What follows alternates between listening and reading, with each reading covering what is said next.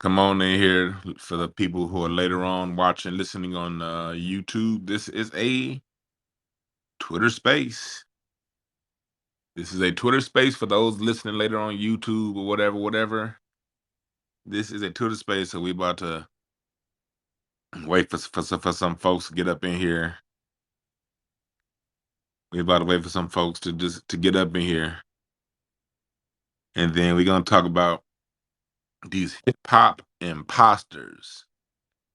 Cats like Drake, cats like Fat Joe, acting like a fat hoe. Drake, this feminine acting punk. Hip hop has been taken over by losers, by weirdos, and by dudes that still drink warm milk with two hands. That's what hip hop has been taken over by. So we about to talk about that now. I'm just waiting on a few more people to come up in here. Just waiting on a few more people. I originally put the room starting at 9 o'clock. I mean at 10 o'clock. I wanted to move this up because I really ain't doing shit right now. Just rolled a fresh blunt. So hey, but if we're gonna have some more people coming up in here, so I'm waiting for a few more to get in here. But we talking about the hip hop imposters. Just to set the groundwork, what we talking about? Why is this a subject today? On one hand, you have Fat Joe, crying again, talking about Twitter is not real. Fat Joe says Twitter isn't real, and he gets nothing but love out there on them streets, and and he's talking about at the same time he had another video where he's talking about um, growing up in basically a black neighborhood, him being the only Latino in a black neighborhood. But at the same time turn around talking about the Latino influence on hip hop. So how can you grow up in a black neighborhood and you're the only Latino there, and you the one, your cousin, he said his brother or whatever, his big brother was carrying crates for Coke LaRock. That meant you was Coke LaRock's slave, homeboy. That don't mean y'all equal. It meant that you was his slave.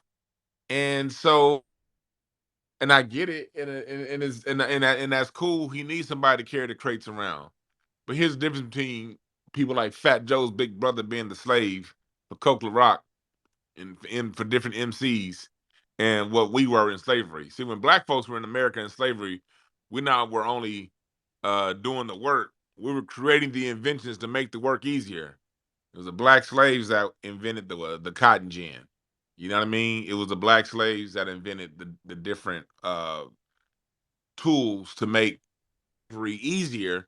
And then through inventing tools to make slavery easier on us, white folks like Eli Whitney and all them punk ass motherfuckers took our inventions and patented those inventions because slaves couldn't own inventions. So right off top, we ain't allowing people to take, but well, slave, no. Even during slavery we were an exception, and that's something that we got to make sure that we acknowledge and talk about, bring out. You know what I mean? And so, but with them, when it comes to them supporting what we do, they didn't bring anything to it. They just was there consuming our culture. And that's some things that, we're gonna see Tariq point out in his documentary. And there's also some things you're gonna see in my documentary. I'm ready to go with my documentary short. Right now it's already packaged ready to go, and I'm doing a live stream pay-per-view release event in November. So that'll be coming out with you guys pretty soon. And we need it all, We need uh definitely need Tariq's perspective and him zeroing in on hip hop and the creation of hip hop itself. And we also need the point of view of hell. We created their dope shit too. So get ready for both of them coming out. Separate projects. Um and I'll be in his, and hopefully he'll be in mine when I film the full length project. But we about to go ahead and get everything started. I got my first speaker up here. What's up, Breeze? You there? Yeah. What's good, my good brother Dewan B? What's going on? What's Peace, up, man? How you doing, family. brother? Peace, chat. Yo, what I wanted to say is, like I said, as somebody who grew up on the East Coast, I grew up, coming in that period that was after when the beginning of hip hop, the self destruction movement, all that stuff. And one thing I want to say is that during that time of the 90s, going into 93, 94, 95, I wasn't allowed in none of my Latino friends' houses. I wasn't allowed in none of my Caribbean friends' houses. That includes my Haitian brothers and sisters too. I wasn't allowed in your house. You people were allowed to come to my house where my mama had big speakers. My mama had parties my mama always had parties in fucking the neighborhood in Long Island, New York. And I always get that people forget Long Island when they're doing the whole damn hip hop thing. I wish Tariq and I wish you would reach out and touch out to Long Island because the God MC Rakim, he come from Long Island. You know, we on Long Island, we were just as potent and as part of the movement as the Bronx, Queen. When they were saying money earning Mount Vernon and Boogie Down Bronx, they were saying Strong Island. We were Strong Island. We was Strong Island. The gods and the earth, the nation of the gods and earth, Malachi York and all them motherfuckers was in Long Island at that time. So all the brothers who were standing on their square, that B-boy square that you saw, they were coming from Long Island. And a lot of people tend to forget that. We on Long Island, we kind of get looked at. We was always told we was the sixth borough.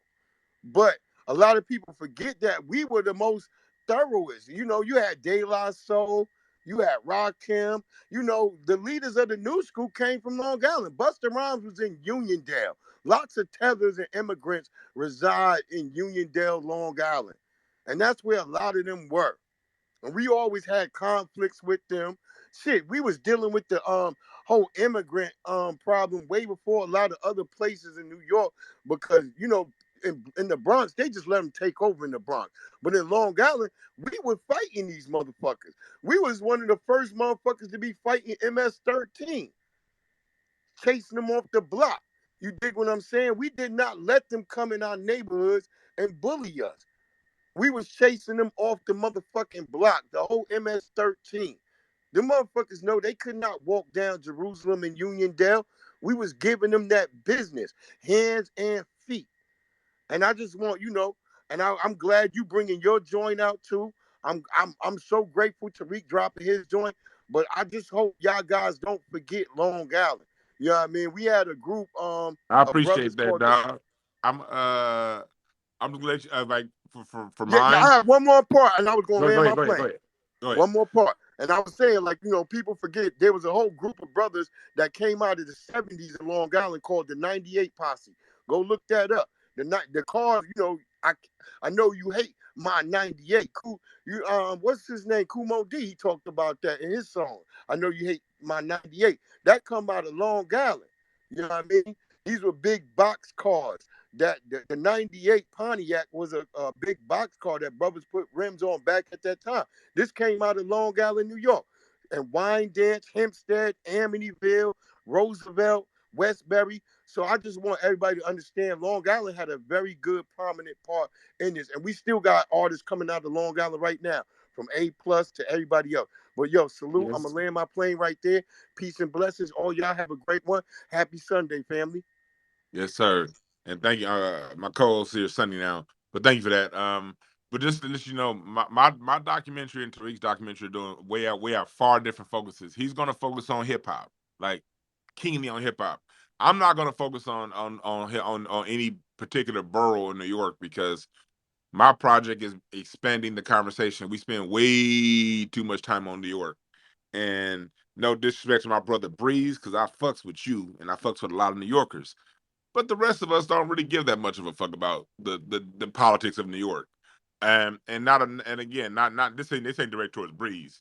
This just overall the overall compass of the conversation. We see it's an island with a fuck ton of people, but you know what I mean. And so what my focus is more so on the Black American wherever we lay our 10 toes in this country, you know. And you know one thing that doesn't get talked about is the Bay Area had a hip hop scene by the time you get to the late 70s, 80s. Detroit had a hip hop scene. LA had a hip hop scene. There are hip hop scenes all across the country as we get into the 80s. And also another perspective I'm bringing out is the fact that, you know, I'd be like, God damn, how long did it take hip hop to get built? Shit. And they say it started in 73. Some people say 71. Either way, it didn't really hit its stride till about 88. Well, versus funk off in 67, 68 with one song. By the time 69 came around, you got a funk artist, and by 72, funk is on a, you know, it only took 5 years for funk to really take off. Disco first song was really 73. By 70, it's the biggest sound in America. And when we create a new sound, that sound takes off within a few years. You know, so when you hear all these other people talking about hip, like Fat Joe talking about something, I was there at the creation of hip hop in the 80s. No, you weren't, nigga. That shit, other black forms were like created, hit their zenith, and fell off by the time you still talking about you created something, Fat Joe. So, you know, yeah, that's really what I wanted to do. I really want to expand the conversation beyond New York because New York, although that maybe have been the genesis, by the time we get 4 or 5 years into hip hop, that was just one of many scenes. And those other scenes talked about too and how they came about. And I can't mention I can't name drop now because I don't have no paperwork signed yet. But I got some legendary West Coast artists that's going to be talking about that point of view. It gained me up when I was talking to them about the different hip hop scenes. So you're not gonna hear that point of view from me. You're gonna hear that shit from some blow the whistle hint hint motherfuckers in my documentary. All right, but Sonny's up in this motherfucker. That's what I've been kind of dragging on, waiting for Sonny to get up here because Sonny, uh, we haven't even got. We were talking about Fat Joe, New York, but I want you to come in and drop the Drake part of it, and then I'm gonna follow your lead uh, from your point of view on Drake. Go ahead, Sonny, if you're around. Yeah. Peace, yo. Shout out to my brother Dwan, man. Shout Yes, out to the sir. rest of the family in the space. Yeah. What's good with you, bro? Man, we over here spending every day correcting this narrative. You did. Man, it's crazy too. We under attack heavy. Um, yeah, it's crazy, man. Yeah, so I'm looking for the clip right now because you know I had the Fat Joe clip lined up, but you you was like, yeah, let's hop on the Drake. No, So no, no, go, no, no, no, no, no, no. Go with the, no. Let's go with it. Let's go with it. If you got the Fat all right, Joe clip lined up, let's go with it. all right, let me play the Fat Joe clip and then we'll flip it to Drake. But yeah, All right, yeah, roll. this is the most recent Fat Joe clip. His interview with Jason Williams. You know, pretty much having his rebuttal to everything that he's hearing across Black Twitter. That's what he called it, Black Twitter. Let me play this clip for the family real quick. I am curious on how you deal with backlash, right? Because I know recently you made some comments paying tribute to Latino pioneers in hip hop, right? Can you just explain to our audience? Give me my Instagram. Give me my phone.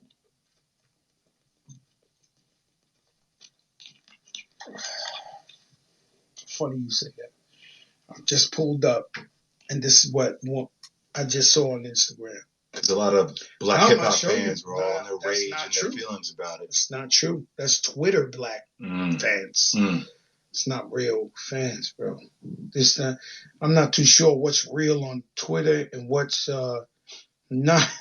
Not okay. The first hip hop movement, Wild Style. That's Charlie Chase down with Crow Crush, one of the first hip hop groups in the world.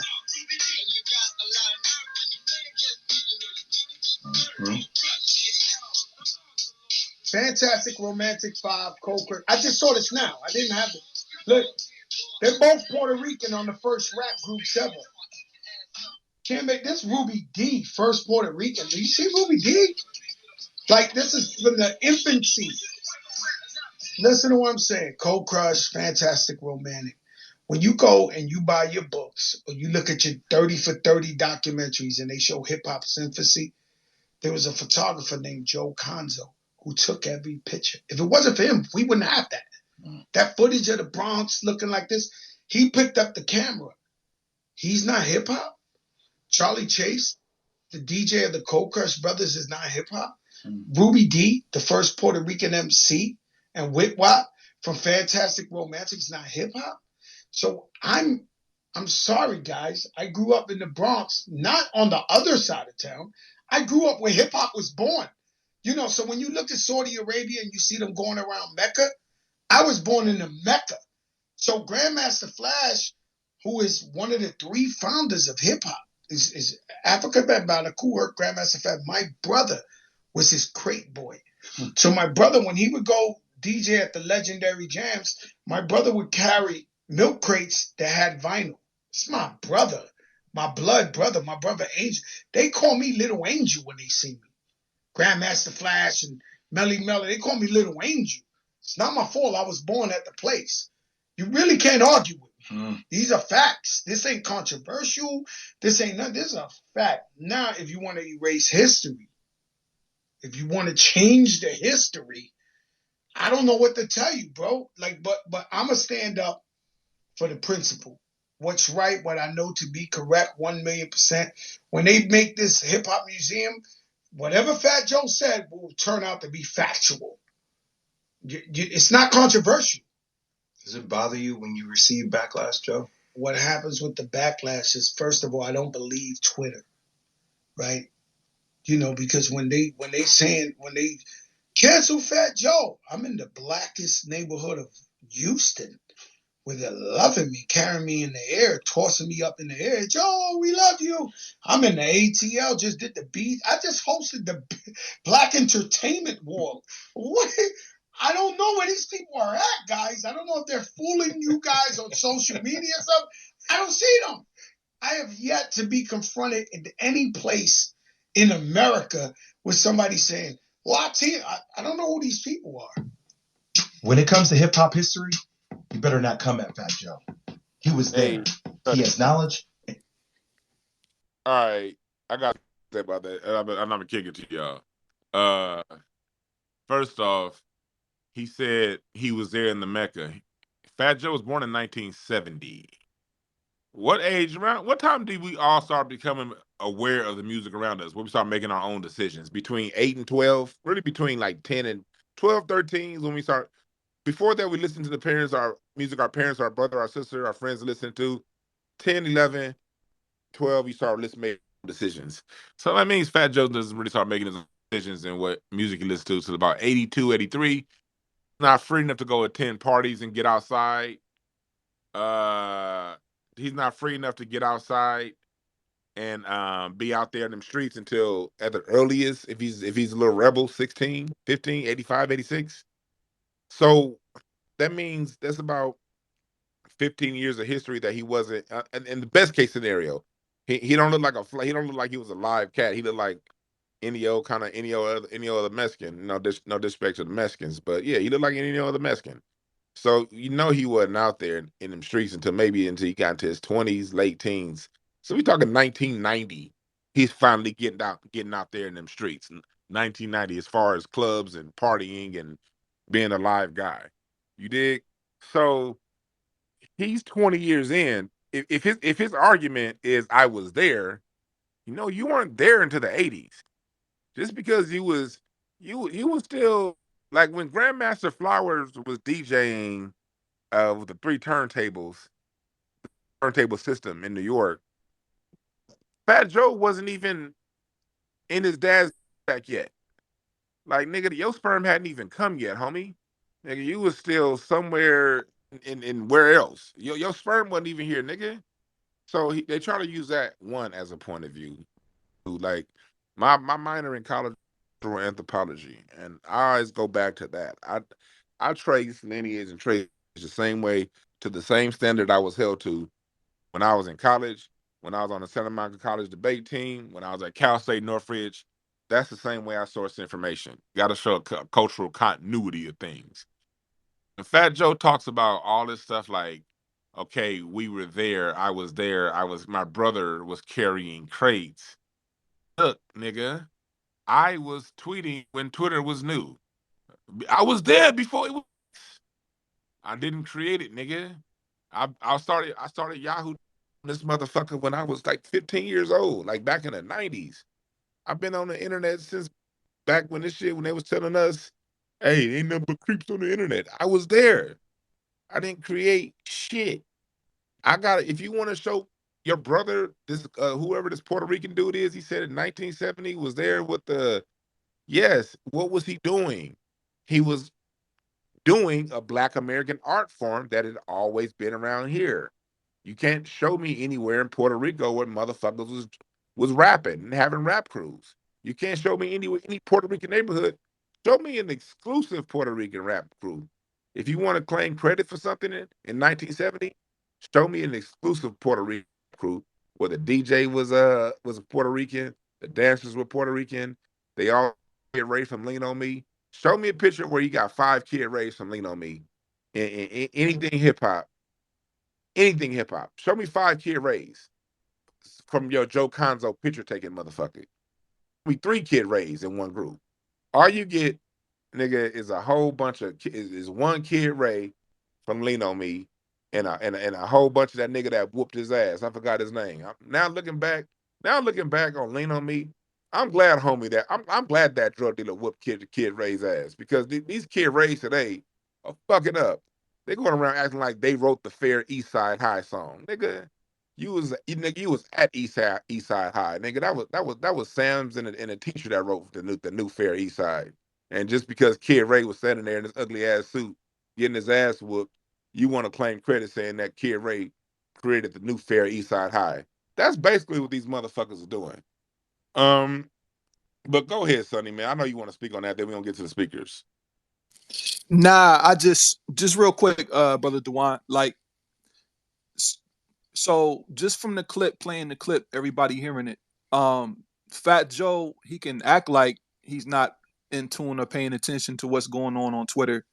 But he's definitely hearing the pushback, amongst everybody from the grassroots side of Twitter, pretty much, calling him out for his bullshit. So, um, yeah, we just going to continue to have the conversation amongst us, continue to call out the bullshit, and prove right and exact history, with whose culture it is and whose culture it's not. So, I'll just leave it right there for now. Yes, sir. I think first up, we had I think it was Willie Dynamite, then Booby. Go ahead, Willie. Yeah, what's happening, Dwan? Sonny, what's good, y'all? Y'all, I know y'all's going. Let's just get the shit out the way. I'm over here in New York City in the Rat Sandwich. I know y'all gonna go there, and you know what I'm saying I'm laying on the subway, and I got a Puerto Rican woman in the bed with me right now. Let's just get all the New York stigmatisms out the fucking way. But on the real side, man, I'm just here trying to support the space. I'm glad I actually caught it. Um, I do have a lot of insight on Fat Joe in particular, even his brother Angel, my uncle, my mother's oldest brother, actually ran with Angel. We all from the same neighborhood, and I even lived on 665 163rd Street and Trinity Avenue. If you actually Google that address, that's right across the street from 560. And my great grandmother used to live on 169th Street in Forest Project. So my family's all through that area. I grew up on Johnson's Barbecue, all of that shit over there. So like I said, I'm just here to support the space, man, and just give y'all brothers some insight, on the certain nuances that might come up in this conversation. And I appreciate y'all for holding the space. Yes, sir. Hey, Willie Dynamite, that profile picture always be making me laugh my ass off. Where the fuck did you find that picture? That's a funny ass picture, Big White dog. I swear to God. Every time I see that shit pop up, I be like, this nigga here. Yeah, well, but just in case you forgot, this racial boat, Dewan. I know you still ain't following me, but it's all good, man. I had to go incognito on them because people be hating on the accounts and all of that. So Oh, I just followed you back. I keep forgetting. You did tell me that before. I forgot. I just followed you yeah, back. yeah, no doubt, brothers. But yeah, I'm just to have a just a little real quick insight. and this is the and believe it or not, what Fat Joe is actually saying about his brother Angel is true. You know what I'm saying? When Flash used to come out there and DJ in 23 Park, like his brother was one of those crate men. He's not lying about that. But the thing is that what he doesn't tell you, particularly about his brother Angel, is and what you got to understand about certain Puerto Ricans in New York City, they have like what I call like the white boy rebellious effect. A lot of times when they don't go particularly when they go against the grain of like particularly of like their family traditions, they usually like just like all other people, all other communities, they just usually run to the black community. And his brother Angel was like the black sheep of his family. He was interested in black women. He hung out with brothers. He didn't really gravitate to the Puerto Rican culture like that. So a lot of these experience that when Black Joe tries to tell you why I'm black, and even when he says that line, well, yeah, listen, I was listening to we was listening to my mother was listening to Gloria Gaynor in the house, and we was listening to I Will Survive. He's talking about his brother, and he's not the part he's not telling you that his brother would get kicked out and shit like that, behind running with the brothers and listening to hip hop and embracing the hip hop culture. So see, he doesn't tell you about the racist part about that story because his parents were very racist. His younger sister is just like that, and he is too. Even when you look at his career, he's put nobody from the foundational Black American community or any black artist on the whole crew, and even the Terror Squad. That name comes from a street crew. You get what I'm saying? So he's not even the originator of the what you would call the Terror Squad. So these are a lot of things that I'm just trying to bring to the conversation that I know, particularly our community and our brothers and sisters who not from New York City and not from the area are completely unaware about. But like I said, I'm just here to give you those little pieces so you can understand why he kind of does the things he does, why he says the things he says, why he acts the way he acts because he tried to coax himself in this I'm black thing when it's convenient. So he's doing the typical two step, and that's what it is, bro. I'm gonna speak 2 step because we did in New York. You guys, since you guys live a lot at the time in the '80s, even though you were segregated, you still lived within a block of another. Here in LA, Mexicans lived over, but before back in the '80s, when the riots came, them motherfuckers came every goddamn where. The riots, them motherfuckers was like on the east side. We was everywhere else, and we didn't really have to be around them like that. Would see them come around, and then whichever one when they did come around, when they started coming into our neighborhood in the '90s, whichever ones acted black sheeps in their family. This is one thing we got to realize, and this let me tell you some information that we used to talk about apology. Um, this is something that the cultural understands, but they never talk about on the news report to the rest of us. The Black American, and this was a study I was doing in college. We're talking 2003, long before the FBA movement. This is long before the reparation. This is 20 years ago, back when Jay-Z was telling us all to spend our money on hoes and clothes, and the fuckboy era of hip hop was in, and all niggas was doing, and it was back when it was vogue to go look for a Puerto Rican or a Latina chick. When niggas was back in them days, niggas was bragging about that. This is them days. We was talking about how in America, the Black American is one of the only few in world history, societies and cultures that maintained its culture and has its own culture as a subdominant society. And it's the only culture in the world that the subculture influences the dominant culture. Now in America, the dominant society, they control the land, the resources, they control the laws, they control every society is run.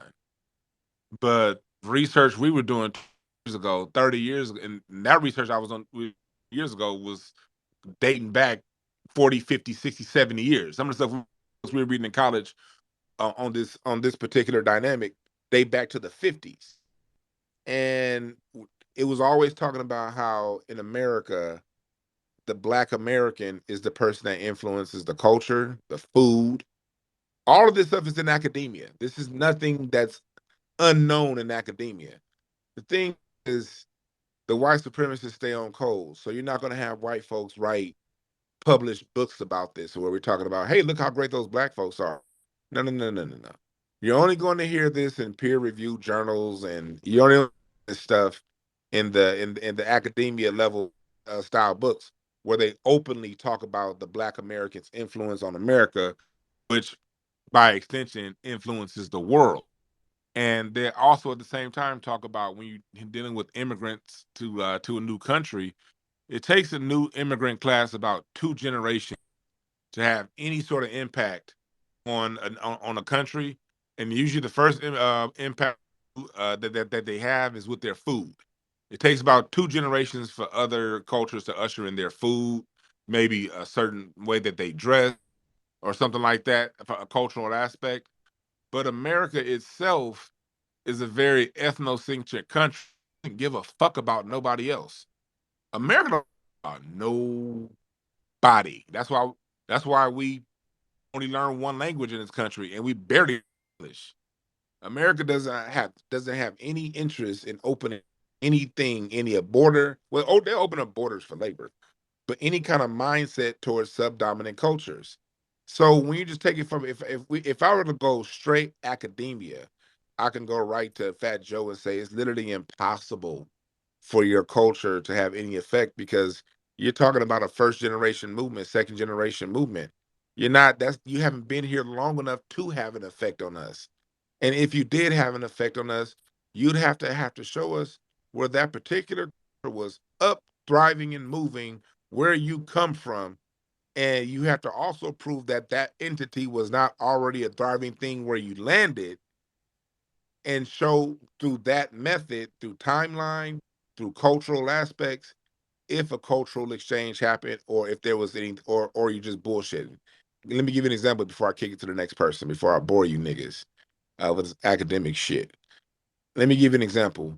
When me as a Black American, when I prove the Black American influence on Latin music and culture, this is how I do it. I say, okay, Latin music, I'll take for instance, it was played in long the phrasing on the horns were long. You didn't use the trumpet, you used the flugelhorn. You weren't using the saxophone for any melodic purpose. You were your music had a different type swing to it. The time signatures were different, oftentimes in 7/8 and 5/4, and those different awkward times. When American influence came, you put down the flugelhorn and you picked up the trumpet. You put down your timbale, all them other hand drums, or you may still have them, but you added a drum set. The drum set is something that was invented by this particular Black man in New Orleans in 1896, and it was a thriving entity within Black America for 30 years, 40 years before it went into Latin culture, and Latins picked up that instrument. They picked up the phrasing from bebop after they ran across Dizzy Gillespie and Charles and Charlie Parker. And according to the forefathers of their music from Machito down to Tito Puente, they all point back to Dizzy Gillespie, Horace Silver, and these Black people as their inspiration. So through that lineage and cultural continuity, I was able to show that was thriving in America, that did not exist where you were. Then once it interacted with where you were, you picked up the instrumentation, you picked up the phrasing, you picked up the harmony, you picked up the melodies. And if I'm lying, show me them phrasing, harmonies, and melodies in your music before you interacted with Dizzy Gillespie. That's a proved Black American cultural dominance. I'm not saying look, I live here in LA, nigga, and I was even I lived off Crenshaw. I can't tell y'all what Crenshaw Mafia was doing just because I lived on just because I off Crenshaw. I don't know what them niggas was doing. I was yes, I was there, nigga, but no, I was something else. I can't prove shit just because I was there.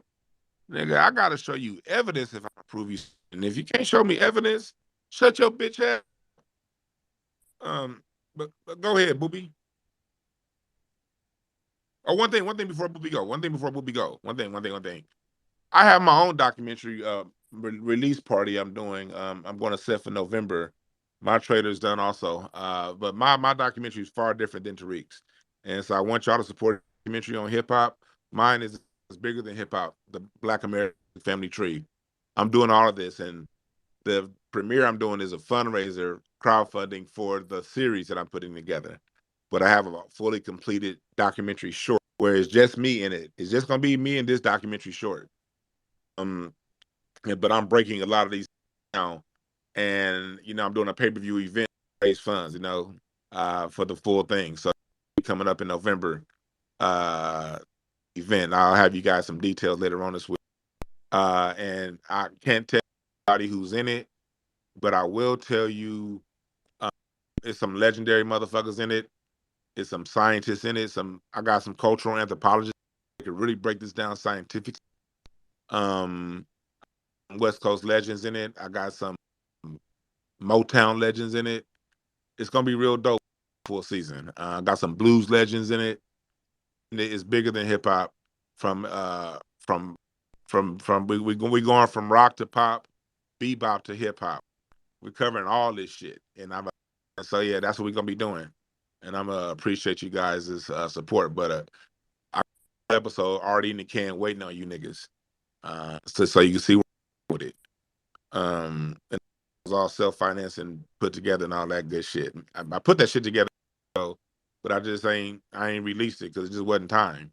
But now it's time. So next up we got Sunny, or we can go right to Boopy.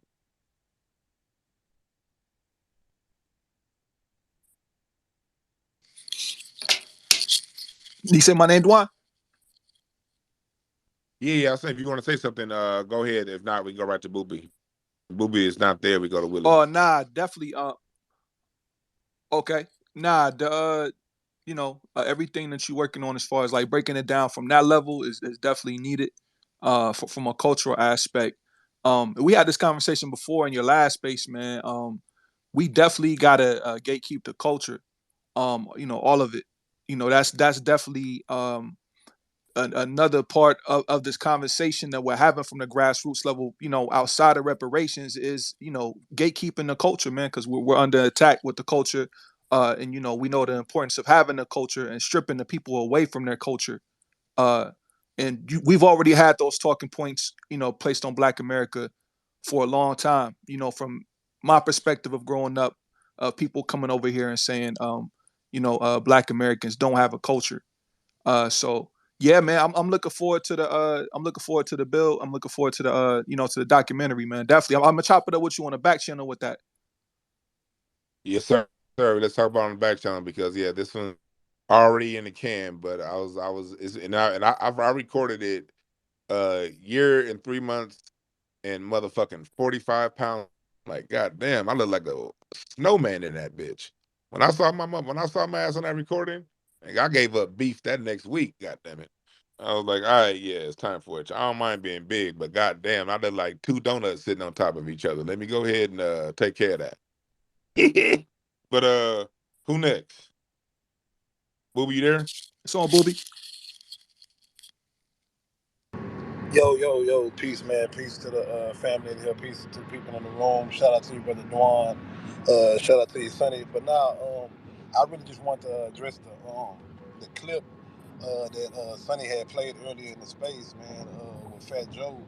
He kept speaking about emphasis of hip hop and shit like that, and he brought up a artist named Ruby D. And I just really want to play this clip real quick. I want to play this clip real quick. It ain't gonna be long, real quick. In the early days, there was a rhyme. He said, I'm MC Ruby D, a Puerto Rican. You might think I'm black by the way that I'm speaking. Everybody knew that. In the early days, there was a rhyme. He said, I'm MC Ruby D, a Puerto Rican. You might think I'm black by the way that I'm speaking. Everybody knew that.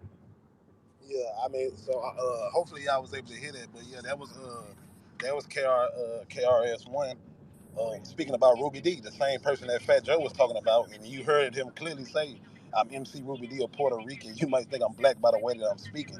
So if you're talking about emphasis and you bring it up a nigga like Ruby D, and then you hear him say lines like that, I mean, you know what I mean? Your argument is mute.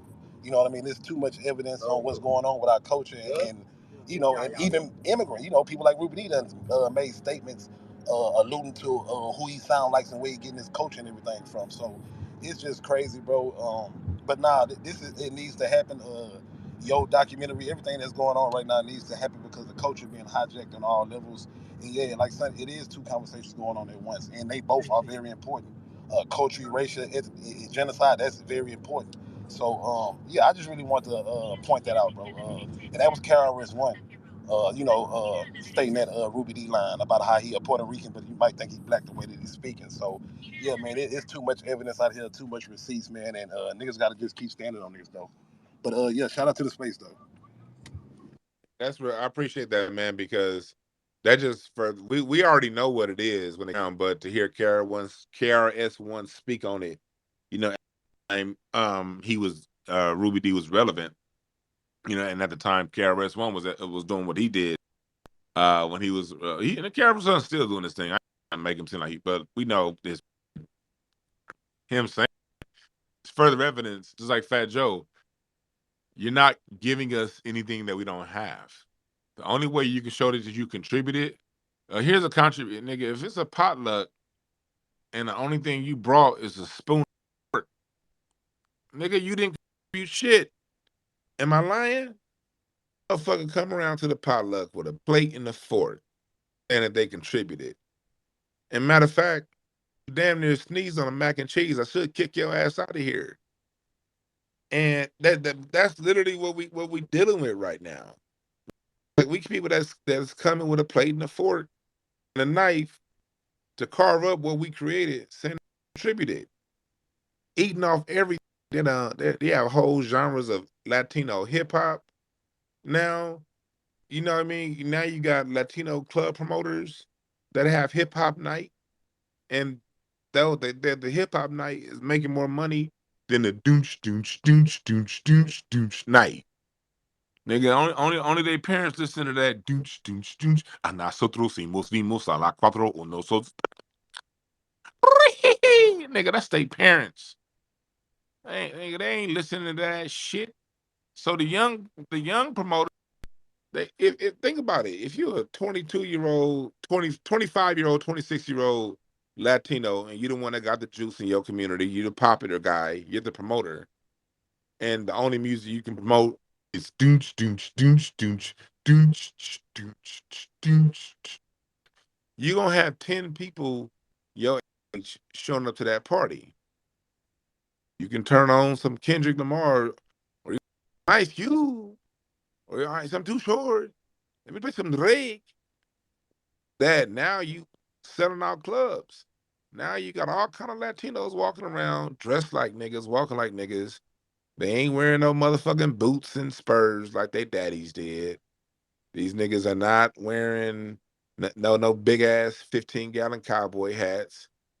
And they're not rolling their R's talking about brrr, they ain't doing none of that shit. Matter of fact, they can't even barely speak Spanish. Just listen, if you're gonna tell the whole truth, most of these motherfuckers can't even speak Spanish. Out here in LA, they got this jumble form of Spanglish. And I found out the wrong way when I was in high school.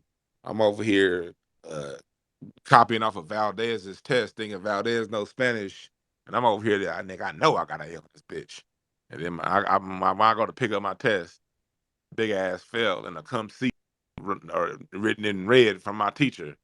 Like the one I know you smart, but don't cheat off this. That motherfucker don't know Spanish. And that's what we dealing with out here. We dealing with Mexicans and Latinos out here. When they get a job, $8,000 more a year. When I worked in mental health, you 50,000 or 40,000 caseworker, but if you speak Spanish, you get 48. And these niggas is getting these bonuses for speaking Spanish and can't even speak no goddamn Spanish. So that's what we dealing with out here. But Dynamite, you got your hand up. Go ahead, brother. And Breeze, go ahead and mute yourself, my man. Go ahead, Willie Dynamite. Sorry about that. Yeah, Dwan, I just wanted to piggyback off something that you was mentioning about the timbales and the the congas and the drum kick earlier, which is actually what a lot of these contrarians are using as an argument, and I just wanted to present that to the family so you could counteract this argument.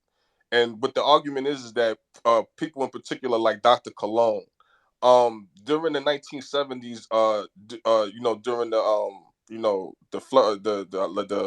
the the flourishment of hip hop.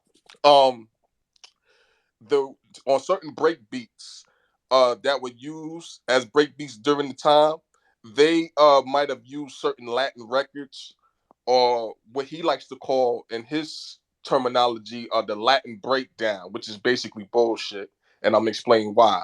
Because he likes to say that that these particular break beats or certain break beats were heavy with the timbales and the conga drums, which we all know comes from Africa, which they also try to use to tie themselves to blackness. I'm talking about these Puerto Ricans who make this argument up. But anywho, when we look at the modern day drum kit or drum set, we know that's foundational Black American invention through and through. But also, when you look at break beats, that is the commonality between all break beats is the drum kit. There's in every single break beat, there's the drum kit. You hear it, the snare, the kick bass, the cymbals, and the hi hat. So you hear that in every single break beat, but you do not hear the timbales in every break beat. You do not hear the congas in every break beat. So I just wanted to to bring that to the forefront because this is a argument we all want to hear. So I just wanted to prepare the family Hey, for that. I don't want to cut you off, but you got me over here seething right now. Preach, y'all. As y'all know, I'm a self-taught teacher myself at the age of 14. I played in drum, and I played in church for 20 years, and that's where the real music happens is in church. Yeah, I played in Hollywood. Music happens in church, nigga. No mistake about it. To a break. This is the essential break. Snare, either a pinched cymbal break, hi-hat, and kick. But the snare is essential because the snare provides the accent, the defined mark where the music stops. Without the snare in there, if you notice, when people this is what DJs don't understand. When they process music through a computer or if they mix in music and they come with these breaks. We hear someone break, say with a record, um, an example would be a recorded example would be uh Meet Me at the remix version. Um what that song Wifey. On that song Wifey. There's a few parts in that song where there's a break.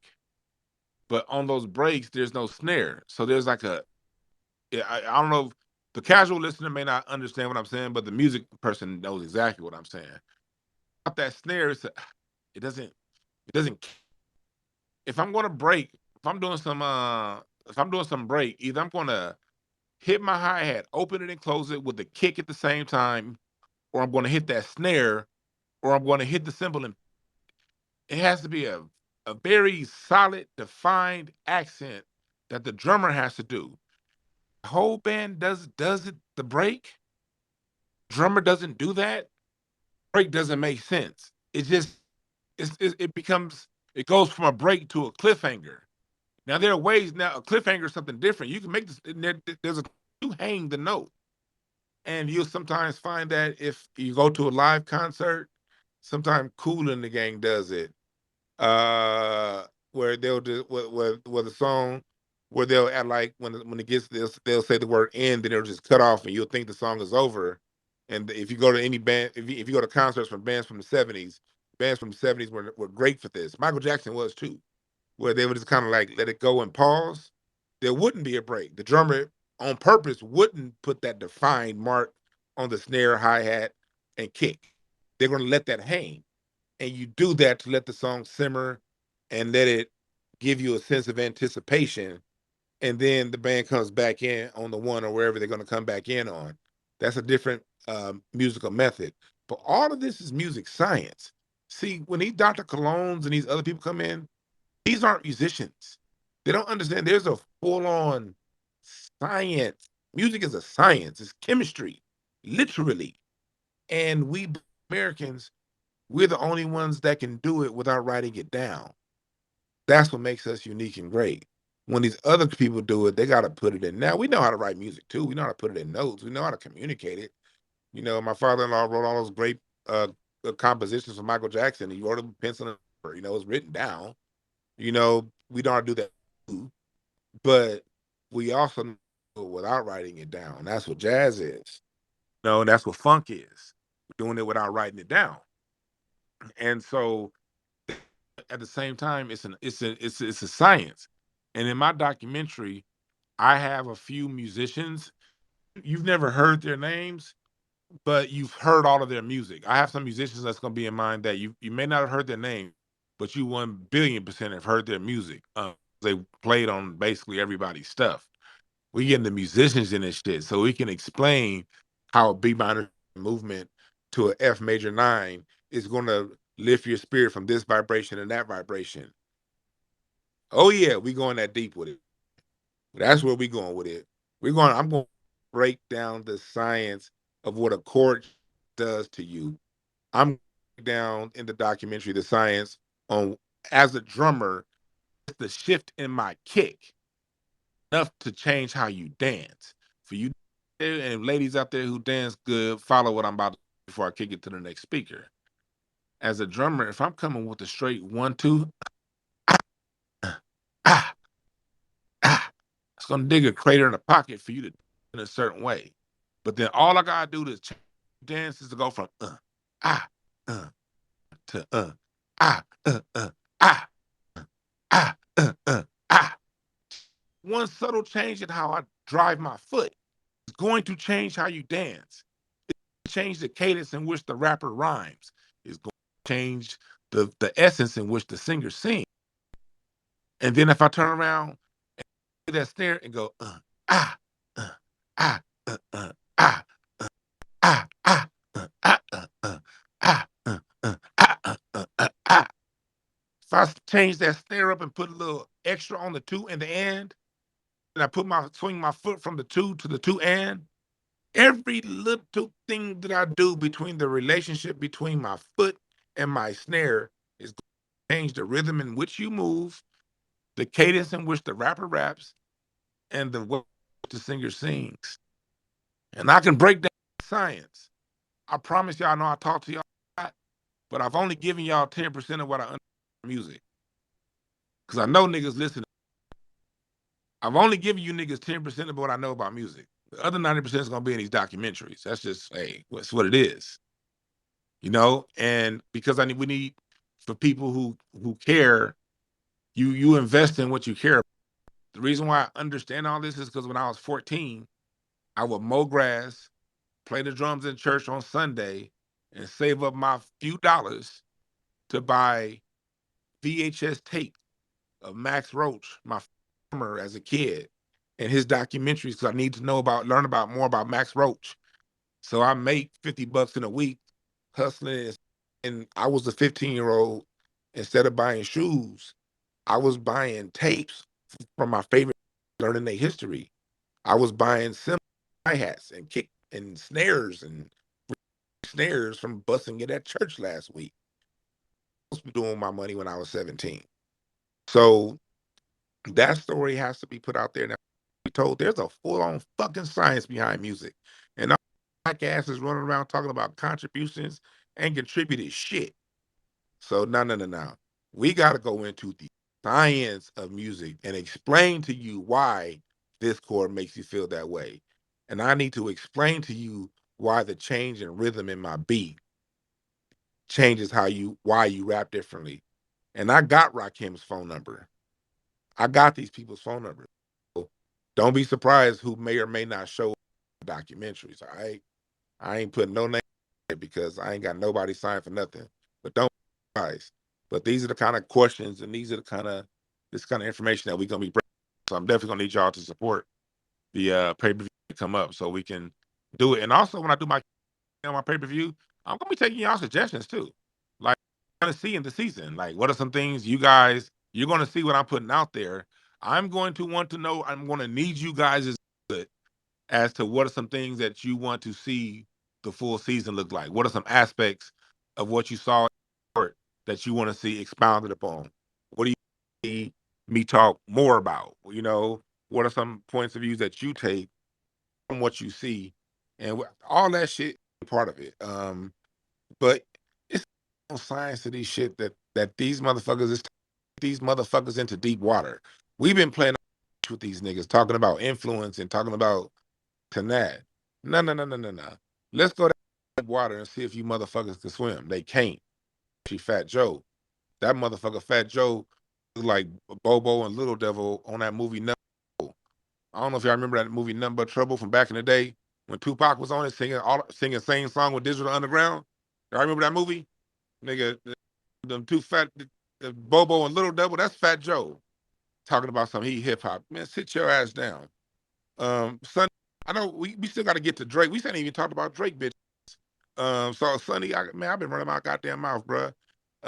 Jump on in and we can keep it on. Then we'll get to some speakers. But go ahead, Sonny. So what you gotta say? We'll get to Breeze and then we'll get on to whatever's next. Yeah, definitely, man. Definitely. So, like, the other part of this space, right? And this is what I seen. This is what I was going to, crank up on and, had a conversation about was the Joe Budden and Drake thing. Now, my thing is that, Wait, before you go to Joe Budden and Drake, Breeze, if you got something that real quick to say about what we just finished off on, if you want to tie a bow on what we just said, Breeze, I saw your hand up. My bad, Sonny. But before we go there, if you just say a real quick say about before Sonny goes ahead.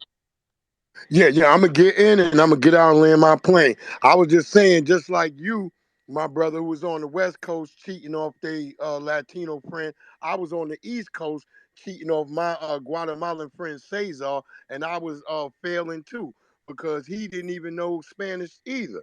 So what you saying about them not really even knowing Spanish, that's what I was facing here on the East Coast as well, as I was cheating off my friend. So when my teacher was singing Saludos, Saludos, Salinas, I didn't know exactly what it was, something about welcome to my friends or some shit, but I didn't even know. So it's the same thing. I was over here failing too, cheating off a Latino person. And I'm gonna land my plane. That's right. Oh, the only thing they know how to do is roll their R's. Them motherfuckers be fake Spanish. But go ahead, Sonny. Nah, that is a fact though, because I'm down here in Orlando, Florida, man, and they definitely the more they've been here, the longer the generations have been. This is since they've been in this country, they definitely are not speaking Spanish like that. But it's crazy because I know people personally, that was affected coming out of the pandemic, because when the pandemic had happened, a lot of people were they was told to stay at home and this and that. But coming back to work, coming out of the pandemic, I know a lot of Black Americans that were affected by certain jobs, because their jobs were saying, hey, we're switching and we're moving toward and geared more towards, Spanish speaking employees. So I know a lot of people that was boxed out, and wasn't able to come back to their job, after the pandemic happened, and a lot of these people were, they learning off the wing too. They not even speaking Spanish like the brother Breeze just said. So yeah, that was definitely a great solid point. To the Drake thing, for anybody, it's crazy, man, because let me just backpedal real quick. It's a lot of people on Twitter, and like the guy I got in the jumbotron, this the dude Brolic Cam or Brolic Arm, my bad. I sent him to space and a few other people to space, who are pushing back, and they want Latino recognition, and they saying that they was here and this and that. I really would love for these people to be in a space, Dwan. I don't, that way we could actually have a conversation with these people. It shouldn't, these people got to start pulling up in the space, man, and standing on their square. I would love to, bruh. I would love that, bruh. Yeah, you 100. We need to have these conversations, and have them in there, because what they generally do is they either don't want to speak to us, or they're going to find a Black person who, one, doesn't know any better, two, professional white ass kissers too. See, these people are all professional white ass kissers, the Jamaicans, Latinos, and the niggas speak to. So, recognize their own kind. You recognize your brother, just like we all recognize each other in here. We all recognize each other from having 2 followers, 2,000 followers, to 100,000 followers. We recognize each other in there because you recognize who you are. You know what I mean? So these motherfuckers, these professional white ass kissers know how to find a black professional white ass kisser who either know the history, or if he do, he gonna be too professionally white interested to say something about it. You know? So they know who to talk to. And you guys understand, going back to something Fat Joe said, said that when it goes into what I'm saying, it's gonna be proven when it goes into the Hip Hop History Museum. How does he know to say that so confidently? That confidently. It's because the people that's putting the History Museum are the ones funding him to be out there talking. It ain't no. When's the last time Fat Joe had a hot song? The fuck is he in our mouth? Why is he in our face? Oh, who is Fat Joe managed by? Ah, everybody's favorite plug and play rapper, Jay Rockefeller. Why they keep showing up? That is some fuckery. Why run Rockefeller? She the police. Oh, the head of Rockefeller is the police. Known and Fat Joe was out. So Rockefeller is tied to who? The nation? Okay. Yeah. So tells you right there who has Fat Joe's in the streets, right? We didn't ask for him. Since when did Fat Joe become more popular amongst the people of than Ludacris?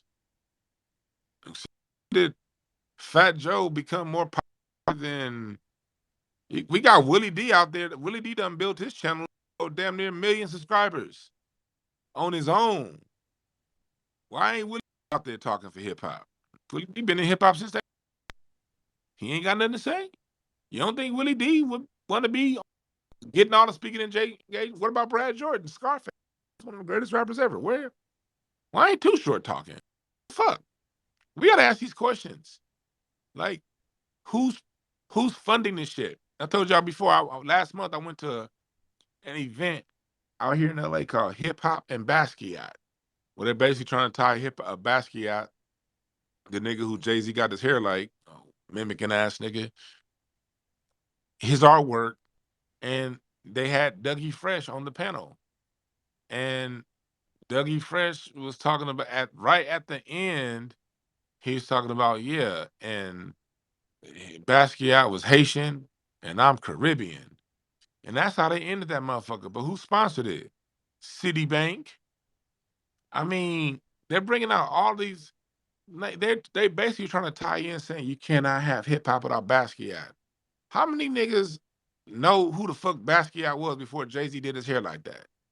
Or even cared to pay attention to a Basquiat speaker? Picture or whatever. This is what they doing, Sonny, with this whole goddamn thing when it comes to, them talking about Fat Joe talking about he was there and all this shit. Man, these motherfuckers is wild, dog. But go ahead, Sonny. Nah, you're right, and it's like even with the clip that we played earlier of Fat Joe speaking, it's my thing, man. I don't know if Fat Joe just he's feeling himself way too heavy, way too much. Like he's stating like people ain't nobody come and talk to me, like people are scared to have this conversation with him, or supposed to be scared of him. And he got everybody on Black Twitter blocked. You know what I'm saying? So didn't he say he walk around Houston and it's all good where y'all at, Houston? Yeah, he said a few different cities, like, and this is like, obviously he's feeling guilty for it, and he has a guilty conscience of something because he has a whole Black Twitter block. You know what I'm saying? And it's like, Fat Joe feet got to be held to the fire, and everybody who's backing him and supporting him, they feet got to be held to the fire too. Everybody who's enabling him to say this crazy shit when it comes to our culture, all they feet got to be held to the fire. Because this conversation, I know it's kind of in a vacuum right now when we having a conversation about hip hop, but honestly, this conversation is pretty much about ethnocide and erasure. You know what I'm saying? And like, it start off with hip hop, then to go to foods, then to go to clothing, then to go to history.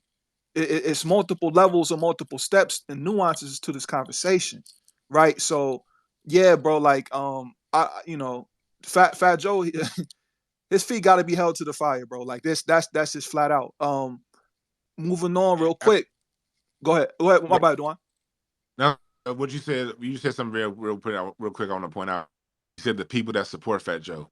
Okay, he has everybody blocked. Okay, cool. Everybody that's supporting Fat Joe or around Fat Joe being quiet, they feet got to be held to the fire too. Guilt by association. The same way they do us. If one nigga shoot, all 9 niggas in that house go to jail. All right, cool. Fat Joe shoot at us. All 9 niggas around him gotta get scrutinized and criticized the same way we would Fat Joe. But go ahead. Yeah, and it's like, yeah, man. Yeah, this is why it's important, man, that we kind of just become our own media. And like, you putting out the documentary, and Tariq coming out with the documentary, everybody dropping different things to combat this narrative, because it's way bigger than that. And just looking at the climate of the country, just with this flux of illegal immigration and things like that, Black America is, we in for a fight. We in for a fight. I don't know where it looks like where y'all at, but I see it, just amongst my neighborhood. You know what I'm saying? Amongst where it was predominantly Black American areas, that are no longer really there. So these next few years, we in for a fight, man. This is about time for us to strap up and get intellectually ready. You know what I'm saying? Studying the culture and standing on our square, because these people are here to replace and erase us. And that's just a fact. Um, Real quick, moving on to the Drake thing. So this is what I wanted to have a conversation with you about, Dwan, because we talk about this a lot. So the Joe Budden and the Drake situation. Let me play this clip real quick, Joe Budden, and then we'll chop it up about it. This is like Yachty rapping. This is like he rapping for the children. And that's my dog, I had to look up how old it was when I finished listening to the album. You are 36. Your birthday is in 20 days. I Googled that too. You are 37 years old. Get the away from some of these younger niggas and stop in these 25-year-olds. I'm listening to the album. You're a 37-year-old billionaire. I get it that you appeal to the world. Of and about Cole, like my shit is happening in reverse. Like with Cole, he used to rap about kid shit. I'm a grown ass, like real Jersey City. I want to hear how you lost your virginity. And then he started to grow up. Mm-hmm. And then the rapping sounded like an adult rapping. I want to hear adult Drake rapping for adult people. No. This is like Yachty rapping. Yeah, that was the clip. Yeah, so Dwan, we had this conversation a lot. You know what I'm saying? Just amongst my spaces, your spaces. We always had this conversation about hip hop, about the growth of hip hop, about how the growth has been stunted, about not allowing artists to grow in the genre, and in the content and the subject matter to grow within the genre. And that doesn't happen amongst any other genre. You know what I'm saying? Like, you still got the Aerosmith, you still got the Eagles, you still got people in rock and roll and things like that are 80 and 90 and 70 years old, still allowing to be on tour, still allowing to drop new music. They still get uplifted, they still get praised and things like that. And I always hated, and I still hate it. You know what I'm saying? That the hip hop is a young man's sport. I still hate that notion. I hate that. It makes my skin crawl every time I hear something like that. Because when we talking about art, we talking about music. It has no age limit to it. Art is art. You know what I'm saying? And and how you package that and how you push that out, it's no age limit to that, right? My thing with Drake is that, first of all, my thing with Joe Budden is a broken clock is right, twice a day. I can't, regardless if you love him or hate him, Joe Budden was 100% right on his subject, because I've never liked Drake, Joe Budden. I mean, Dwan. I never liked Drake. I can't tell you any songs that Drake made off of the radio. You know what I'm saying? I just never could gravitate towards him, man. It was just it came off inorganic and just really simpy. You know what I'm saying? And he never made music to kind of relate to, anything that I could relate to. So I just was never a fan of Drake. You know what I'm saying? But this conversation about Drake is way bigger than Drake, because this is just where hip hop is at right now as a whole. Besides, the few people that you could find and dig underneath underground that I do listen to, I got people that I do listen to, but as a whole, from on the mainstream level, um, hip hop is been stuck because it's still rapping about shit that's not irrelevant to Black America. You know what I'm saying? Like, and me and you talked about this before, man. Like I this saw is the something furthest. hip hop This had a is the first. drop. My bad. Go ahead. I saw something today saying hip hop has had a 40% drop in sales. Cause and effect, brother. But go ahead. Juicy J said that. Juicy J put that tweet out. Yeah. So yeah, but this that we spoke about this before. This is the furthest hip hop has been disconnected from the grassroots. You know what I'm saying? Like, we've always had rappers, and even through music, in general, we had Marvin Gaye. He had an R&B album. He put out What's Going On. He was connected with the grassroots. Aretha Franklin. People always made music to reflect what's really going on in Black America. You know what I'm saying? Like, they talking about Black American wealth being, it's way too much unrealistic shit that's going on in hip hop, bro. It really don't relate.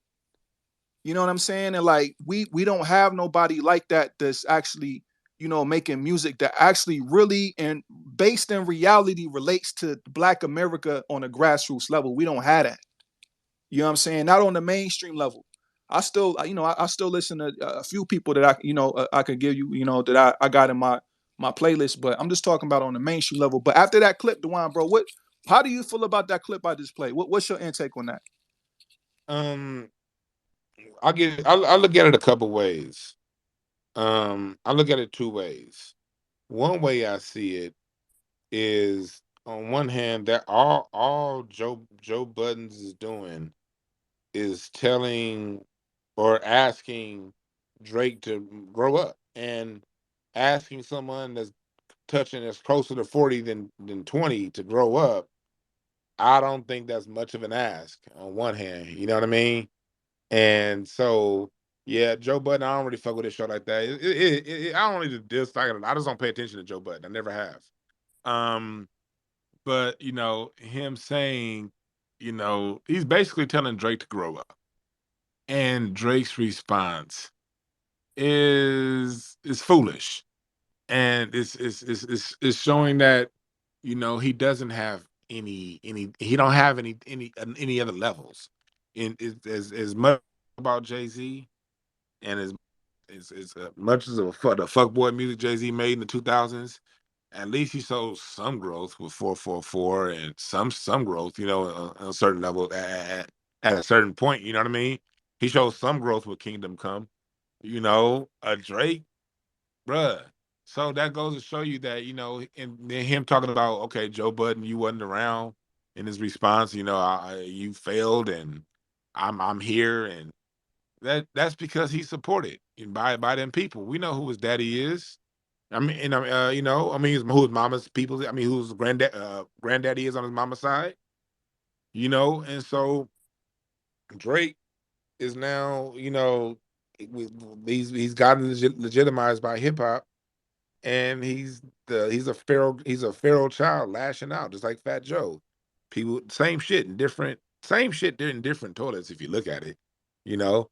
But if you look at what going back to what you said about, like, Joe Budden talking about Drake, Drake, Joe Budden, he's on point with this. What else can I say? Other than he's 100,000% on point.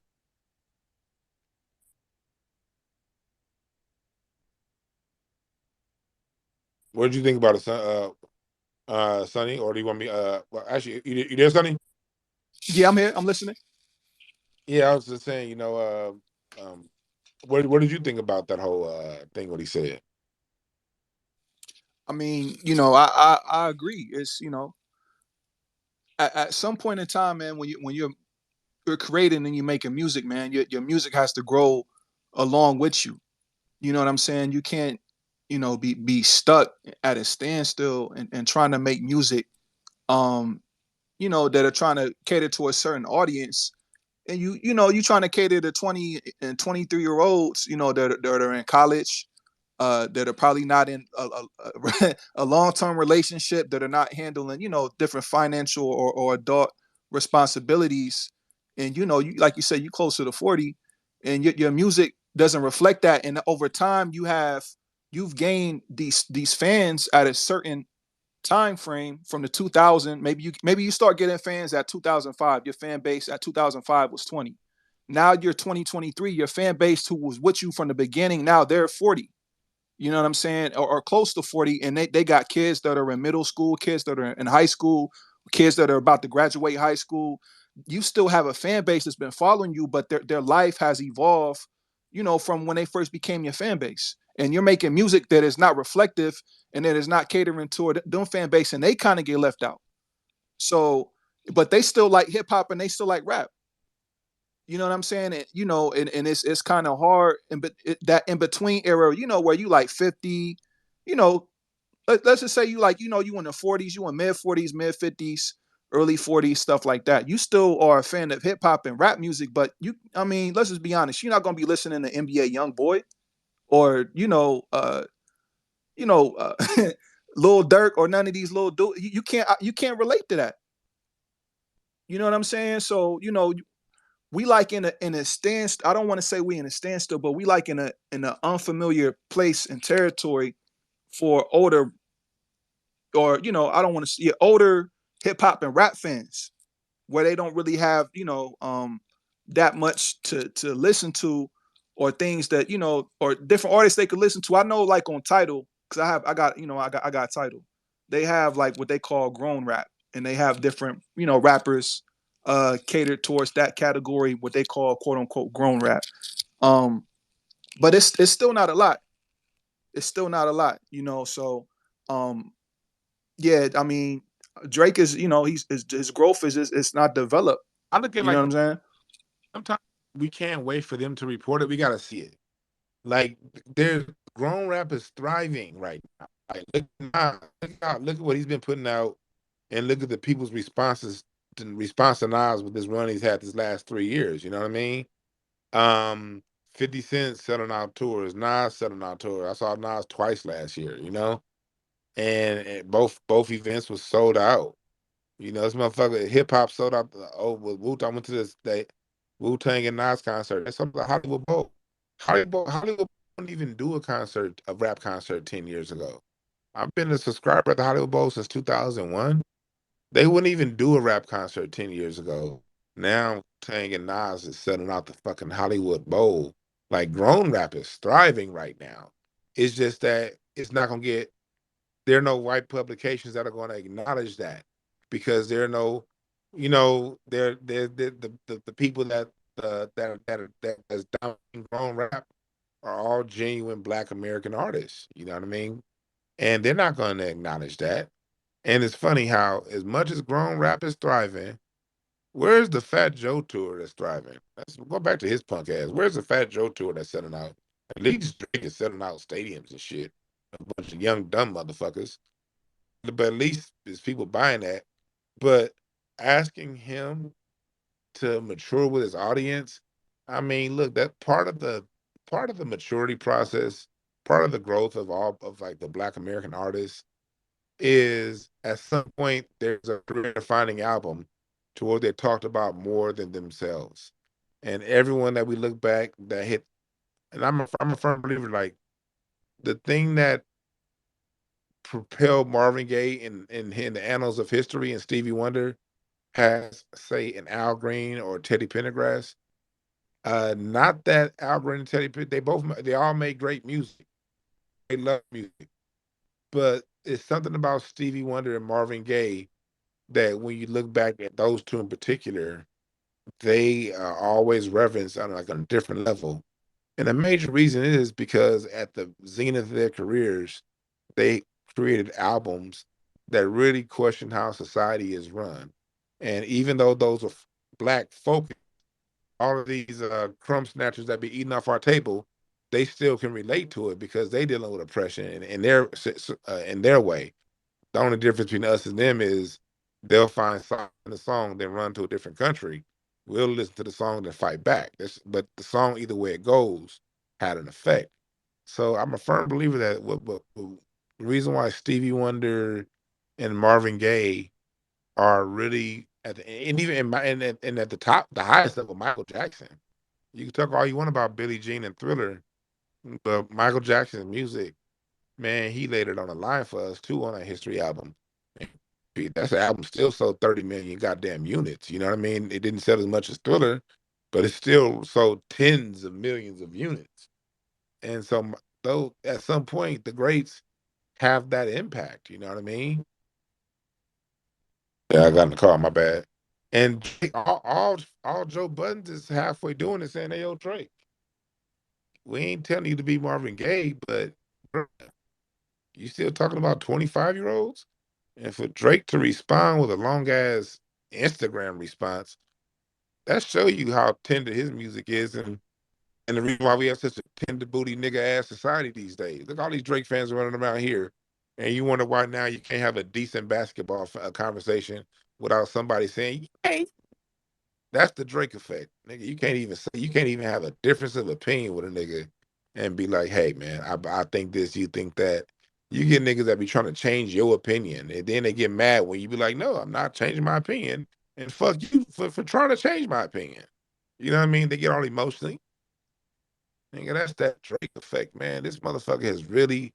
They talk about the musical effect, nigga. I'm telling. I swear to God, I lived through the '80s. And bring that back, man. I take going back to living through the gangster era than living through the tender dick ass society that we in now. I was in 80. I lived through '88. Yeah, my house got hit by a few drive-bys. Yeah, I saw a few niggas get shot, but I got through it. At least the men was men. You know, at least when we played basketball, we don't do that or crack jokes and clown it out. But the situation was gonna get resolved, and I always resolved mine through jokes back in the day. So, you know what I mean? We all had our way of resolving it, but it was resolved. It was we I could say I love Magic, and you could say I love Isaiah, and wasn't nobody gonna say, "Well, he's a good father," and "Oh my God," and "Why you hating because he has this many stats versus that many stats?" It's so tender dick nigga ass society that we live in these days. And if we gonna talk about some music effect while we talking about Drake, let's talk about the effect this emotional ass music ass nigga has had on the niggas out here. God damn, I used to coach basketball. I done got niggas to the NBA. That's a whole era of my life that you never see me talk about on Twitter. Why? Because every time you talk about sports, you got some grown ass man that got an emotional connection to some fucking athlete, just like Drake. We used to see this nigga Drake. I remember I was at every All-Star game from maybe '05 to like 2012. All of them. I mean, I courtside seats, especially one in New Orleans, because none of you niggas showed up to All-Star New Orleans right after Hurricane Katrina. That motherfucker was empty. We would sit on the court. Anyway, we see this nigga Drake around all the time. And this is after Drake. I remember seeing Drake around '08, '09 when he was coming up. He was the mixtape guy that was cool. Then I remember seeing him again in 2011 here in 2012, LA and Dallas All-Star game when he was on top. This nigga will still be the biggest NBA groupie. This nigga will be a groupie with niggas that's coming off the bench. And you'd be looking at him like, nigga, that's straight. Why are you over here? Nigga, why are you over here uh acting all giddy at Jordan Farmar? That nigga ain't gonna be in the league in 3 more years. What the fuck are you doing? And we say that shit all the time. This nigga Drake would be the biggest NBA groupie. And the NBA niggas, they used to love them some Drake too. I forgot I was a little older than some of the cats that I was around back then because there was a couple of cats I was coaching that I was at everything with them, but they were only a few years younger than me. But them niggas love Drake too. And I saw this, and in that time, the NBA went from I want to beat my competition to I want to join my competition. All that shit happened around the same time. All that, let's all play on the same super team, and the emergence of Drake and a whole bunch of niggas that can't disagree without one weird ass nigga saying the other nigga is a hater. All this shit is the Drake effect, nigga. Sonny, let's start adding up the tab this nigga has had on our music. I want to get to ODP, but that thought just came to my mind. And this emergence since Drake has been on top, being a weird nigga has been normal. We need to talk about that shit. Hey, and that's what I came up here to Go talk ahead, about. brother. I'm glad y'all touched on that point, bro. So I'm a 94 baby. So I'm gonna break it down. If y'all can follow me for a quick second, because I might be long winded. So first thing first, these spaces is like important, especially when I seen the burner boys of the world. Like, there's this group of people that just giving me smoke on the TL. Da da da da da. We getting to them for real, point blank, period. And then to hear that Fat Joe in here blocking people, that's even better because that means the grassroots they actually feeling the effects, looking at their phones and feeling the smoke that is necessary and they need to have. Um, and then the second part about I wanted to touch. You said Ludacris. That's the problem. None of our Black American rappers. It was always influenced by these small hats. They never had the correct amount of ethnic pride to really stand on business. You know what I mean? Uh, That's a good point. Ludacris That's had a the good chicken. point. Yeah, no, Ludacris had the Southern chicken beard with the fro and everything like that. I remember my uncles with the big ass fros and the plaid and all of that shit during that era, fat ass clothes and shit. But this motherfucker go to Liberia and become a dual citizen. You know what I mean? So the Africanization of our culture always been happening because the same way that he go to Liberia and become a citizen, the American Colonization Society was trying to send niggas back to Liberia before the Civil War.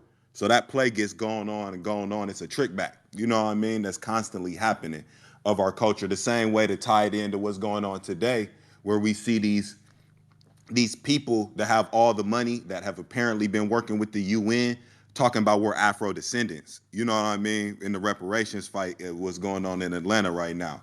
You know what I mean? In that conference and that bullshit that's going on. Um, and then now I'm gonna get on to the Drake shit. The, let's not even mince words. What Drake is participating in is pedo rap. He's participating in pedophilia rap. You know what I mean? That's why he's never gonna grow up. With the little barrettes in his hair, and you see him with the Billy Englishes of the world, these bump 25-year-olds, bro. He loves the Ice Spice, the 18, 19-year-old little young girls, bro. And he's in the bed doing the interview with them.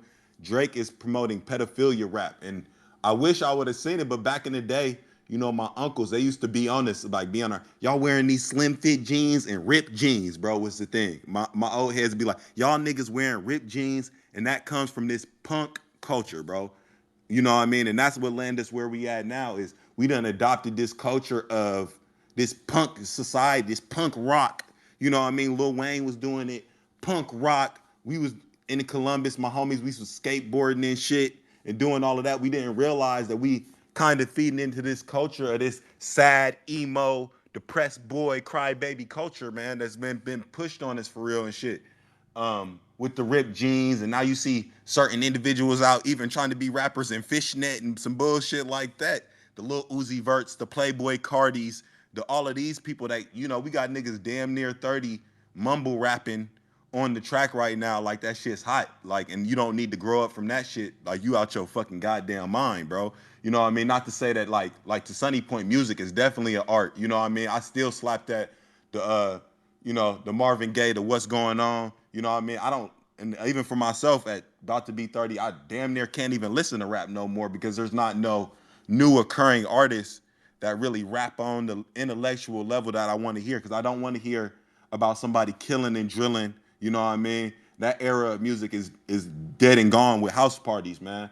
So that's the points I just wanted to touch on. It's like we done adopted this slowly with the Lil Wayne and promoting out the Nicki Minaj's and all of that. We done took on this emo rap culture, you know what I mean, with the Future and all of these emotional rappers, emo rappers, you know what I mean, that got blended into our culture, where our culture was never really that. We was rapping on what was going on in our neighborhoods, not sad, pill popping, in our feelings, these weird ass responses. And then the main thing is Drake is that's the next level of what Drake is promoting. He's promoting pedophilia rap, just like his Jewish overlord granddaddy or whatever you were saying, with the barrettes in his hair and the what do you call it? The gender fluidity and all of that. You can be what you want to be. I don't never have to grow up because I identify as a 12-year-old boy type of bullshit that they got going on. That's the shit that Drake's pushing, you know?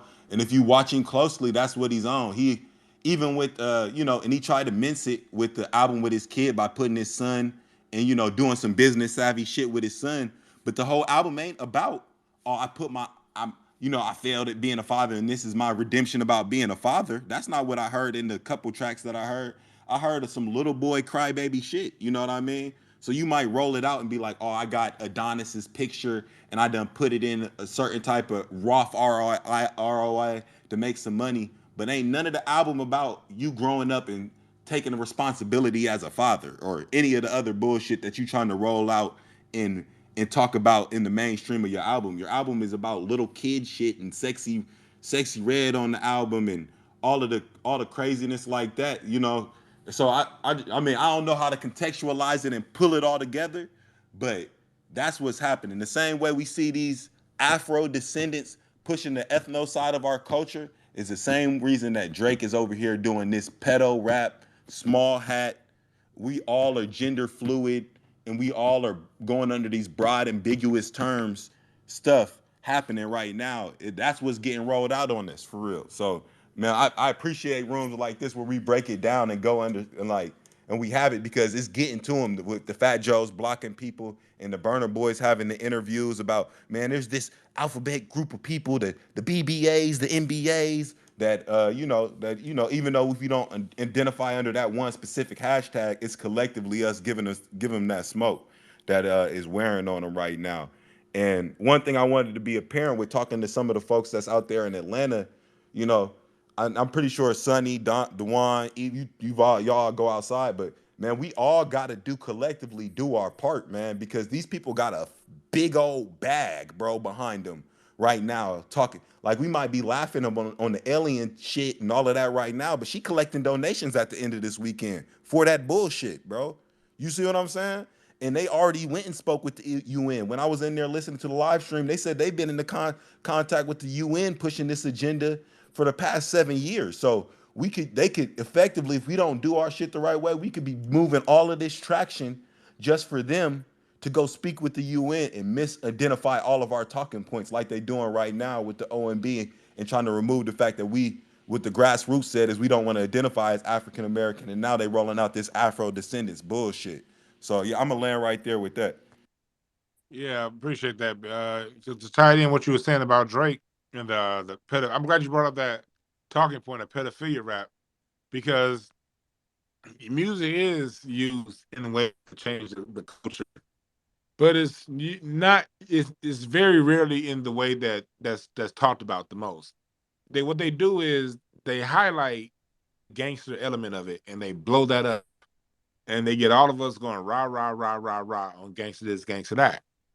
I mean, really look at it. The gangster rap era was at its strongest 91 to 98, 97.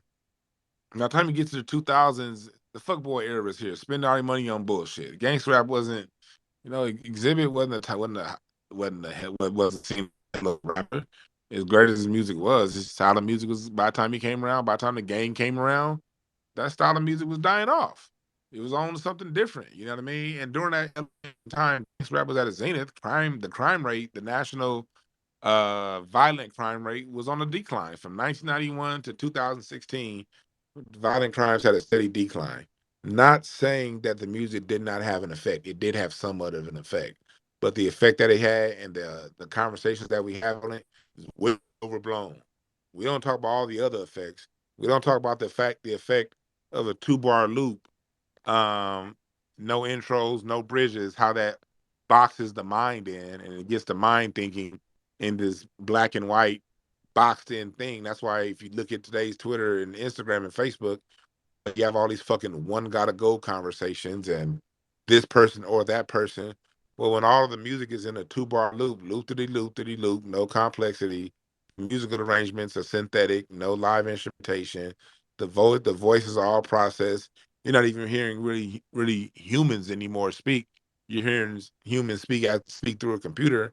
Well, that also does something to the mind. It narrows the mind, it boxes the mind, it makes the mind, and Drake had a lot to do with that. He, his auto tune voice and his humming. Think about his production. Drake ain't gave you a new song in 13 years. It's still his ass humming, with this ethereal, non-complex, very simple style production. And then you got the all this emotional ass music. You know what I mean? Now you got all these emotional ass niggas. There's a lot of other ways this music plays on us. But Eve, I see you just came up in here. Welcome. Peace to the room. What a conversation. I'm definitely always going to have to come through.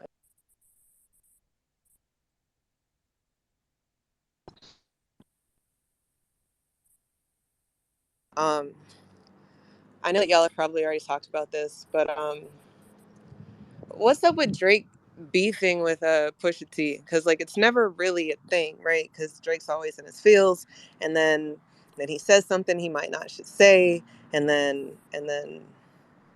Pusha T comes back. I don't know if that's something to talk about because people who are us and then people who are not us um, having beef, I guess. And then I posted in the jumbo something from Red Joker. Two Mexicans, they're probably not Mexican. All right, but they definitely are cosplaying as us. And I think as long as we always call the stuff out, then we're winning. It's when we allow people to pacify us and tell us that, it doesn't matter or that we're a melting pot or everybody can appreciate everybody's culture. I mean, while it's true, and we should be able to appreciate different aspects and facets of people's cultures, what you're not going to do is you're not going to say that it's yours if it's not yours. And again, spaces like this where we are putting the appropriate context on the content is necessary. So shout out to you for having the thought. That's a good point you just brought up, Eve. You're right. As long as you think about it, we already have the ball in our hands. They're trying to take it. We can't look at Fat Joes and these people as if they're winning by running them out. Them running them out. We over here, we dribbling the ball, and and not only do we have the ball in our hands, we Kyrie Irving with the dribble. These motherfuckers. Imagine Vlade Divac trying to steal the ball from Kyrie Irving. You think he gonna get it? These motherfuckers ain't coordinated like that. You know what I mean? Can you imagine, like, take away all these new ass rules where the NBA done got soft and put Kyrie Irving out there 1-on-1 against one of them Euros. Take the best Euro, Luka Doncic. Let his ass try to guard Kyrie Irving 1-on-1 and with 90s basketball rules. They too goddamn slow footed. That's how we are with this. We got the ball in our hands. We own it. We do. That is a fact. That is a flat out fact. We own hip hop. We own rap. We own jazz. We own the blues. What they're doing is we own it, and we've been like a little bit loose with our dribble. Sometimes you niggas who still hoop or used to hoop like me. You sometimes you around the ball, you loose with your dribble, and you dribble the ball off your ankle. And we done kind of dribble the ball off of our ankle because we ain't really been doing what we should do, and that's connect the blues back to hip hop and connecting hip hop back to jazz and rhythm and blues and rock and roll and all of our other music that we made. We kind of been loose with our dribble and kind of leaving hip hop out there. And now they trying to steal the ball, and all we're doing is we just doing like Kyrie Irving. Nope, nope, nope, nope, nope. I got it. Back between the legs, behind the back, between the legs, behind the back. You can't take it because your feet are too slow. And that only happens when we keep doing what we're doing. So make no mistake about it. We still own hip hop. And as long as we have these conversations, as long as we talking, as long as we sharing information, we're gonna keep owning it. Because Fat Joe, look about it.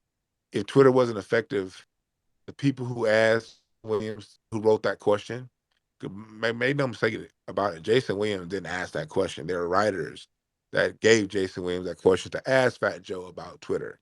That's because the writers who wrote that question, Fat Joe and everybody else see that Twitter has an effect. Well, go ahead, Sonny. Nah, you right, Dwan. Like, and yeah, Twitter powerful, man. Like sometimes people will be like, man, it's just Twitter. Like Twitter is like one of the most powerful apps. Um, I seen Twitter Dewan, you shut. got Sunny speaking right now? Yeah, you can hear me, Eve. Yeah, Sonny speaking right now. Yes, again. I could drop you back down if you can't hear him, then come back in. Yeah, could you? Thanks. Go ahead, Sonny. Yeah, Twitter definitely like one of the most powerful apps, and a lot of people like try to downplay it. And a lot of people are definitely feeling the effects, from the grassroots of, especially, with delineation and gatekeeping and things like that. A lot of people are definitely feeling it, man. Can we real quick, can we just acknowledge how Drake stole my boy Fontaine from Lil Brother Whole Flow? Can we all acknowledge Yes, that yes, real quick? yes. We can do that. We can do that. And Fonte did it more manly. But go ahead. And they just dropped a fire, 2-song, little, I don't know what you want to call it, little 2-song project. I mean, Lil Brother is, Fonte is dope, bro. That's one of my favorite rappers. Yeah, I definitely encourage everybody to check out, they 2 new songs they just released, Lil Brother. But yeah, like, yeah, man, ODB hit up on a lot of good talking points, and so did you and Eve. The Drake effect, man. The Drake effect is it's crazy. It's crazy when you actually looking at the domino thing, the domino effect of how it impacted a lot of different artists, and I kind of seen like a lot of stuff change as far as like the creativity, um, you know, as far as like owning the studio, everybody want to bite Drake, and because Drake bit everybody else, and the wanting to sing and wanting to rap at the same time, and he can't do really either or. Uh, you know, on a good level like that, and it's just the whole simpery that he kind of just brought to the game, man. Like we've always had music, even in R&B, right? Like we've always had music where it was sensual, and it was from a sensitive aspect from being a man, but it was still manly. Even like on the Ralph Tresvant joint, like it was never like a I could be. This is me, Dwan. I don't know how you gonna feel about it, but I never got that from the from the Ralph Tresvant song. I never got that. You know what I'm saying? There's always been music that's been sensitive. You have the rap, Smokey Robinson. Smokey Robinson, even his voice, that old high pitch ass voice, but you still knew you was dealing with a man. Smokey Robinson had a song that dropped in 1974 called "Can You Love the Virgin Man?" Basically, the way the song went down was he was saying, it's cool when if women decide to wait for the right woman, for the right man, that's cool. But the man that decides to wait for the right woman, he's often seen and castigated as somebody who's wrong. And so it was a song that he wrote called "Can You Love the Virgin Man?" And one of his that was a popular song. Smokey Robinson had other music called, like, then he was talking Smokey Robinson talked about every aspect of love. He had another song called "The Agony and the Ecstasy." It's talking about how antagonizing it was, how talking about cheating, and how being with a woman that had a man, and him having a woman, and how antagonizing that was. But it was also ecstasy because, man, because basically her pussy was good, but he couldn't say, he used different lyrics to say that, of course. But so all of these topics have been broached before. Luther Vandross, we knew he was gay. We all knew that, but it was still love and a tenderness, but it wasn't no punk ass music. Freddie Jackson, we assumed he gay. I always thought Peabo Bryson was gay. Especially with that nigga's hairline he had back there with the afro. That nigga Peabo Bryson, that nigga looked like a receding hairline Bobby Hemmett, didn't he? Um, but we knew that nigga Peabo was probably had a broke wrist, but didn't none of them niggas, what none of them dudes emo. Drake done brought into some you hating and sensitive, and it's different, bruh. And to go on the point, what you saying, it's borderline pedophilia. Grow the fuck up, nigga. Where your grown ass music at? He giving light skinned niggas a bad rap, man. I just had to say that, man. I ain't really listen, man. Like I can't wear that jacket, Dwan, bro. Like I've never.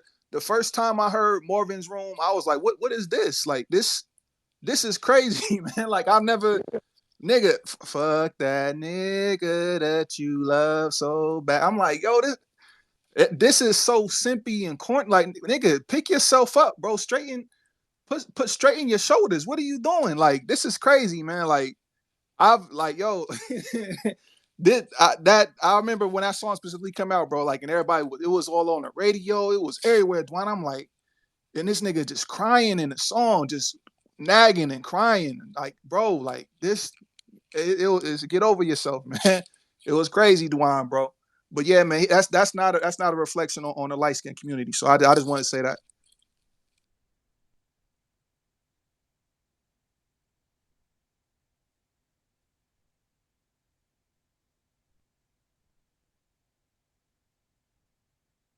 Oh, is it on me? Well, I Yeah, was go just ahead. going. Yeah, Go I was ahead, just gonna ODB. say, when do we get to the point where we skip over people like the Spinners? You know what I mean? And they evolution, like that, turning into hip hop, and we just go and talk about the Basquiat's and this and that. Like we got to Right. start really tapping into our catalogs that our grandparents left us, great grandparents left us. Because my grandfather still played the Spinners, and I was like, man, this sound like rap to me. This sound like they getting it on the beat real quick. So I just wanted to say that real quick. I think we get over that when we do what we just said. Like, if you allow these people to get comfortable in our home, then they're gonna have dirty shoes. They're not gonna take their shoes off before they go into certain rooms. They're gonna disrespect family in family's home. And I think that, again, spaces like this where we are being very specific about who's did what and when, putting that context on it, that's necessary, absolutely necessary.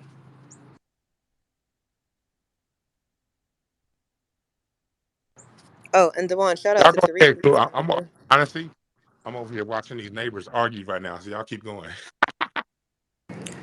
Peace, Tariq. Welcome to the stage. We're talking about cosplayers. Tariq, we got Fat Joe and Drake on the screen. You got some words? Hey, can you guys hear me?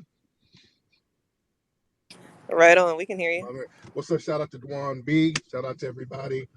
First, shout out to everybody who's been supporting the making of the new movie, Microphone Check, and the Kickstarter campaign. Since we put up the trailer for the film, these folks, these tethers and these vultures and these cosplayers, they've been having a hissy fit. A lot of people within the industry, they've been bickering about the film's content behind the scenes. We're going back and forth now with Busta Rhymes' manager slash A&R rep, a guy named Dante Ross, a white boy who's pretty well known in the music industry. He's been complaining about the trailer, about how divisive it is. If you guys have seen the trailer for the new movie Microphone Check, we didn't attack anybody. It's not all we're doing is telling the truth about our culture. These people are running around behind the scenes acting like this is an assault and an attack on Caribbeans and Latinos because we're not letting them lie about our culture. They've been lying about our culture for so long, they've gotten used to the lies. So now when the truth is here, they feel attacked. It's not our obligation to let these people lie indefinitely. There's this weird sense of entitlement that we're supposed to share our culture to the point where we're supposed to give it away, not just share. We're supposed to give our culture away to these people who are really cultureless, if we're going to be very honest. So if they can't feed off of our culture, we're the evil specimen in the room. Let's be real. None of these other groups created anything before or after hip hop, but we're supposed to believe that they are somehow some 50-50 contributors. And we got a movie coming out clearing all of those lies up. I didn't even, in the trailer, we didn't even put our brother Dwan B's part in it. Dwan is in the movie going off. Some of the stuff Dwan is breaking down about the sound system lie that they've been telling, they're going to have a heart attack when they hear all that shit.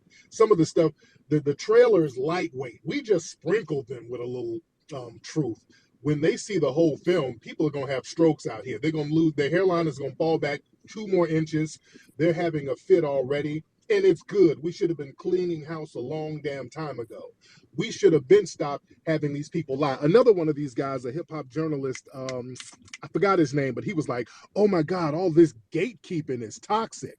You can go to hell with that. We should have been gatekeeping. They gatekeep their stuff left and right. If we put too much Goya powder on an empanada, they jump up, say, hey, you can't do that now.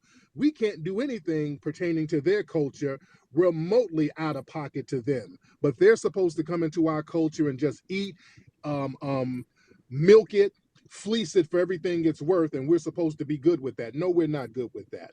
The bottom line and the truth is, and what we're promoting in this film and telling in this film, foundational Black Americans created every single element of hip hop, and everybody else is a damn guest in the house, and they're a student. And it's divisive to think otherwise. And they're going to get this work, and they're not going to shame us out of telling the damn truth. The truth is going to set everybody free. This whole thing, the BET Awards is coming on Tuesday night. BET, that's a white corporate entity. They have a vested interest in taking our culture away from us and giving it to other people, to the Fat Joes and all of these folks. They let them Trojan horse the colonized agenda into the game. That's something that we're going to have to stop too. Fat Joe's going to have to continue to be called out, and all of the others. This is a corporate hostile takeover of our culture, and only the grassroots, you and I and everybody listening, we're the only ones who can stop that, because hip hop is a foundational Black American grassroots movement, and it's going to take the foundational Black American grassroots to stop all the damn lies. That's real talk. Dwan, Yeah. in the film, in y'all's film, I hope that you have some elders, not olders, because a lot of times we have these olders who have been giving away our legacy, and they're telling us that we don't have a culture, but these other people who come from flags and spicy foods, you know, they have a culture, so we have to share it with Well, them. I'm gonna tell You know, you right now. our birthright. I'll let Tariq go ahead because I want to see. Hey, Tariq, that trailer dope than a motherfucker. Thank you. You go ahead and answer your question. Thank you so much. Now, yeah, fortunately, a lot of the real hip hop pioneers, some of them are elders, they're actually telling the truth. That's why you don't see a lot of mainstream entities interviewing some of these people, because they have no problem telling the truth. Brothers like Coke LaRock, who's been around for a long time, one of the first technical MCs out here, they don't really interview him in mainstream publications, because Coke LaRock, for a long time, they've been lying about that brother. If you look at books like Can't Stop, Won't Stop, and other books, Born in the Bronx, these books say that that man is Caribbean. And if you talk to him, like, no, I'm not Caribbean. My family's from North Carolina. They're not going to tell you that in the mainstream. They've been lying about some of these hip hop elders. So they're happy to have an opportunity to speak on what happened in their own words. Notice when they have hip hop documentaries, they might have one or two elders in there, and then they'll put a bunch of Latinos and tethers in there to explain our history, or they'll start somewhere in the 80s. They'll start talking about some goddamn Rocksteady crew and Crazy Legs, which that's not the origin of hip hop. Here's the thing. They've lowered the bar so low for Latinos. Any Latino can claim to be a pioneer.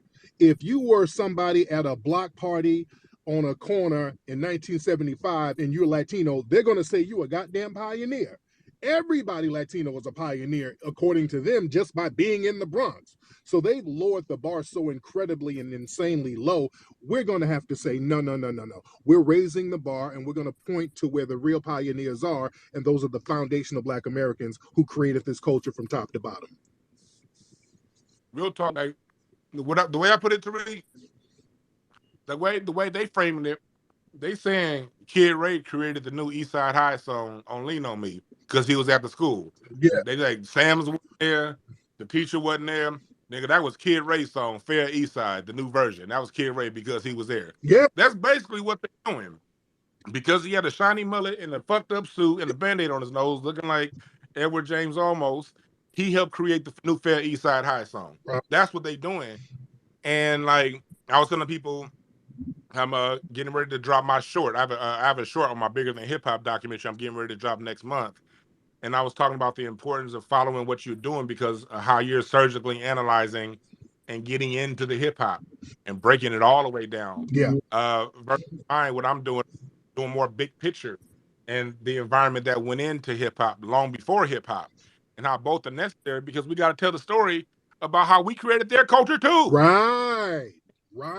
And that my focus is on no. This is where these are the foundational Black Americans that created your music culture, because we got to start going on offense right now, man. We got to tell this story, man. Right. And it's just that. Yes, and in the movie, folks, when y'all see the movie, Brother Dwan B is breaking down how ska and reggae came from us too. If you want to keep it real, that came from us, and our brother beautifully breaks it down. That's why I didn't put that in the trailer. They would have a stroke. I want to save the stroke for later. So yeah, they're gonna have a fit when they hear the real truth and all of the proof that we're gonna bring. That's real talk, and it's proof. And to answer your question, Eve, yes, I have some. Like my father's going to be in it, and my uncles, and talking about the culture of in Black America during the '70s and what we were going and the dancing and a lot of the Watts prophets. You know, my dad used to hang out in the garage with War when they used to practice in Compton in the 1960s. You know, he was around when the LA Lockers were out. That's all my dad's age group. And so, yeah, we're gonna have elderly perspective from the people who were there, like they like to complain. And also, Claim they were. and also, Dwan, they're trying to use the lockers. They're trying to use Shabba-Doo. Well, Shabba-Doo he's half Puerto Rican, so you see, we started it too. So they're trying to use Shabba-Doo, and Shabba-Doo has always claimed Black. He's like, yeah, I got some Puerto Rican in the family, but I'm a Black man, and he got all his moves from Don Campbell from Watts. You know, so that's what it is. Yep. And when it comes to the lockers, we don't think of Shabba-Doo, we think of Rerun. So let's chill out on all that extra stuff. Rerun was the one that sent that culture worldwide. So Yes, indeed. they can stop all that. Yes, indeed. But going back to the point Tariq made about them lowering the bar, I was talking about there. It was time to take them in the deep water. We've been playing on the beach with these fools, talking about something I was there. That's playing on the beach in the sand with some sand buckets. We got to go on out there where the water gets 100, 200, 3,000 feet deep. And that's where you go into the technical aspect of music, how it's created, how culture's passed down. It's far more likely I pick up culture from my grandmother, my uncle, my aunt, my family reunion, than that dude down the street with the mullet shad. Yeah. That's just what it is. Yep. Yes, indeed. And yeah, again, the bar is so incredibly low. They had Fat Joe out here talking about his brother carried crates for Grandmaster Flash, so that makes his brother and him pioneers. This is how ridiculously damn low they're trying to raise or lower the bar for our culture, and we have to speak up against this nonsense because it's a hostile, anti-Black sentiment when they do this stuff. We got to understand where it's coming from. That's coming from deep-rooted anti-Blackness from these other cultures. They'll come around us and smile and grin as long as we go along with them colonizing what we got going on. The minute we start pushing back, then we see their fangs. Then they start talking crazy and greasy. So we should have been pushing back on this a long time ago, but never late than never. Better late than never. I see this here as an opportunity. You know, because we haven't been talking, we don't brag enough about our music. We don't pass it down, talk enough about it. Right. We should, Miles Davis should be on should be in every child's home. Louis Armstrong, and anybody who does music, anyone who picks up a keyboard should know Louis Armstrong's impact and what he did to music. But we don't do that. But better late than never. What they're doing is they're providing the perfect opposition for us to shine our shoes and tighten up our game, because we should have been doing this anyway. Now with us doing it, with the way I see it, it's now should be a culture, something that we do every day, passing on down. Even when we're done talking about them, because we're dealing with the most persistent people on earth, these white supremacists, the one that's funding Fat Joe and putting money behind these fools. Right. So this is a lifelong thing. Yes, indeed. Yeah, and that's very important what you said. Now, these people are being funded by the dominant society. We got to be very clear on that, because once we put the trailer out, all of the white Latinos and all of the other white execs that's really in the music industry, they immediately jumped on this and they started complaining. And we see who these people are associated with. All of the white people behind the scenes that's complaining, they're connected with the Fat Joes and some of these corporate entities. So this has been a corporate move behind the scenes to systematically erase foundational Black Americans away from our culture. This is why the whole narrative is African Latinos or Caribbeans or white Latinos or African people. Everything is about erasing us. When Kamala Harris got out there and did that speech, she sat there and gave props to Africa, the Caribbeans, and Latinos, and acted like we are just completely invisible. That was a hostile type of takeover when you have the vice president saying something like that about a culture that we created. And remember, she too herself is a damn tether. So that should have really put us on alert. But again, we're in the process of getting the story straight. It's better late than never. Everybody go to microphonecheck.com to support the film, because this is going to be a cultural explosion, what we're doing, man. This film is going to be in the archives of the history for a long time. This is a very, very important film and project, and we got to keep beating that drum, family. Definitely. Dewan, you got a few people in the queue. I don't know if you've got standards today, but while you think about it, I It's just the to same the thing. freaks. Go ahead and I let it love finish it. down. I love it. Look, y'all, you're not about to sit up in here and talk all day. You're not. You can get like 2 minutes. And so the people in the queue, just be patient because you keep throwing your hands up and then dropping down, and that's annoying. I'd like for you to speak though, and then after you speak, I'm gonna go ahead and drop y'all down. That is how we're gonna run that. So Willie, your hand was up first, then ODB, then straight 88.8.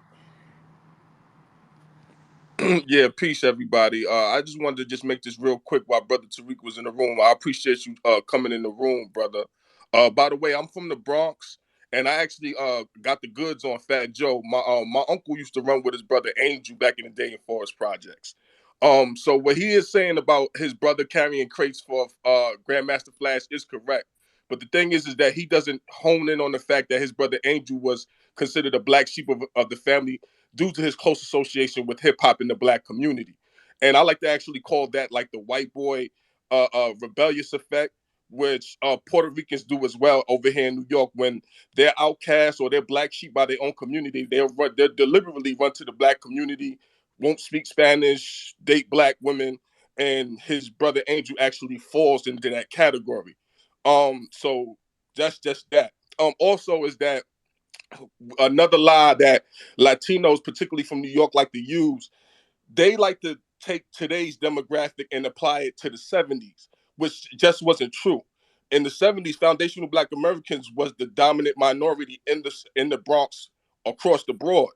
Puerto Ricans then become had their numbers up until about around the late 70s, early 80s. So all of those original soul, funk jams, hip hop jams, the majority of them were thrown by foundational Black Americans, which is one. Two is that the people don't understand the gang aspect and the gang culture that existed at the time.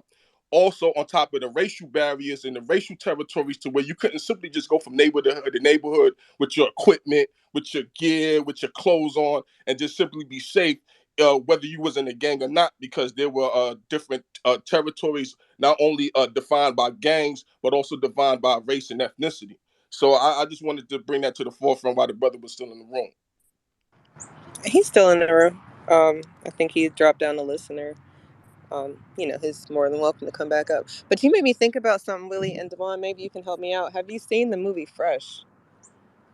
Yes, you talking about with Samuel L. Jackson and the Yeah, Boucher, right? yeah. Yes, Okay, see, ma'am. look, I feel like movies like that are hazardous because it shows this black and brown thing, and then from there people romanticize what was versus what it is. I'm sorry, what they see on screen versus what is reality. And maybe we need to have some movies that counter that, not necessarily documentaries, but then, I'm saying, like movies, entertainment where it's not necessarily learning, but it does show you life at that time as it was. It's just a thought. That's what made me think about that. We're always learning, and movies do always teaching. Even when we're not knowing we're learning, we're learning. And so when it comes to movies, we get look. We already have it suggested in a lot of movies, especially movies from the '80s and '90s when we had a lot of black movies out. Harlem Nights teaches you a lot about how we pass culture down. The reason why we all love it is because it reminds of us how, I know for me, that remind me of how my grandfather used to talk to his sister. Yo, fat bitch. Shit like that. That's. But it's not. Eddie Murphy movies are very, really, really good at showing aspects of the higher side of black culture in a lot of ways, humanity within black culture. He just didn't preach it to you. Coming to him, not coming. Life. Even when they were in prison, you saw the humanity of what was going on. Boomerang, showing how we interact. And so movies like Idlewild with Outkast, those all movies, they all depict times, JoJo Dancer, Richard Pryor, that of things, elements. And when we look at those movies, you just got to look at what you're looking for. You're going to see uh they all had a particular slang. They all had a particular style of dress. They all had a particular way and a certain swag about them. And what we see, the cultural continuity with us as Black people is this: our culture's ever evolving. And the reason why a lot of these other people can't keep up with us, they want to keep saying that they contributed this, they contributed that. Even if you did put one shake of salt in the pot, within a year or two, we own to something different. We don't one thing about Black people, we always on to something new. Like, it's a new dance, it's a new way of wearing your hair, it's a new way of wearing your clothes. It's always something new. So for them to come in saying they did this, they did that, whatever you were around a moment in time. We've far since moved the fuck on. And that's just how we get down as a culture. That's why we got to, like as Tariq was saying earlier, we got to take them into deeper water. But I don't know who's next, Eve or Sonny. If you guys want to say something, kick to whoever's next. Yeah, I think it was on me, and I was. Yeah, so well, I guess it's back on ODB unless Sunny has something to say. Then we have new speakers. Yeah, I was gonna be quick. So, I just wanted to touch on the part that, like, yeah, but the main thing is the ethno side of our culture is what they pushing, and the Africanization of our culture is the main thing that they pushing. And this is what we get when we do things that and we don't acknowledge the root of what it really is. You know what I mean? We start pushing into this broad, ambiguous type of BS instead of going from like where the root really is. And I gotta say, shout out to the tribe for Sister LaShawn, I believe, waking that up about the term ethnocide, because it's something that I kept using since then.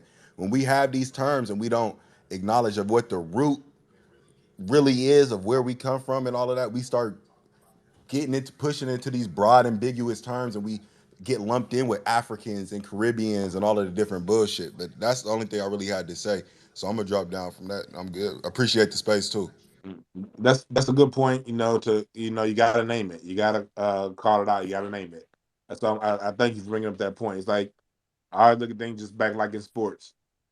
You play basketball, I got to call out if they're in man. I got to call out if they're in zone. Got to call 2-3. Got to call 3-2. Boxing one.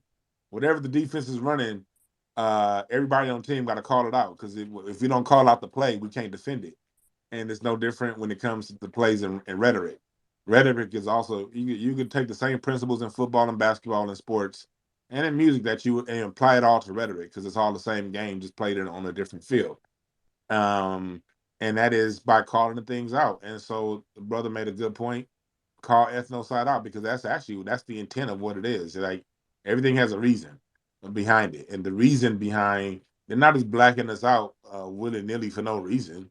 The reason is they want to erase us, and they're doing the whole Hitler playbook that Hitler learned from America. They call it the Hitler playbook, but Hitler learned that shit from America, and that's to wipe out the people of the memory of people before you wipe out a people. And so, yeah, calling it out, call out the play, and we got to keep doing that. I'm gonna do it more, and I think that's something we got to keep doing. Whoever's next. Straight 888. Greetings to the room, straight no chaser.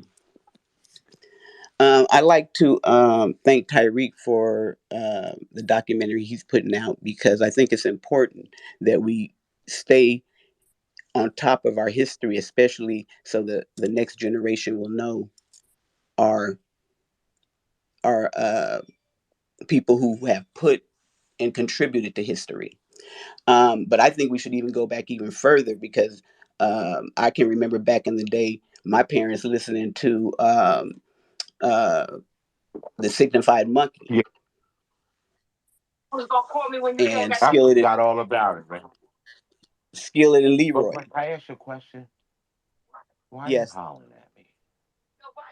I'm still recovering from all that shit that went down yesterday. Listen to me. What's the problem? I forgot. I just said I forgot. All right, all right. So where we going now? All right, then. Are you done?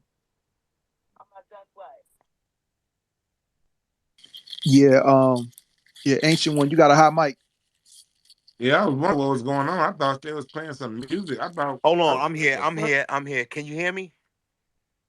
Yeah, Yeah. we could hear you, but you cut off straight, no chaser. Your mic was hot. We was I listening to you apologize. your whole conversation. Listen, It's all good. shout out to the Let's B1. Shout out to everybody. Tariq. let's let let's let Straight No Chaser. She wasn't done with her point. Go ahead, Straight No Chaser. Thank you. Forgive me. We need to take it. We need to take it. That's okay. We need to take it back to the Rudy Ray Moores and Skillet and Leroy, Pygmy Martin. Like I said, I remember my parents listening to that back in the day, and them are some of the original rappers. Also, LaWanda Page, and also Skillet and Leroy appeared on Sanford and Son. And I don't know if y'all remember any of Red Fox's Raw back in the day comedy, but he was on the rapping tip as well. And we also used to have the after hour juke joints where rapping went on there. My parents used to work in the juke joints, and my grandfather had one, and so they said that a lot of the rapping originated from those kind of places as well. But I just wanted to throw that old history in there that we need to keep up on that, because I just remember reading some where they trying to say some Mexican uh, is the original originator of the moonwalk. Trying to steal some more of Michael Jackson's legacy. It's ridiculous. So we just need to stay on top of our history before they try to erase it, which is what the whole plan is. But I I'll land my appreciate that. And pardon. I appreciate that. You brought up a good point. Thank you for that. Yeah, I Um, dropped my boat. Thank you. Thank you. I know you made a good point. And here's what I wanted to say on top of that, because I'm glad you brought the point about them saying the first one. As Black people, we, fuck them, us. We got to get out of this mindset of saying the first this, the first that. That's a Eurocentric thing. The first, the first, the first. There's some cultural shit. There is no first rapper. There's no first moonwalk. Now we can say this was the first time something was put on camera, but these are all cultural aspects. And what happens is the ones that we remember are the ones that got to some white recording studio first. Always remember that. Um, the white folks used to come down to our where we were and pick out and then it was Muddy Waters going to Chicago and Howlin' Wolf going and Little Walter. It was us going to them and them recording us. That's why those names are remembered the most. The reason why Pygmy Markham's name is remembered the most is because he got on a late night talk show doing Here Come the Judge. But if you go back and listen to my interview with Mr. Bobby Rush, I gotta probably put it in my put up my incense and ashtrays on Spotify. 2 years ago, I interviewed Bobby Rush, blues legend. He was talking to me in that interview, talking about how, Pygmy wasn't the only one rapping. He just was the one that got on TV first rapping. We talked about how like Moms Mabley, she did stand up. She was the one. She's known as the first documented person doing flat footed stand up comedy, but she just the first one that white folks saw doing flat footed stand up comedy. That they all had to do it because when you was working in the juke joints back in the day, you get $5 to play a set, you may get $7 to play a set, and the MC would get paid $5. So the talented ones like Moms Mabley, like Red Fox was also a musician. Richard Pryor was a musician. Our greatest comedians were also musicians. My father-in-law did an album with Bill Cosby in 1967. So we're dealing with people who are all around artists. The ones that see are just the ones that got to a white person first to be recorded. There is no first rapper. We don't know who that first black rapper is. We don't know who that first black breakdancer is. We don't know who that first black because these are cultural elements, cultural aspects. In New York, they call it breakdancing. In LA, they call it pop locking. Same shared song because it's similar rhythms to the same beat. Shared beat. They both there's an East Coast version of we ain't dealing with breakdancing. That's the East Coast version of dancing to James Brown. Pop Locking is the West Coast version of Dancing to James Brown. But both them motherfuckers is dancing to James Brown, not Fela Kuti or no motherfucking Bob Marley or none of that weird ass reggaeton shit. That weird ass fucking beat. That silly ass fucking sound. How you gonna go ahead? That's another reason why I'm insulted. You niggas came up with some fucking reggaeton. I'm insulted to think that you have any influence over us when for 30 goddamn years of reggaeton, the only bit I hear is do do do do do do do do do and all these silly ass sounds. It sound like I belong in fucking Legoland when I listen to that shit. That sound like jumping around and I feel like going to go jump around in Chuck E. Cheese when I hear reggaeton, that silly ass sound. So we gotta just know that, man. This shit go real deep, and that's one thing that we breaking down. Eve, you know who next?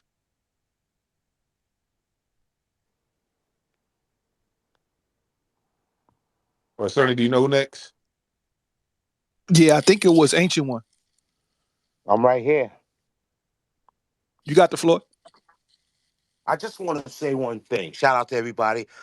I'm from Yonkers. We call it YO. We're married. Locks. God bless DMX. And and when I was 12, 11, 12 years old, Bam, Africa Bam, he used to come to Yonkers. This was like in 76, whatever. And we did parties, and it wasn't no Hispanics in those parties at all. You know, when I used to go outside, my mom used to say, don't dress like a Puerto Rican. I'm like, Mommy, what are you talking about? Now you see them now, they dress like us. I'm just saying, they just copycats. That's all they are. Strictly copycats. The West Indians are copycats. We know Black America did everything. We created everything.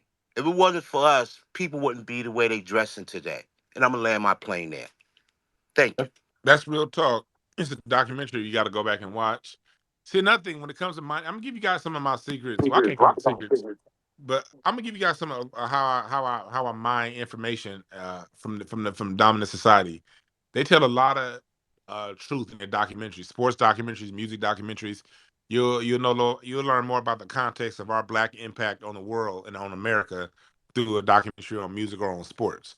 If you go back and this is a documentary that ESPN 30 for 30 did on the LA Raiders, like hip hop and then like NWA. And in that documentary, there's a point that you guys got to go back and see because I'm not here to say I know everything. I'm telling you where I got the information from. I got the information from that documentary ESPN did on the Raiders and the NWA. And it talked about how when Straight Outta Compton came out, when they had that Kings hat on and the Raiders hat in that silver and black, the NFL's apparel line, when it came to apparel, the NFL made they said somewhere around a $500,000 to $1 million a year back then. That's not really nothing that they sold. They weren't thinking about selling jerseys and selling team apparel, team hats. That wasn't how Americans dressed. Americans did not wear team apparel. It wasn't until Straight Outta Compton came out and that album cover from 1988 on, you see a spike, and that's when starter jackets get on top back in the day in LA. Niggas would get killed over starter jackets back in the day. I remember that shit. I did not wear a starter. I didn't get my starter jacket till a little later on in the 90s. I was not trying to wear a starter jacket in 91 and 92. Niggas was getting blasted over those. But Straight Outta Compton brought athletic apparel and made it a thing. And then you fast forward when Jodeci dropped their first album, you see them all wearing different football teams. And then you got at the same time you got Bo Jackson, you got Michael Jordan. Like we literally changed the way the world dressed.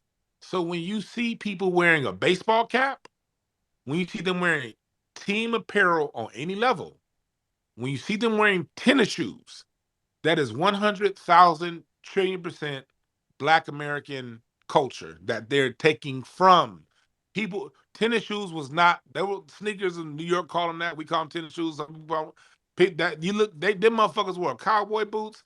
They wore other shit. They didn't. They weren't wearing Nikes just to walk around. They only wore those when they only wore those style shoes when they were playing tennis or when they were running or doing something athletic. When they were done being athletic, they wore other shoes. Every culture until we did it. Baseball caps. People in America, in the world, did not wear baseball caps. They had hats, but the baseball cap, That wasn't a part of American dress before 1988.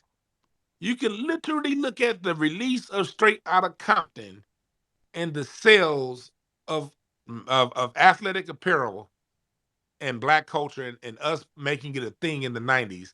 Now when you walk down the street, you got old ass white men that look like they was raised on the word nigger wearing baseball caps and tennis shoes. You got Latinos. These Latinos, they don't be wearing them silly ass outfits. When we was kids, I remember walking outside, what you were saying earlier, and I had my shirt buttoned to the top. And my brother was like, man, don't walk out the house looking like a Mexican. It's like, because niggas, you don't know, because we don't button our shit to the top. You know, you leave that shit open. Breathe, nigga. And you wear your shit to the top, you was dressing like a Mexican out here. Matter of fact, that was part of the joke on Debo on Friday. Like, I don't know if the rest of the country got it, but in LA, niggas was laughing at how Debo was dressed because the fact that Debo had his button to the top, that was an inside joke. Because in LA, if you had your shit buttoned to the top, niggas would clown you for dressing like a Mexican. But since that was Debo, nobody wasn't gonna clown Debo, so Debo can button this shit to the top, and wasn't nobody gonna crack jokes because that was Debo. But in LA at that time, if you had your shit buttoned to the top, it's gonna be like, nigga, you dressed like a Mexican. So that goes on to how big our cultural impact is. From the simple act of wearing tennis shoes, wearing a baseball cap, or wearing an athletic anything, that's Black American culture. So these niggas say we have no culture while wearing a motherfucking Emmitt Smith jersey and some Michael Jordan tennis shoes. That tell you how full of shit these niggas is. Um, Facts. but yeah, we gonna keep it going. Eve had to Can I leave, say but one more thing before I cut off? yes, go ahead, brother. If you watch The Matrix, the last Matrix, and you hear them talking, they talking about black people. If anybody watched The Matrix, the last scene, when they in that little room and they came in and they bust through the door and they caught the guy, he was drinking tea. They talking about black people. And another is two scenes in there where they strictly talking about black people, where we can't have y'all together. We gotta keep y'all divided. Because you mentioned that if you want to know anything about black people, you watch a lot of the shows that they have, the movies that they have on TV. You could read right you could read right through all of what they're saying. I always encourage anybody to watch the movies that they making. They always talking about black people through their writing. And I'm gonna land my Always. plane. You're right. Harry Potter, also all these movies. DC versus Marvel. Marvel's your light side. DC's your dark side. Both the energies within us that we have, and they're talking about our story as pictured through our story depicted Yes, through Batman, our story depicted through Superman, our story depicted through whatever. But I appreciate that. We're gonna keep it absolutely. going. We're gonna keep it going. Eve had to leave. Um, Hey Nikki, if you want to co-host, come on. Raise your hand. Hit the invite. I see you down there, Nikki. Keep it going. We're gonna limit the statements to 2 minutes. I said I didn't realize I had this many goddamn people in here. So we're gonna limit your statements to 2 minutes, and I'm gonna let y'all. I'm gonna run it so everybody gets something to say. But please be respectful. Limit it to 2 minutes. I don't know who was next, Sonny. You know who was next. Go Yeah, ahead. it was on DZ.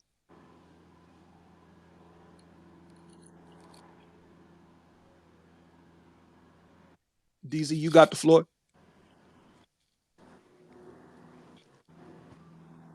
If not, if D, I don't, DZ ain't coming, then it was on I'm here. I'm here. I'm here. Can you hear me? uh-huh. Okay, I'm just be real quick. I'm sorry. So two things. If the Jamaicans and Puerto Ricans started hip hop, how come it didn't start in Jamaica or Puerto Rico? And Black Americans, we actually have a history of creating musical genres. So you mean to tell me Jamaicans, Puerto Ricans waited to come all the way to America, next to the very same people who created American music, like every genre, and that's who we're going to give the credit to? And number two, I think Tariq left. I just want to know if we could have like a short version of the hip hop documentary and a long version. And I'm good. Bye.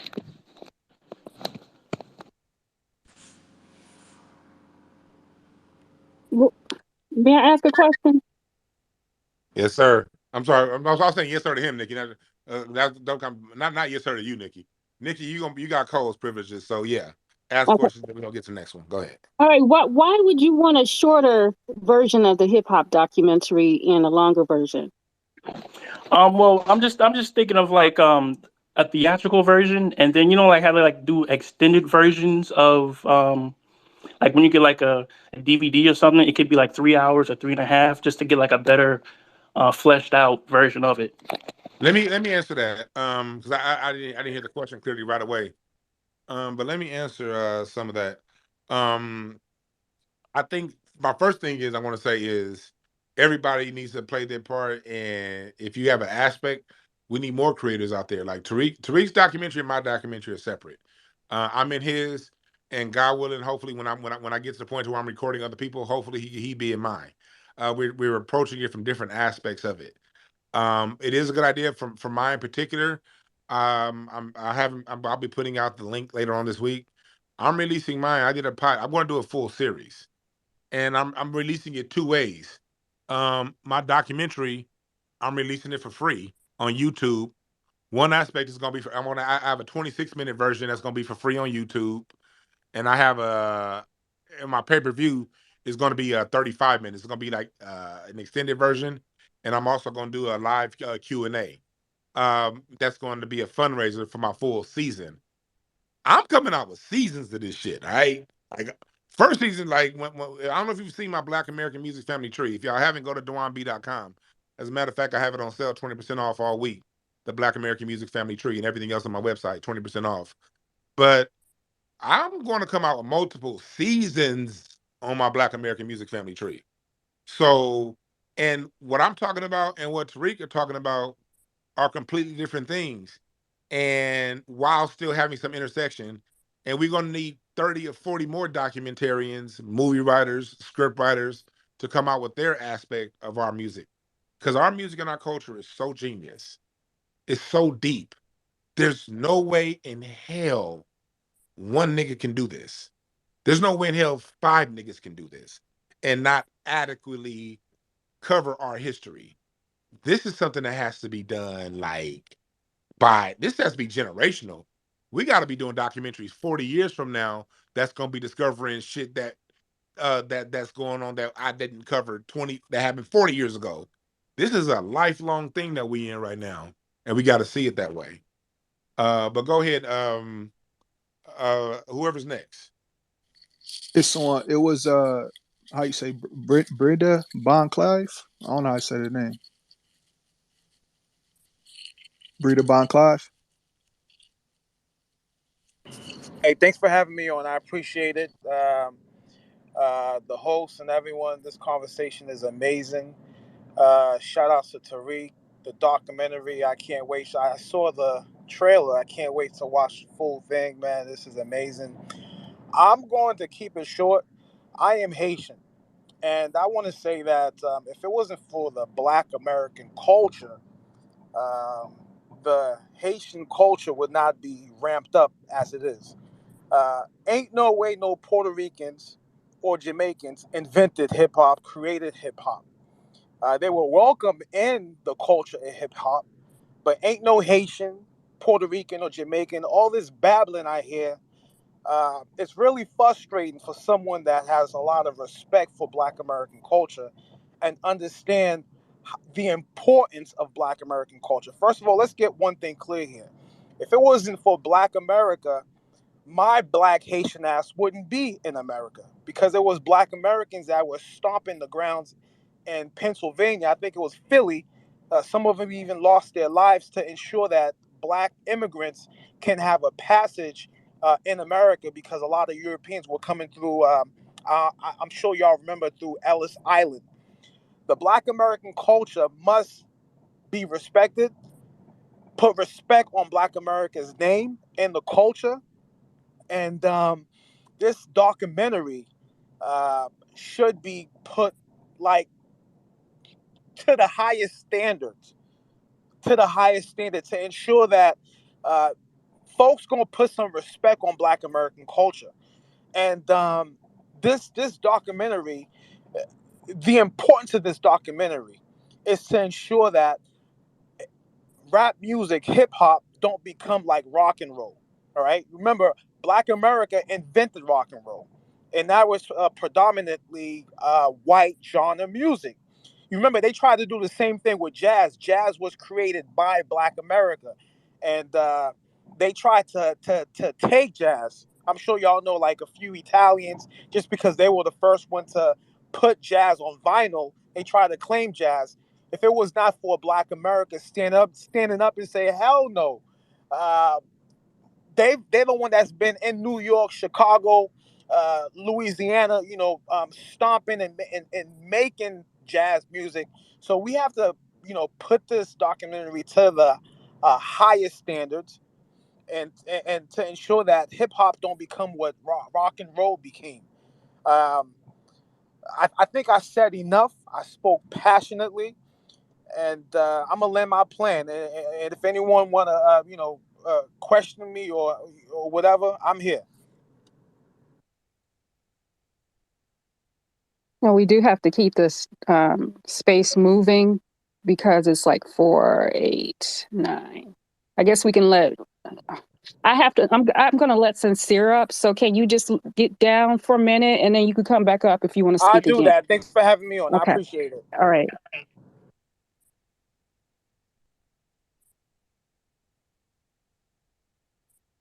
Is Mikhail next or was it Ned? Yeah, it was Mikhail.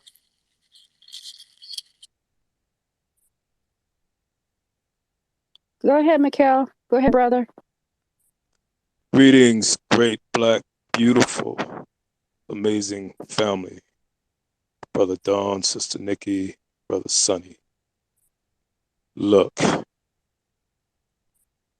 it's more than music. It's more than culture. This is our brand.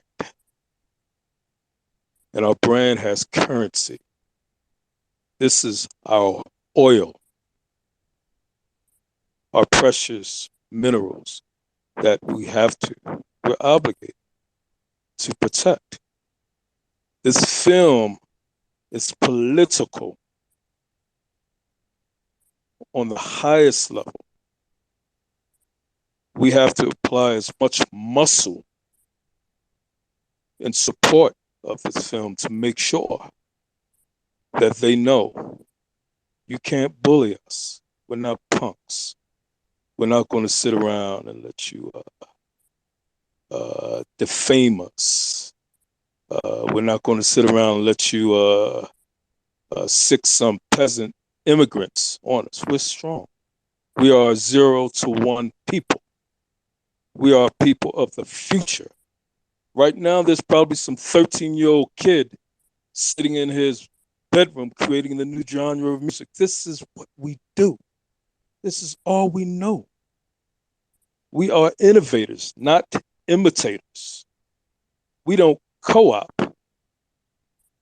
We create the future. Love back family, and thank you for the opportunity to walk down your red carpet and through your velvet rope and keep that jab in the face. Remember, this is about muscle. This is the Trojan horse. We win with this, then we got about 5 or 6 other wins backing, and I'll end. Thank you, brother. Mikhail. I think Net will be next. Hey y'all, peace to the room, and thanks to all of you that are stepping up and taking the initiative to ensure that our culture, our ethnicity, and all that we've invested in this culture, in this country, and in the world is not erased by those that are emotionally stumped somewhere. I just have a question in terms of, so you all may be aware of the documentary. I don't think Ralph McDaniels did it, but I think he has credits on it where there's the dispute between whether or not this hip hop thing comes out of the Bronx versus other parts of the boroughs, meaning parts of Queens and parts of Brooklyn. And the reason why I bring that up is because the response to Tariq's trailer, which is hilarious, they're all in their feelings, is that they keep saying the Bronx, the Bronx, the Bronx, the Bronx, the Bronx.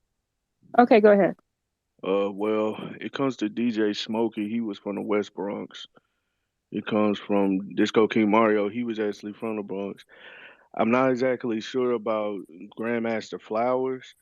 I heard something about Queens, but like a lot of them early DJs did start off from the Bronx. Now, the one who started the rhythm and flow, as far as rhyming on the beat, that's DJ Hollywood. He was from Harlem, so it was some people who did start it outside of the Bronx. That's all I have to say about that. I'm just But gonna. can I just do a follow-up question? Did you see the documentary in which that documentary is about an hour too long? And there are some people that are actually providing receipts and evidence that they were actually on the scene prior to the Bronx. So you all remember that battle between KRS-One and Marley Marlin and the bridges over and the, all of that, where Yeah. there's this dispute of whether or not it came from the Queens, the Bronx, or Brooklyn. Okay. Yeah. I do remember that.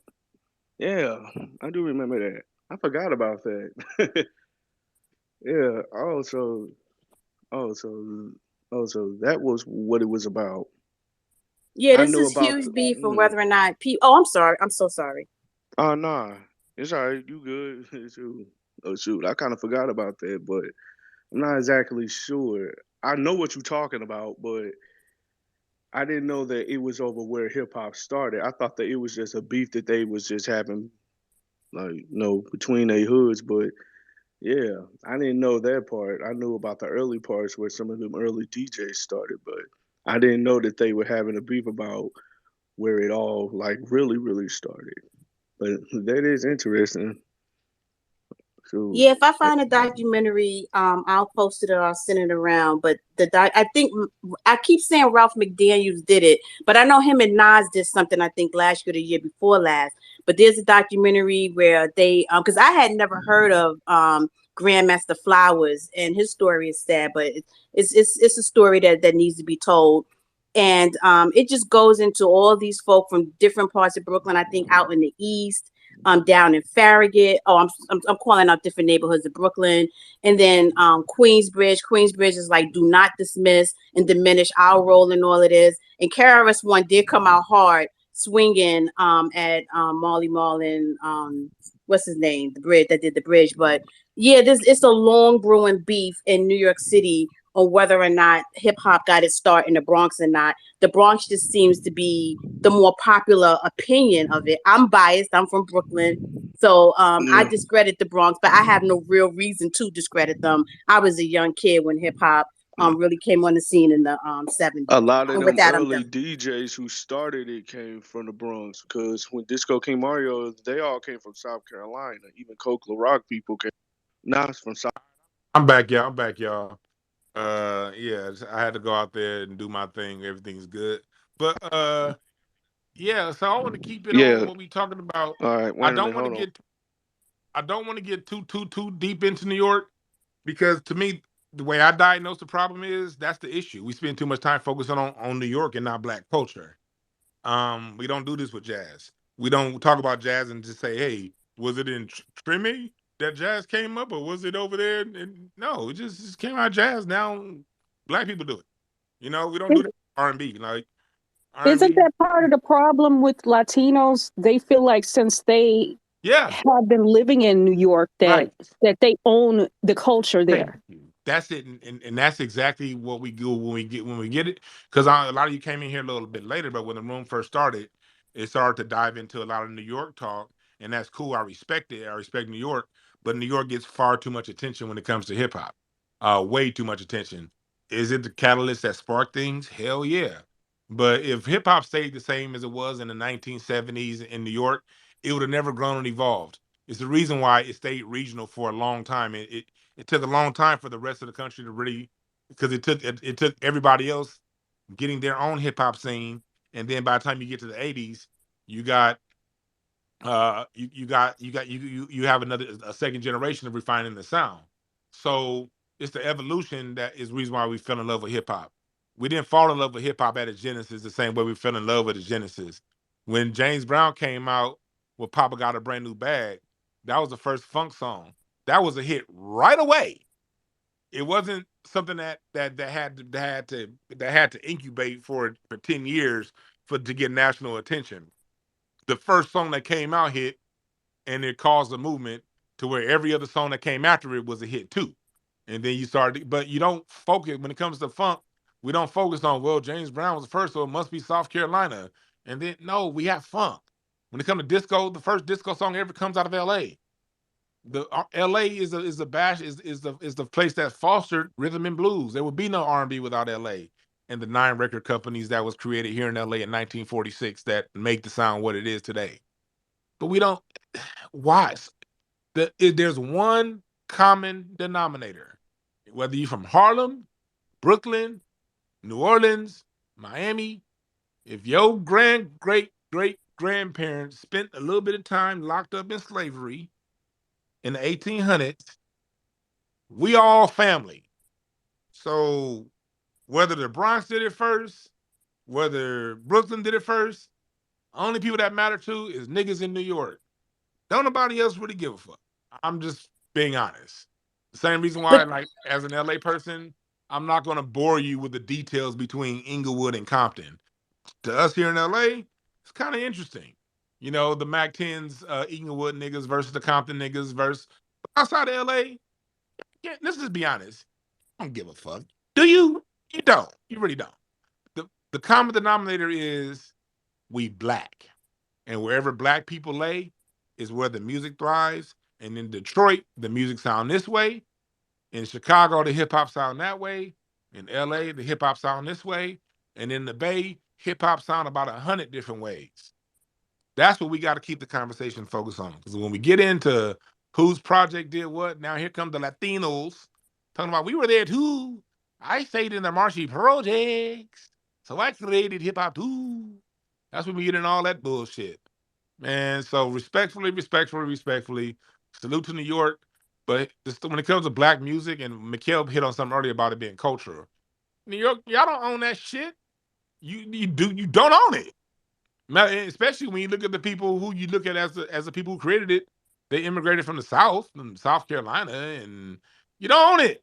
Black culture owns it. It just happened to spawn where you lay. And it took it going other places for it to thrive. Because again, if hip hop stayed to where it was in 1983 in the Bronx, it would not be a worldwide sound right now. It would be a regional sound, similar to how go-go was regional in DC, similar to how Zydeco is regional in certain parts of the South. It would be a region. It would be no more than a regional sound had it not had the flavorings of Detroit, Chicago, Memphis, Atlanta, Dallas, Houston, LA. So knock it off, New Yorkers. But that wasn't the point, Dewan. That's the No, point no, I was I trying know to what the make. point. I just wasn't going down that. I just don't want to talk about New York. No, that's no. So I was saying that the Puerto Ricans and those that responded to Tariq's trailer keep saying the Bronx, the Bronx, the Bronx. We Puerto Ricans in the Bronx. But if it doesn't come out of the Bronx, then that debunks your whole talking point about Puerto Ricans in the Bronx. That removes that. That's the point I was making. So that's why I was asking, did y'all interview any of the early pioneers that confirms, well, from their position, from their perspective, that it doesn't, because that removes them Puerto Ricans by saying it was us in the Bronx. That's the point I was trying to Yes, make. they were interviewed. I hear what you're saying there, but for me, I go right to it. What removes Puerto Ricans from them saying is there is for them to name the MCs that created the original sound and name the sound, show me the sound that existed in Puerto Rico that you brought to America that we influenced you. If you can't do that, then it's not yours. No matter, even if you were standing on the corner, even if it did happen in the Bronx and it was some mullet wearing, shag wearing ass Puerto Rican sitting right there, even if just because he was standing there, if it happened in the Bronx exactly the way they said it, and it's 10 Puerto Ricans standing right there next to it, they still didn't create it, and that's just flat out.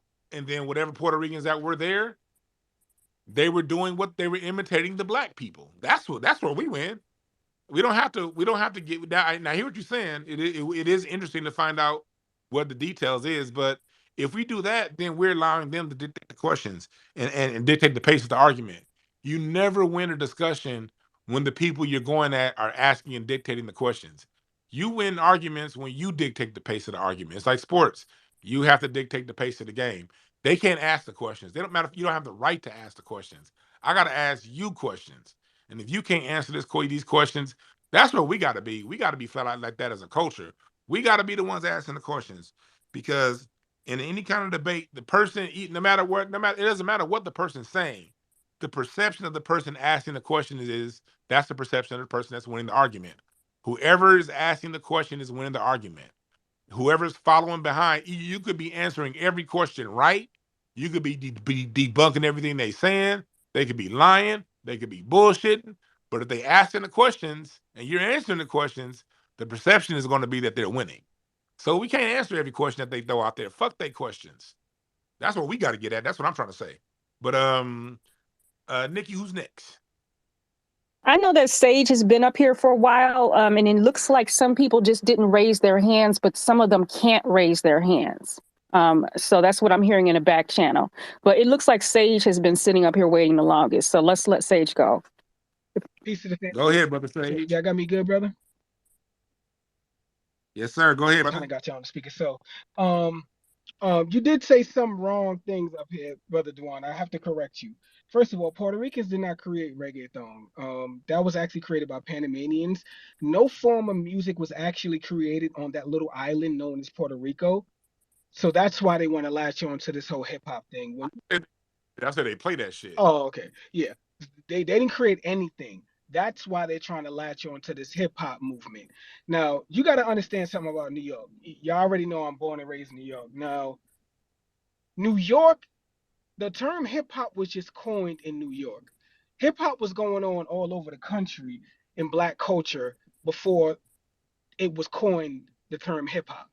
So yes, hip hop was being done in Brooklyn. It was being done in Queens. It was being done in, the Bronx. It was being done in Harlem. It was being done all over the city. It was being done all over the country, to be honest with you. They just called it hip hop when it got up here to the Bronx. So when you got to we have to really stop getting into circular babble.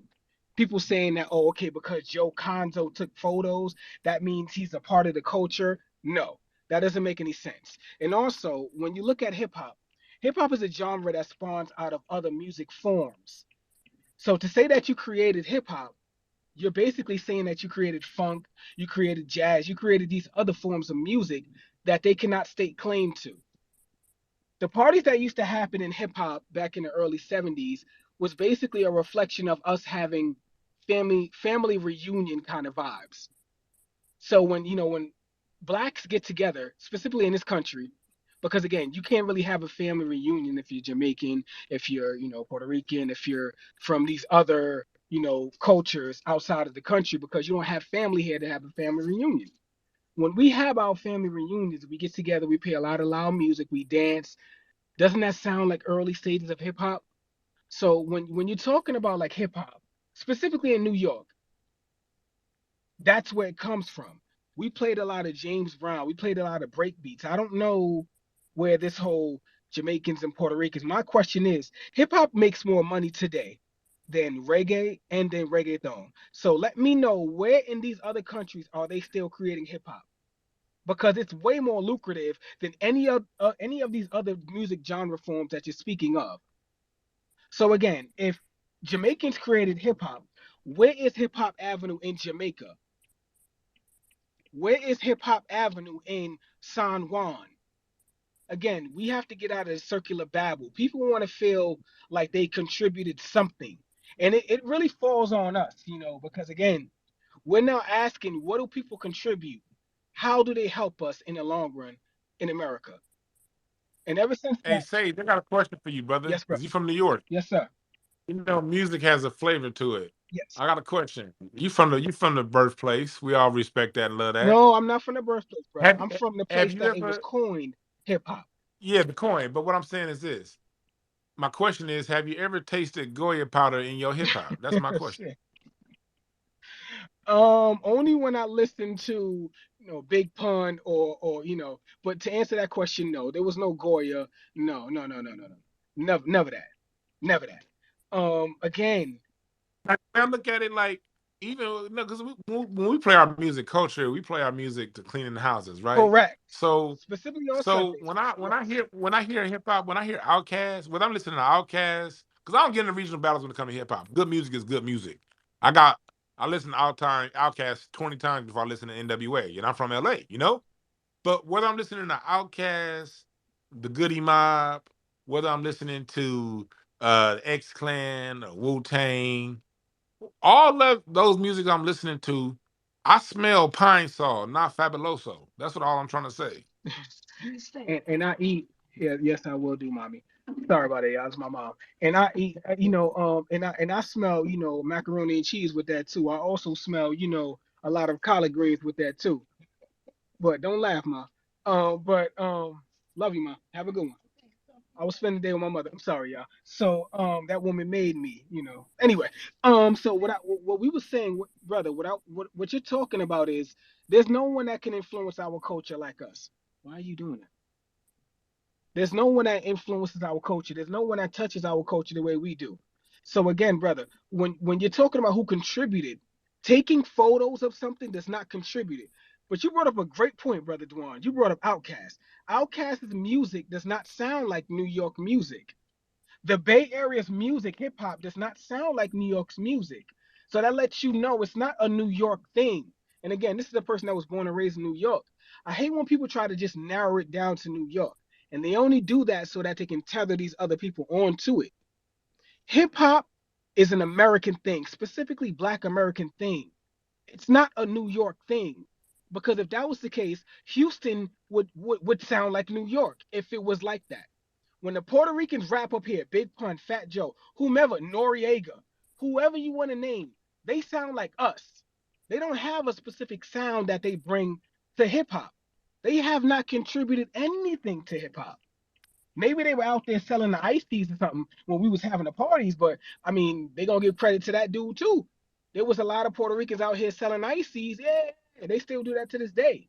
But my thing is, when you're talking about Puerto Ricans in hip hop, Jamaicans also, newsflash, they didn't fuck with us back then. And I'm gonna wake y'all up today. They don't fuck with us today. So I don't know where this whole kumbaya came from with the whole Puerto Ricans contributed. Ask them specifically. Don't do the circular babble. Ask them specifically what did they contribute. And if they bring up a person that took photos of a situation, that's like the people that um that's like saying the people Let me that response, I'm Sage. sorry, brother. Say it again. The appropriate response if they bring up photos is just to laugh in their motherfucking face. True. But go ahead and let you claim. Very true. So I'm gonna land with that's like saying like the person that took the last video of Biggie is should be charged with his murder. That's like saying that. You're talking nonsense. A person that takes photo because I know that's what they're harping on now. Because they really have no MCs, they have no DJs, they have nothing to throw at you. So they'll bring up Joe Conzo, a person that took photos. That does not make you a part of the culture. And with that, I'm gonna land. Much love to the family. Thank you so much. Shout out to brother Sonny. Shout out to sister Nikki. Much love to you, Dwan. Much love to the family. Yes, sir. We're gonna run on. Everybody got a. Everybody except for Sage and Sincere. Sincere gonna have time to speak when it's his turn. His turn. But outside of that, everybody got 2 minutes. 'Cause I want to get to everybody. But whoever's next. We can let Sincere go next if you want to let him go next. It's up Yeah, I to know Sincere be on the schedule.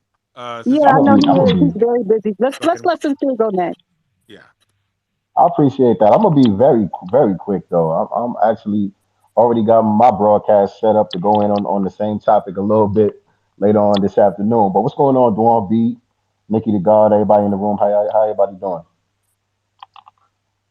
Um, I Peace, wanted to just Sincere. ask you a question, Dwan. I just wanted to ask you a question about the documentary series that you're doing. Um, is it going to be more broad, like what you did with the tree? Are you going to be focused on the roots of our music in general and how basically that ultimately gave birth to hip hop, or what's going to be the focus with your documentary? Because I'm kind of looking forward to that too. I have the trailer already ready. Funny, my editor had it ready for me on Thursday, but I didn't want to drop it the same day as Tariq because I know how a lot of these ignorant niggas is online. They want to start a fake ass competition on that silly shit. So for You should that have did reason, it anyway. You should have did it anyway. yeah, All promotion is good promotion. yeah. But I'm gonna do it. I'm gonna do it this week. I'm gonna drop it. I'm dropping a trailer this week. It's called mine. Is called it's the name of my documentary is It's Bigger Than Hip Hop, the Black American Music Family Tree. And so mine is focused exactly what you're saying. Mine is focused on from rock to pop, bebop to hip hop. We're going over all this stuff and how they all tie in together. And we're gonna be talking about cultural aspects and the cultural continuity. I actually when I do my series, well what I'm doing is to really when I release mine, I'm releasing I have a full documentary short that's ready to go. That mine is. And so you're gonna see where I'm going. In my short, it's just me in it. It's just me. But in the series, I already have some people y'all really fuck with. I can't announce their names yet, but I got some legendary Bay Area rappers, some legendary LA rappers. I got some all-time great blues artists. I got some college professors, so we could talk about this from an anthropological point of view. I have historians, and I also have my father and my uncle, and a few of my friends, their dads, and so we could talk about what was going on the streets of LA in 1972 from my dad's perspective when Superfly dropped. How are black people acting? And then once you're gonna hear my dad talk about it from his perspective, you're gonna hear a famous rapper that you've all heard of that came up in the 80s talk about how Superfly influenced him. And you'll see generation to generation the cultural continuity. So I'm talking about all the different genres, and that's why I'm doing multiple seasons. This first I'm doing just one season. This one season is it's all gonna be on the tree. That Black American Music Family Tree I already have 7 full-length seasons of content that I can make just off that tree. And I'm not done with that tree. That's just the first rendition of my tree. I'm about to go through and make some more revisions and put a lot more on it. So that tree is like any tree in life is ever expanding. So yeah, we're really talking about the environment of music in totality, and hip hop is just a part of it. Because the way I see music, the way I see hip hop, we as Black Americans, we spend way too much time focused on hip hop, as if we ain't got all kind of other feral children out there like neo soul that these Koreans done flipped into K-pop. We got to deal with disco that these you got these white DJs making 250 grand a night basically playing electronic disco in forms of music called EDM. What if we get some of our kids? What about the black kids who don't like rap? The ones that want to that alternative, we created that too. You know what I mean? There's space for the next black heavy metal guitarist. There's space for the next black percussionist and organist and singer. There's space for the next black country singer. We on all this shit. And so, but if we just only focus on hip hop, we leaving 98% of our kids out there to die. Gotta go and get all our kids back. Hip hop is just that's just a part of it. You know, that's just and then I don't want to say small part because no parts that we create are small because they're all if they're our creations, they're the greatest things ever. But hip hop in the totality of things, hip hop is just a segment of what we do. And we gotta understand that. Um but whoever's next. Just let me just land real quick. Oh yeah, go ahead, go ahead. I'm glad you making it into a series so you could really flesh this stuff out. You know what I mean? I'm looking forward to this. But I know you said you can't really announce some of the people, but I was wondering because I know y'all got a rich like modern jazz scene out there in LA with Kawazi and all of those dudes out there. And I know a lot of them like were under the tutelage of a lot of jazz legends too. So I never really seen no in-depth interviews with them. So I was hoping that you would somehow Oh get some yeah. of those cats involved. I got something in the sauce for that. And I got some people that played on a lot of that Death Row stuff that you haven't heard of. A lot of those I got some of their mentors that are gonna be in this doc speaking. And I don't know if you're clear, but when in mine, we're gonna really get into the science. I'm going to explain to you why a half step modulation raises your spirit. We're gonna have music experts in there that have played on every song that you've ever heard. You may not know their name, but you've heard them play. And they're gonna explain to you what a G minor 7 modulation or F sharp 9 does to your spirit. We going surgical with this shit. And so even if someone talks about they were there, well, what core changes did you resolve that wasn't around? That what changes did what modulations did you put into the music that we could say, okay, change the direction of music? What beats, what rhythms, as the syncopation that determines the way you dance, the way you move. What Puerto Rican drummer or Jamaican drummer came in and did what Max Roach did, how Roach brought in the power to the drums, or how JoJo White, the drummer from Count Basie, brought in color to the drum set, or what um, Tony Williams did on the drums when he brought flavor and color along with power to the. Every move that I can show you that happened in our music, I can show you the drummer who brought it. Show you Larry Graham bringing in thump bass. I can show you how Bootsy played between the space, and how there's a full science behind music that does never get talked about. So we talking about it from that view too. We going into the science of this shit. People think it's just somebody. People like a lot of listening people. That people really think when it comes to music, niggas is just sitting around and then they'll come together and play some music. Then hey, we have a hit. Like, no, we have a jam session. Now I may keep that keyboard part, but that bass part is whack. I may have to different bass player because what you playing, that groove you playing ain't right. And yeah, well, I like the drums, but should this song be at 120 BPMs, or should we put it at 87 BPMs versus 63 BPMs and do it in cut time? Is this gonna be a ballad? Is it gonna does it sound better in 6/8 or in 4/4? These are like aspects of music. These are all serious business. Music has a lot of business decisions happen to make a song happen. And it's all based in music theory and music science. And ain't nobody talking about that shit. It's gonna take a real musician nigga like me to do it. And other musician niggas out there too. It's a lot of you other out there got stories. It's dancers listening to me right now. I need somebody dancer, because I don't know shit about dance. I need somebody to break down to do a documentary on the evolution of black dance from the cakewalk through the crip walk. You know what I mean? See, hear the continuity, cakewalk, crip walk. You ever heard the term cakewalk? That was a dance we created in the 1870s, hating white people, because when we were in Jim Crow, black people were. It just looked like white folks they just have same jokes we say today. They have so much fun, like life is easy, and so basically a joke with black folks saying white people have a cakewalk. They cakewalk through, basically saying life is easy for white folks. So we created it off the cakewalk, and 140 fucking years later, there's still plays going around the world called cakewalk off of a fucking dance we created 140 years ago. So that's the kind of shit that I'm talking about. We don't know how fucking dope we are. And it goes real deep. But whoever's Nikki, whoever's next. I think it was me. I'll be short. Go ahead. Okay. You can go ahead. Thank you. I'll be short. I'm not the expert at all. So please don't think I'm coming with something that's new. It was inspiring to hear everyone that I came in recently, I think 10 minutes ago. And then now, because of the host, you made a really good point. There were certain things you didn't really want to hear. So feel free to cut me off and I'll stop. But what came up for me in hearing this was, where did it start? And for me, the Last Poets. Now, that does not mean they were the truly, truly first ones, but I think they were, if we, in a specific context, right? And those of you who have expertise at it will know what I'm talking about. The Renaissance is what came up for me. What started this and what was the preface to hip hop and rap, if we look at it from that cultural point of view, which I think, Don, you're doing in your work, the science of it, it then goes for where it led me.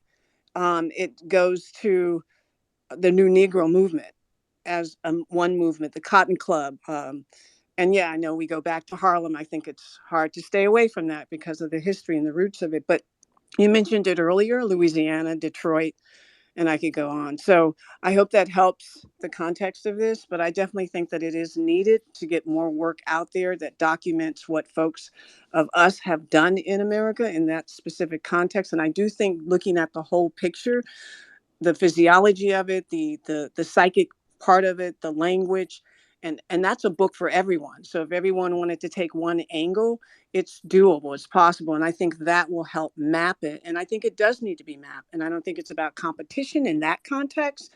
But I think that's where we are, where people are saying, hey, we did this, you did that. And it's like, well, who did? Let's get to the point of it. So you guys are doing that. So kudos to you. And I'll land there. Thanks for letting me speak. Much appreciated. Much appreciated.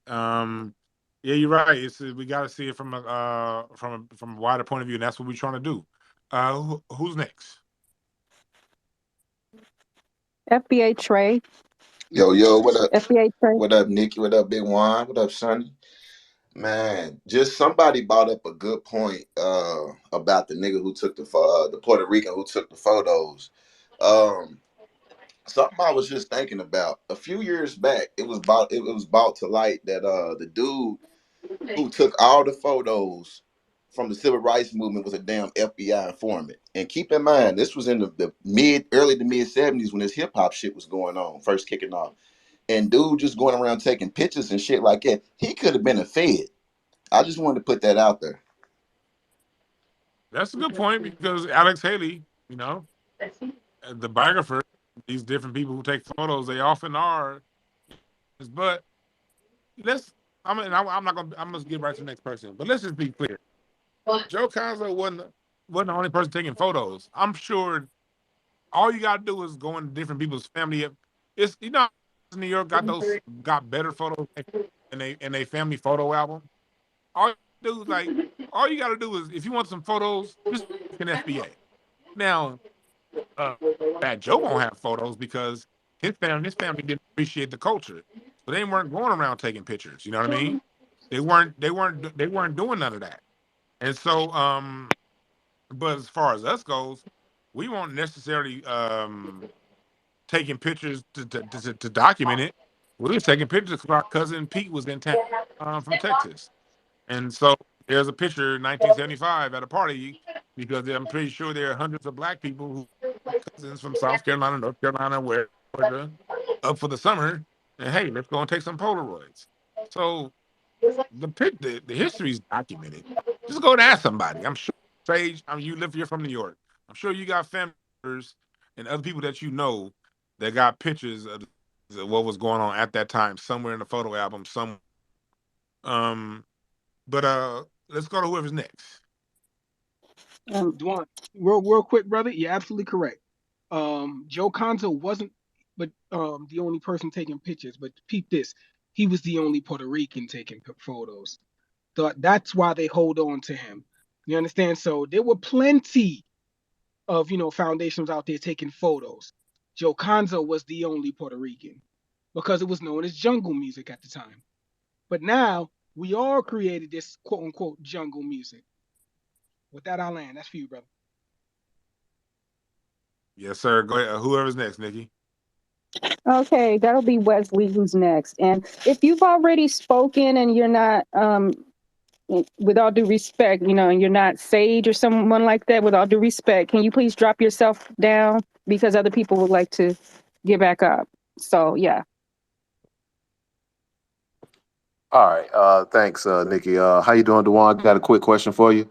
I just real quick. What do we do, if any, to get the Dwan? Come on, man. Sorry about that. How do we get the Dwan B's of the world on these platforms? So when these Buster Rhymes, the Fat Joes, and all of that is speaking all of this nonsense, people like you are in the room to slap it down in real time when they're saying so the whole world can see. How do we do that? Do we throw a bag at it? How do we do it? Like I said, I don't know if I've got my documentary coming up. I'm doing a release, and with my Q&A, you can help be a participant in that. Throw my crowdfunding up. You can help blow my documentary series up because my goal is to be one of many. My goal ain't to be the only one. My goal is to be one of many, but to blow the documentary up to where they have to speak to me. Another angle I'm working right now for those of you who live in LA. I should have an announcement hopefully coming this week about a live music show that I'm doing out here in LA. That's it's gonna be me and Tashina Arnold. She's gonna be singing and I'm be hosting it. And we're gonna have like some real for real people coming every 2 weeks to the show. Like I can't announce names because these people they coming for the love and because we can't give them the bag that they need $100,000 in appearance fees. But we're gonna have nights like that, and some of that stuff I'm gonna be streaming. So it's a lot of things that I'm doing here in LA that's gonna force these niggas to put me in the conversation. You know? And then between my documentary, you need to support Tariq's documentary because he needs to be on some of these panels. And so if you see a black person that's speaking up in the way you want, support whatever movement that they got going on because they all look at the numbers. They all look at and see who people listen to, who they're influenced by, and it's going to force them to put us up on some of those panels. That's what I'm trying to when it comes to that. But who's next? I think it will be Pablo. Who's next? No, I think I was next, or Okay, go Lord. ahead. Yeah, I just realized that right when I said that I skipped over you. Go ahead. Go ahead. Oh, no problem. Peace, love, and reparations. Thank you for this space. I just want to say a couple things. Like, first of all, I want everybody to think about the fact that we are not one-dimensional people. Everywhere we have gone in this country, we have created our own sounds, our own flavor in that area. And so I don't think there's anything wrong with giving credit to, certain areas if they birthed a certain type of, thing with our collective culture, our collective music. If they've birthed a specific genre, there's nothing wrong with that because everywhere we go, like he talked about in DC, they have their own go-go culture. They say house music came from Chicago. Some people say New Jersey, Baltimore, but they all have their different sounds of house music. Detroit, the Motown sound was known for precision. It was known for specific things. When you talk about Ohio's known for specific things. LA, known for specific things like the whole hyphy movement, right? All that comes out of there, all types of stuff. So in New Orleans, we could go on and on and on because that's how multi-dimensional and talented our people are. So I think that, just us being able to appreciate and embrace all of that dynamicness that we have that other people don't have. This is why they copy us. And the other thing I wanted to say is that you guys were talking about the and this is why this is important because even in New York, the whole Rutgers Park basketball movement had an influence on the NBA culture and the dress of that. So there's way more layers to hip hop than just the rapping. There's the fashion. You talked about the shoes, and I wanted to bring this up because one thing that is important for us to do is show our kids these old music videos, these old movies from the 90s, from the 80s, and from the 70s. Show them what these other people were doing because that will make it clear to them they didn't live through it, so they don't know. Those of us who lived through it, we know that white folks were not wearing Jordans like that until like the 2000s. They weren't. They had a couple looks. One was a preppy look. One was a skateboard look with the Vans and the Billabong or whatever they call that with the wide legs and the cut off at the bottom jeans and all that frayed at the bottom. And they had that rocker look or the I don't know what you call it, Or vampire nerd, look, or vampire. the gothic look, the rocker look, the nerd look, and Yeah. that was it. They had a couple looks and none of it was what we were doing. So when you show the kids those old videos and those old music videos and those old movies, they will see the stark difference. And that's important because like somebody was talking about, they want people to view things through the lens of today where everybody's trying to do their version of us. But that's not how it was. You even have people over in London copying our old 90s hairstyles. Like, this is crazy what's going on right now. So this is why it's so important for us to show our kids, make sure that they know. I'm excited for your documentary, Dwan, and I'm so glad you're making it a series because you're absolutely right. There's no way to encapsulate all of the greatness that we are in just one thing. I'm excited for Tariq's documentary and right on time, microphone check, bam, like that's powerful. So I wanted to also speak on the Latino thing. Everybody who ever grew up around Latinos in any different state knows that it was only the ones who hung around Black people that was really even into hip hop like that at first. It's not like how it is now where everybody's just into it. It wasn't like that in New York, and it wasn't like that in other places. In fact, in a lot of other places, they weren't even listening to hip hop like that. Latinos were not listening to hip hop like that in other places. And the reason why it's important for us to appreciate the different regional sounds that we have is because of the fact that we are connected to that. That's our aunties, that's our cousins, that's our uncle, that's our, sister-in-law or whoever in these different places that are doing these things. So the other thing I just wanted to talk about, Nikki, you had mentioned the call to action that's circulating. This is so important for us to put our foot on BET's neck right now, because there is no reason why they are having Fat Joe host the BET Awards again 2 years in a row after they knew that we were offended by him continuing to use the N-word before we made it clear. And he is on video recording, not just saying it with the A at the end, literally saying it with the ER, and giving white people and other people permission, other non-Black people, to use the word. It is highly disrespectful.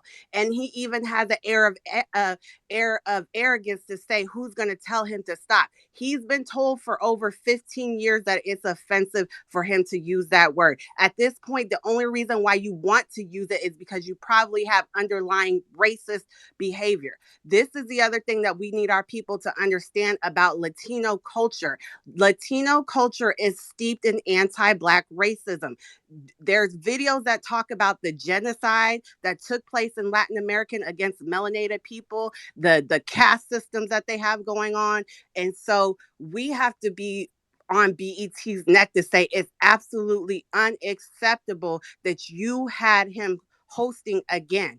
And if anybody goes on their recent post about the BET Awards, the one they have pinned to their thing, we are going in on that thread, and we have tagged the program director and another person that's an executive over there in charge of programming. And it's important for us to let them know that they're not going to just dismiss us as some Twitter people that they can just brush to the side like Fat Joe tried to do with that NPR interview. No, we are real people, and you're not going to disrespect our culture. The other thing I want to say is that they also had Doja Cat. I'm sorry. I want to get. You can stay up here. I appreciate. I want people. Get somebody put in the jumbotron the BET thing so I can tag and everybody else can say something about it. I want to keep Okay, going. I'll put it up there. Can I just mention Doja Cat real quick, and then I'm done? Real quick, and then I gotta get on to the next person. Okay, so Doja Cat is also somebody that they have invited to participate in the awards. I don't know in which way, but she is on in a photo wearing a white supremacist neo-Nazi on her shirt. And these are the people that they're supporting. So we have to let BET know that they're not going to get away with this, and that they need to answer for supporting anti-Black people. Thank you. Appreciate that. She means business. You can stay up here. I really like what you have to say. We just want to let some other people go. I apologize, DwannB. Go ahead. Yeah, no, we good. I want to let everyone else speak before I say something else again. So whoever's next. Okay, so who was next? Was it FBA, Kurt, Lord, or Duncan? Y'all help me out here. FBA, Kurt, go ahead. Next. Okay, go ahead. Go ahead, Pablo. Go ahead. Thank you for your patience, everyone. Go ahead. Yeah. All right. Because I don't have much time, I'm just gonna focus on one thing. I am a guy born and raised in New York. Grew up here in the late 70s, early 80s, and whatnot. So let me explain why it's important to talk about the importance of it being, recognizing why New York is so steeped in the beginnings of hip hop, or as we know it. It basically started off of a blackout. If y'all know about the blackout of 1977, when New York City was in a complete blackout, that's when dudes with no money but with musical minds went in and robbed a bunch of music stores and got DJ equipment. Without that blackout, hip hop would have probably started a lot later and maybe somewhere else with a different mindset. But it's important to note that that's how it started. That's how a lot of kids, 18, 19-year-old kids with no money, got DJ equipment because of that blackout. And they were looting all these music stores. So the reason why New York music sounds different from a lot of other regions in hip hop is because all the Black Power movements, going back to Marcus Garvey, had at least a like a home base in New York. Nation of Islam, Malcolm X, when he left, still was in New York. Black Panther Party had satellites in New York. So the sound and the way that we eventually started talking, Nation of 5%, all of that gave the golden era of hip hop. And since then, when like Atlanta had it for a long time, they were the kings, like the Atlanta sound. There was never, outside of Outkast with Andre, a lot of people, and Little Brother, I want to shout out them too. But Atlanta really wasn't talking the same way because they didn't have as many Black Power movements in the in Atlanta as New York did. Like Oakland, That's an interesting. Oakland definitely had some Hold Black on. Power movements in. I said that's an interesting perspective. I want to get too far off base from what we're talking about as far as these hip hop imposters, Fat Joe and Drake. I don't want to get too far away from that.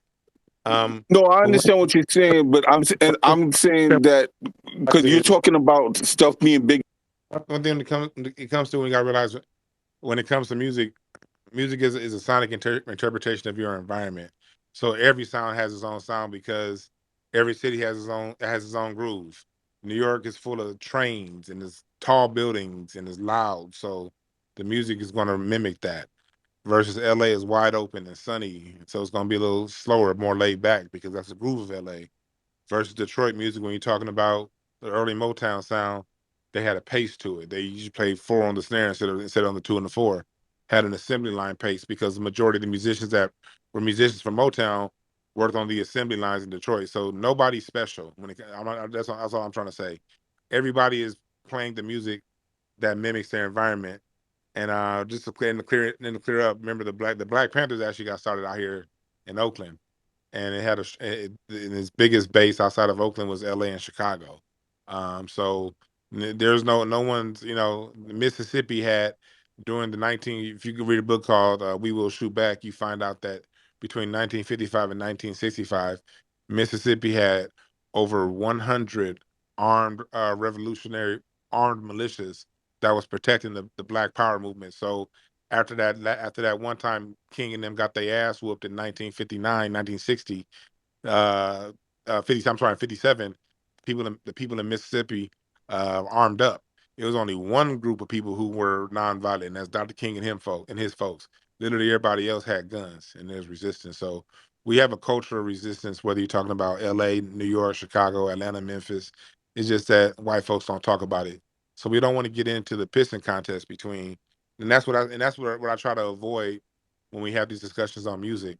Everybody created something. On one hand, what she said earlier is good to acknowledge where a particular thing may have started in music, but we can't get hung up on that because getting hung up on regions is what opened the door for these other groups to come in and say that they created it all. No, we all different, and there's certain regions you're not gonna really vibe with. Me personally, I'm a jazz aficionado. Everybody knows me. You know how much. Follow incenseandashtrays.com. Go to Incense and Ashtrays, my music site. I gets down when it comes to jazz. But I fucking hate New Orleans, like Zydeco music, like that and that washboard sound of jazz. That I don't like it. I hate it. It's terrible to me. But I don't. I'm more of a fan of Kansas City. I don't really like Kansas City blues, but I like Memphis blues. Every form, like Ohio has a form of funk that I love is because it's so layered. But I like Memphis funk too. It's a little bit different in Memphis. It's a little slower in Memphis. You know what I mean? It's a little more grits and grimy, and in Ohio it's a little faster. In LA, it's a little more open, and in Seattle, They took the blues in Seattle and turned it and put an electric guitar to it and gave us heavy metal because the environment in Seattle is very electric. If you've ever been there, I challenge you, go to Seattle and go on a mushroom trip like me. You're going to feel the electricity in the air. It's the reason why heavy metal and Jimi Hendrix and all that stuff popped up in Seattle. Music is a sonic interpretation of our environment. The common denominator is this: whether whatever part of the region you may lay, if you Black American, you creating some dope shit. Some of it we gonna like, some of it we not gonna like. Some of it's gonna stay regional, some of it's gonna go national. But just because go-go, and funk is national, don't make go-go a lesser form of music. It's a form that pleases the people of DC in that area. Me personally, I hate go-go, and I'm a drummer. But all that shit, after a while, all that do. Oh God, I can only listen to like a half a go-go song at a time before I'm ready to shoot somebody. So, but it don't make it any less of a form of music. And we got to have that kind of common respect as a people. Have our regional talk, acknowledge where things come from, but move on and know that whether I like it or not, we all done did some things great in this music, especially the hip hop fan, especially the hip hop fan, because your music wouldn't be shit without funk or disco, and you didn't create neither one of them. So have respect. It's a thing that it took a little bit of West Coast funk, that because remember funk was bigger in the West Coast before it got to Ohio. Sly and the Family Stone 1967 is when they dropped their first funk album. War 1969, that's West Coast. Before the Ohio players were still playing jazz in the 60s and early 70s. Go back and listen. The Ohio players were still playing jazz. West Coast was on the funk before Ohio. It's just that Ohio got it and expanded it into some huge shit. And then they came back to LA through Solar Records, Lakeside, and those groups, and made it to an old another thing. It took an effort of all of us. All of us, all of us, all of us, all of us, all of us, all of us. Nothing gets done without the Black man and woman standing next to you. That's the point that I'm trying to get to with my documentary. That's what I'm trying to get to with our conversation. The only common denominator is Black Americans whose great grandparents spent a little bit of time locked up in slavery. That's the only common denominator. Whether you're from Michigan, whether you live in LA, whether you from Mississippi, Alabama, Arkansas, New York, Maine, Manchester, I don't give a fuck. Black Americans whose grandparents spent a little bit of time locked up in slavery. That's the only common denominator, and that's what we got to get to with it. New York be trying to delineate on the low. Yeah, they be trying to delineate. Yeah, and then and no, again, that ain't the FBA family though. And again, don't throw that on us, Sonny. Don't do that. And no disrespect to New York, and I say this with nothing but love, and I say this with acknowledgement of knowing that people outside of LA don't give a fuck about the difference between Watts and Inglewood. Same goes with New York. The rest of us, we don't give a fuck about the difference between Harlem and the Bronx. To us, all I see is a little ass island with a fuck ton of people in the tall buildings that has a dope, unique culture that has diversity, and I ain't gotta know all about it to respect it. I respect it because it's Black culture. We needed the Harlem Renaissance. You dig? We need New York. I respect New York, but at the same time, while I respect and love New York, I don't give a fuck about Yonkers in New York. I don't. But who's next? Okay, so the next person is going to be FBA Kurt. Go ahead and unmute your mic. Are you still there, FBA Kurt? If not, I'm going to go ahead and go to Duncan. Going once, going twice. Duncan, go ahead and unmute your mic. Yes, thanks for letting me speak. I'll say first, I probably been to New York like one time just to hang out. And I was shocked. Well, I ain't gonna say shocked, but it was just different than what I heard. It's real good people in New York. People I did not know. Made sure I didn't get lost. They would walk me blocks just to make sure I got on the right subway. It's real good people in New York, especially at Mosque Number 7. Malcolm X people gave me a whole tour. Saw the little private school that they had upstairs. So I have nothing but good experience and good things to say about people in New York. Love them. I think what's going on, like the producer said, of the series he's coming out with, Bigger Than Hip Hop. It's not about compartmentalizing Black American culture.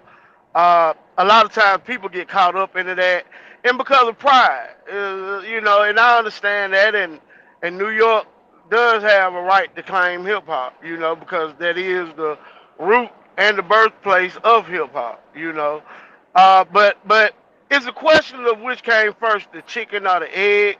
When I hear people say stuff like that, and I think they need to be well versed on Black American culture before they, really just dive off the cliff like that.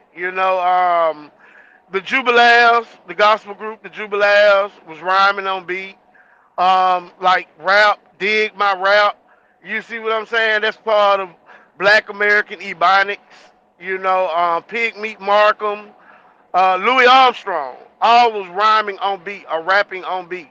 But like I said, it's a question of, and I think when I hear people saying what they said, it's a question of what comes first, the chicken or the egg. They're not looking at it like this. Like hip hop is the child of funk, right? Is the child of R&B and funk, and funk and R&B is the child of and rock and roll is the child of blues music, jazz, etc. When you look at it like that, like the guy said, and I'm definitely gonna check out his documentary, Bigger Than Hip Hop, because he hit the nail on the head when he said these are interconnected cultures, right? These are not interconnected culture, but interconnected art forms that's a part of Black American culture, right? So that was real great, and I got two more things to say, and I'm gonna mute my mic.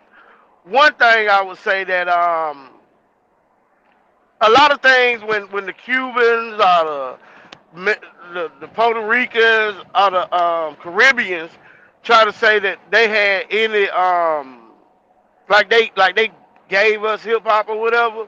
A lot of things in the art form you could tell by the words they use. You know, I'm driving, so right now I'm not on point what I'm saying, but I think y'all can dig what I'm saying.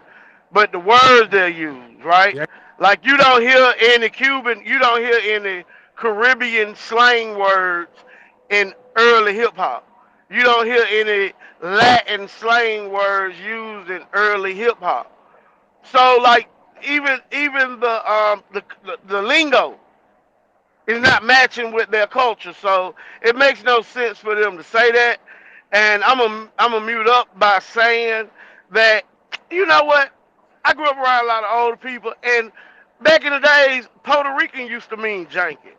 Like all the Black Americans, like they'll say that Puerto Rican phone, or you got that Puerto Rican head, you know what I'm saying, motor or whatever like that. They used to mean janky with a lot of older Black Americans. I don't know if people on this line go back far enough. I grew up around older people, but even Fred G. We Sanford, was the same. you We was the same way. But I'm gonna go ahead and let you land plane, so I'm get to the next person. But we're the same yeah, way. I land my plane. That's all I want to say. Thanks, Yeah, bro. I, yeah. And I like we was also like, we was quick to say, man, that's that Mexican shit you got. If you had some Mexican shit, that mean like, man, get that weak shit out of here.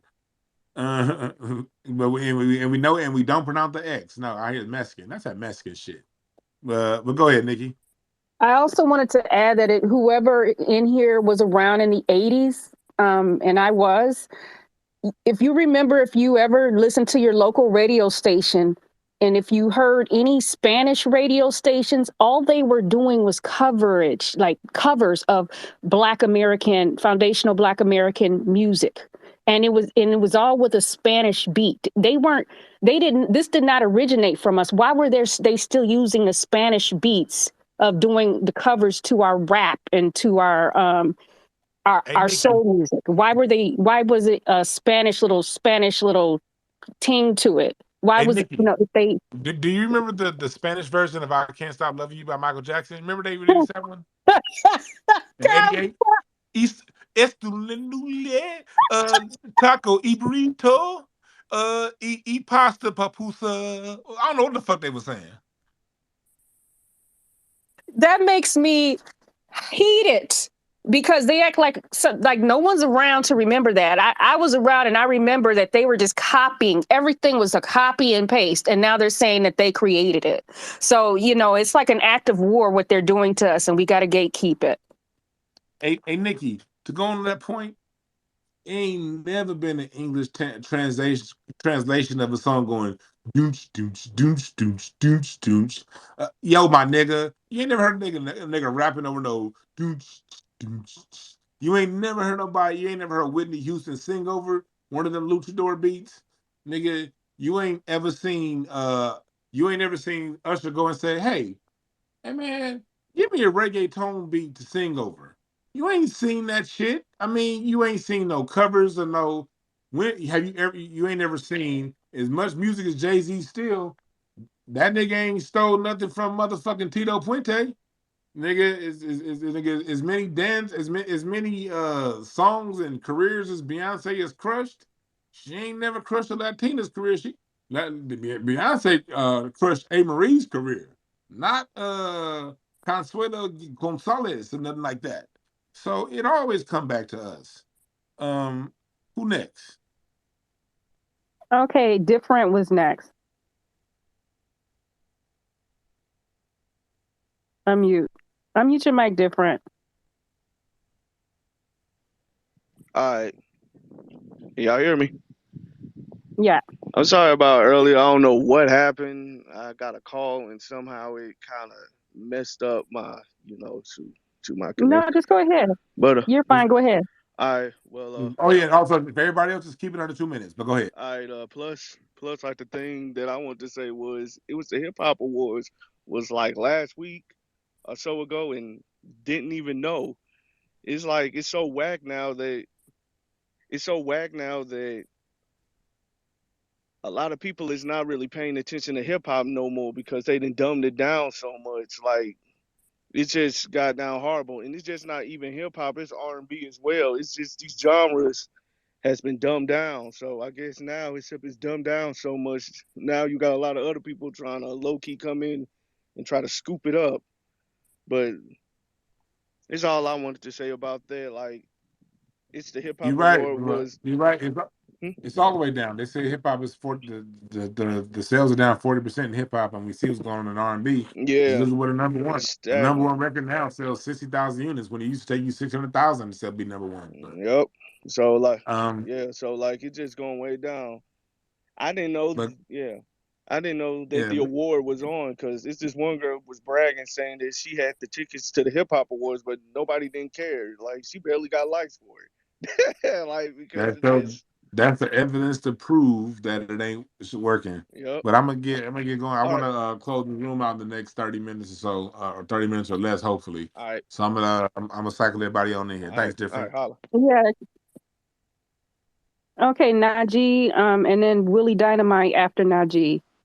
Hey, what's going on? I'll be fast, but just the follow up back on the Puerto Rican influence. I'm in the tri-state area in the more like in the 1980s. A lot of Puerto Ricans was listening to this brand of music called freestyle, and a lot of them listen to this to this day. And I mean, if it was kind of like all this, Puerto Rican Black unity, then why did we have the creation of, the Bloods and the prison system to combat, what I'm saying, Black people being basically ganged up on by the Latin Kings? And this was I'm from New Jersey, so this was by state, battling the Puerto Ricans in New Jersey and also battling the Puerto Ricans in New York. So I don't really understand what Fat Joe was talking about. So I close with that. Fat Joe under instructions by them white boys. Who's next? It's gonna be Willie Dynamite, and then Bear Arms, and then Sage. Yeah, I just wanted to make it real quick. Because I heard that other dude coming here basically trying to say that The blackout of 1977 is what started hip hop, and that's actually a tether lie. A lot of Caribbeans and Hispanics that want to tether themselves and basically erase us from our culture use that lie. As you can see, everybody's always pushing the timeline. 1 minute is 73, 1 minute is 75. Now it's 77, because of the blackout, which was also the Son of Sam, and that's not how most DJs acquire the equipment. As you can see, especially Dewan, when you get into your docu series and Brother Tariq documentary comes out, you're going to obviously see that brothers and sisters was engaging in the hip hop culture way before the blackout of 1977. So I just wanted to debunk that theory real quick. Um, Another thing is that the brother just said, he was 100% on point as far as the dynamics between Latinos, brother Najee, as far as the blood gang formulating and to combat the onslaught of Latinos against Black Americans in the prison system. That is why the blood gang formed in the New York State prison system in the tri-state area. So I just wanted to give that brother his flowers on that. But I'm gonna land by also saying this, that Brother Dewan, as a musician, I know you can appreciate this. Regionally, you might not care. You might say, "Well, I don't give a fuck. There's no difference between Harlem and Yonkers, et cetera, et cetera." I just see it as New York is just one big city. But when it comes to music, and especially in the hip hop, sonically, it does make a difference. See, you have the understanding that, and you're right, where a lot of brothers have that sound or come up with that particular New York boom bap because of the sound sonically mirrors the environment. But you also have to understand, when you go to parts of Queens, Long Island, Brooklyn, even if you go further part to the North Bronx and Yonkers, that environment is not the same. The landscape of the city changes. So when you get to Queens, Queens is extremely residential. There are no buildings over 8 stories tall for miles and miles and miles. So when you get a producer like Q-Tip, his sound is definitely going to be extremely different and may even mirror more to a dude from LA sound, because the landscape is similar, than to a producer like Teddy Riley, who's from Harlem in the Bronx. So and even within the city, sonically, when it comes to the sound of music and the sound of hip hop, the environment does change. So being that you are a reflection of your environment, sonically the music does change. So I just don't want people to have that one insight on New York, saying, "Well, I just got buildings, trains," and everybody in New York City, and I'm talking about within the 5 boroughs, doesn't live in that particular environment per se. So we have to understand that, especially when you're talking about this city, that there are parts of the city that are extremely residential, to where the sound sonically does change, and that's across the board in music. And I just wanted to bring that to the forefront, brother. Thanks. Yeah, that's true, and I understand it. And I want to make sure something very clear also. I understand that about every city. I understand that. Just like DC, I can't stand go-go music, but I love the Blackbirds. I love the melodic side of the DC sound. I love what everything the Blackbirds ever did. That side of the DC sound. Here in LA, Dr. Compton has a sound. The reason why so many people pop off from Compton, it's because here in LA, there's something known as the Compton breeze. Compton's nestled in a position to where it gets a breeze from the west. When you're talking about, it's in the direct alignment with, say, Manhattan Beach, because Rosecrans ends in Manhattan Beach. It gets that breeze, but it also gets the breeze from the south, from Long Beach. So Compton, their people don't need air conditioning. They could just open up their windows no matter how hot it is, and when 1 o'clock comes, it's gonna be this subtle breeze that Compton always has a certain feel to it. That sound is different than Inglewood. You know what I mean? Which is more apartment buildings, especially as you get into the 90s. But it's still open. But it's sonically, what Mac 10, what those guys are doing is what different what they have going over in Compton. Same thing, no matter where you are. And that's why, like, in the same city, you could have you could have house music in the same Motown that created all that soulful rhythm and blues. You look at the timestamps. Well, the factories are starting to get closed down in the 80s, in the late 70s, and the jobs are still there, but they're less abundant. The musicians, the second generation, their parents grew up working in those factories. The children didn't have to work those factories, so they got to come up with a new sound in their house basements. You know what I mean? And so same city, different sound, different generation, different experiences. So that's something that has to be said across the board for everyone. When I talk about that, when I talk about New York, I'm just my point of view is because it's going to have to be somebody else that comes down and breaks down. You know, it's going to be somebody from New York that breaks down each city, and somebody from Dayton, Ohio, that's going to break down why funk sounds the way it sounds. Me from LA, I can never adequately understand Dayton, Ohio well enough to break it down. So I'm speaking from a macro point of view, macro and micro. Not being from New York, not being from Detroit, we all got to speak in our pocket. And so I don't have the standing to speak on the nuances of the New York sound. That's going to require somebody from New York. So from my point of view, being from LA, I can only speak about it realistically from a regional point of view, matching the environment, and I can only tell my side of the story. And just like everybody else can tell their side of the story. And that's why, and I'm going to get to the next person, and I'm glad you brought that up, Ray Sabo. I appreciate you for making that comment, because Q-Tip, like I listened to the Q-Tip, I listened to the far, not the Far Side. I'm Tribe drawing a Called Quest. fucking blank. I listen to Tribe more than listen to Far Side. Far Side from here. Hell, those of you who used to listen to me on Craig Facts, uh, the studio we was in was Brown, one of the originating members of the Far Side. Like I know some of them niggas.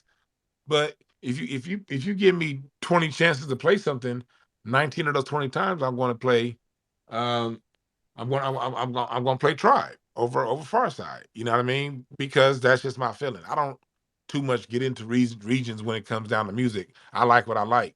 Like somebody else earlier brought up Fonte and brought up Little Brother. I love them motherfuckers. I listen to goddamn Little Brother more than I listen to J Rock. I don't J Rock from LA. I don't like J Rock's music. You know, I'm gonna listen to, is the music good or is it not good? You know, that's what I come down to. I don't give a fuck where it come from. It just better be good. And different people got different things. Like I love Too Short, but I can't tell you one Mac Dre song. I don't like Mac Dre, but a lot of people do. I don't like E40. A lot of people love E40. You know what I mean? And I think E40 is a genius. I appreciate him. I like his wordplay. He's a dope artist. He picks good beats, but E40 don't do it for me. But Andre 3000 do, and he's from Atlanta. So fuck regions. Music's either good or it's not. That's the way I look at it. And good or not is relative to me versus you. And what's good to you may suck to me. And what sucks to me may be the greatest shit to you. And we should be able to have these conversations and learn from each other without, because going back to what Sonny's talking about with Drake, without that Drake effect, for those of you who came in here later, that Drake effect of you don't agree with me, so you're hating. We got to get that Drake shit out of it before we close. I'm gonna get to the next speakers, but I gotta say this part. We got to Drake when Drake came in hip hop. That's that's when Hater became. Of course, Biggie had the song playing Haters, but that was about niggas that was doing something in them streets and niggas fucking up their game. That was the original intent. Somebody who was actually productive and constructive in life getting their shit brought down by somebody who wasn't. That was the original intent of the word. But by the time we get to Drake, if I say Magic Johnson, my favorite player, some Drake fan gonna come and say, "Why you hating on LeBron?" If I say, "God damn it, I like oranges," some fucking Drake fan gonna come in and say, "Why you hating on grapes?" Like, man, it's a lot of whole ass shit that Drake done brought to our lexicon that we gotta check. And we should be able to have conversations and disagree and be like, man, but I still respect you. And you're not hating, and I'm not hating on you. I look at it this way, you look at it that way. Hey, how about I tell my story and you tell yours? Because we got 24 hours in a day, and I can watch your documentary and mine next right after that, or I could watch it tomorrow or next week. We got time for all this shit. Um, but yeah, Nikki, whoever's next. Yeah, I just wanted the room to just acknowledge you because I'm thinking within the grassroots movement, you were the first to start, confronting these rappers. A lot of people don't want to offend Fat Joe or Drake, and somebody has to use their platform to do that. And you were like you and Tariq are like the first ones to do that. So I just wanted to just give you I, your respect for I doing that. I appreciate that, and for those of you who know, I'll be back, and I do see these people, yo. So don't act like. And I appreciate that, Nikki. Because some people live in places where you're never going to see these people. No, I see these people. Like when I saw y'all remember that war I had with Talib Khalid 2 years ago, and yeah, I was Was that 2 backstage. years ago? That was more than that. He still be messing with you though, He right? do, and I was at the Comedy Store last week. And I had a comedian come up to me. He was like, "Yo, I was talking. That nigga Talib is still mad at you." This is the conversation the comedian was having me last week, and I saw Talib in Napa. I was at Napa at the Blue Note Jazz Festival, VIP, all up in the backstage, and I ran across Talib. That nigga didn't say shit. You know what I mean? I'm around. I see these niggas. This new music room that I'm about to get cracking here in LA. They're going to be at my shows. They're going to have to be there. And I still say what the fuck I want to say because at the end of the day, I have to defend my grandmama. I'm not gonna let some Johnny come latelys come to the land that my grandmama that she raised. Man, when I heard the shooting outside when I was a little boy, that was my grandmama that comforted me. My grandmama listened to Count Basie, and my granddaddy listened to the Bobby Blue Band, B.B. King, and Muddy Waters. And they the ones that passed down culture to my daddy, who listened to James Brown, who listened to Motown, who was influenced. And through my daddy listening to Frankie Beverly and Mays and James Brown, when I picked up my first pair of drumsticks, where did I go? I went to my father's tapes and I pulled out his Earth, Wind, and Fire tape and his records. I pulled out my father's Parliament Funkadelic records. And I pulled out his war records. And that's how the culture got passed out of me. It got passed out of me in church. When I was a young drummer, I went to my music director. Hey, Mark, I want to be a good drummer. Who do I need to listen to? His father wrote "Giving You the Best That I Got" by Anita Baker, "Love's Holiday" by Earth and Fire, "Love Ballad" by LTD. Name the song. This is my music director as a child. He told me to listen to Funkadelic to learn pocket, and he told me to listen to if I wanted to know something, who to pay attention to. And when I found this through my culture, through the church, through my father, I studied this shit on my own. It wasn't no bumbleclot ass Jamaican teaching me shit. It wasn't no mullet shag wearing ass Puerto Rican telling me shit. Trust me, I'll see Fat Joe because I'm in these circles. I will see him, and it's gonna be nothing but love. I'm not gonna be angry Did at he him. block you? I don't want to fight him. Did Fat Joe block you? He blocked me like a year ago. Um, but like I run across these people. I was talking. You know when I was talking about shit about Busta Rhymes? Yeah. One of my boys from high school produced a lot of Busta Rhymes tracks. Then when me and Busta Rhymes went at it, guess who was at my show when I did my comedy show? Who showed up? I didn't know he's gonna be there. Busta Rhymes music producer, who I went to high school with. Yeah, I like people who follow me on Twitter. People who produce his A&R people. Like I'm an LA nigga. These aren't special people to me. These are niggas we went to fucking high school with. I ain't scared of these niggas because my grandmama's legacy means more than their friendship or anybody they fuck with. You did. Brother You Dewan, I did. hate to interrupt, but I just gotta ask you, and I'm from New York, and I'm not even sure. Is Talib Kweli of the lineage? Because I don't believe he is. No, he's not. He's it's been known that he's a some type of tether. I hate to say it like that, but yeah, because that I don't know exactly what he is, but I know that it's been said several times that he is not of the lineage. Yeah, I don't believe he is, and I never did. But I would just never. I just thought somebody might have known exactly what his ethnicity is. Okay, thank you. Yeah, he's been attacking Dewan B. Like he goes after Dewan hard, and I've noticed this for a good while that he's been going after him. Yeah. He's Cahobian. I don't know about Caribbean, but he's got the hoe in his blood. I don't that's Cahobian. That's what's in his blood. But hey, I still fuck with Robert Glasper, and they're very close. I'm around these dudes, but it's okay because the truth stands on its own, and I'm protected. And if my ancestors can't protect me from defending their legacy ain't worth defending. But I believe my ancestors got my protection, so I'm good. So we good. Okay. Bear Arms, you can unmute yourself. Yo, peace to the room, peace to everybody. Shout out to everybody, man. This is a great topic. Shout out to Uncle Murder, man. In the words of Uncle Murder, you'll never hear to live quality come out my speakers. Anyway, peace to you, Dwan B. Peace to my brother Sonny. Shout out to the first off, peace to my brother Sonny, man. I love you, Sonny. Shout out to the reparations, Florida, the Florida reparations compliance committee. We got reparations compliance committees all across the country that's going on right now, putting in work. Peace to the bloodline. But anyway, I just wanted to touch this topic real quick. Dwan B, I just want to say this before I get started. LeBron coming back for year 21, you're gonna be real fucked up when he win this championship. You ain't gonna know whether to celebrate or be mad. I can't wait, nigga. I can't wait. I gotta fuck with you, Talk Dwan about the B. Drake Look, nigga, effect. LeBron get this ring, you gonna be tight Talk about the and Drake happy at the effect same right time. here. But I'm gonna stick to the topic. So I just wanted to say this because uh, go because I heard my brother Dwan B. I know you said you didn't like go, which is fine. I just want to say this: peace. That listen, we got to make sure we put some respect on go. I'm actually just leaving DC. I actually just left U Street. It's my wife's birthday weekend. We was out at Pearl Street, at the wharf last night.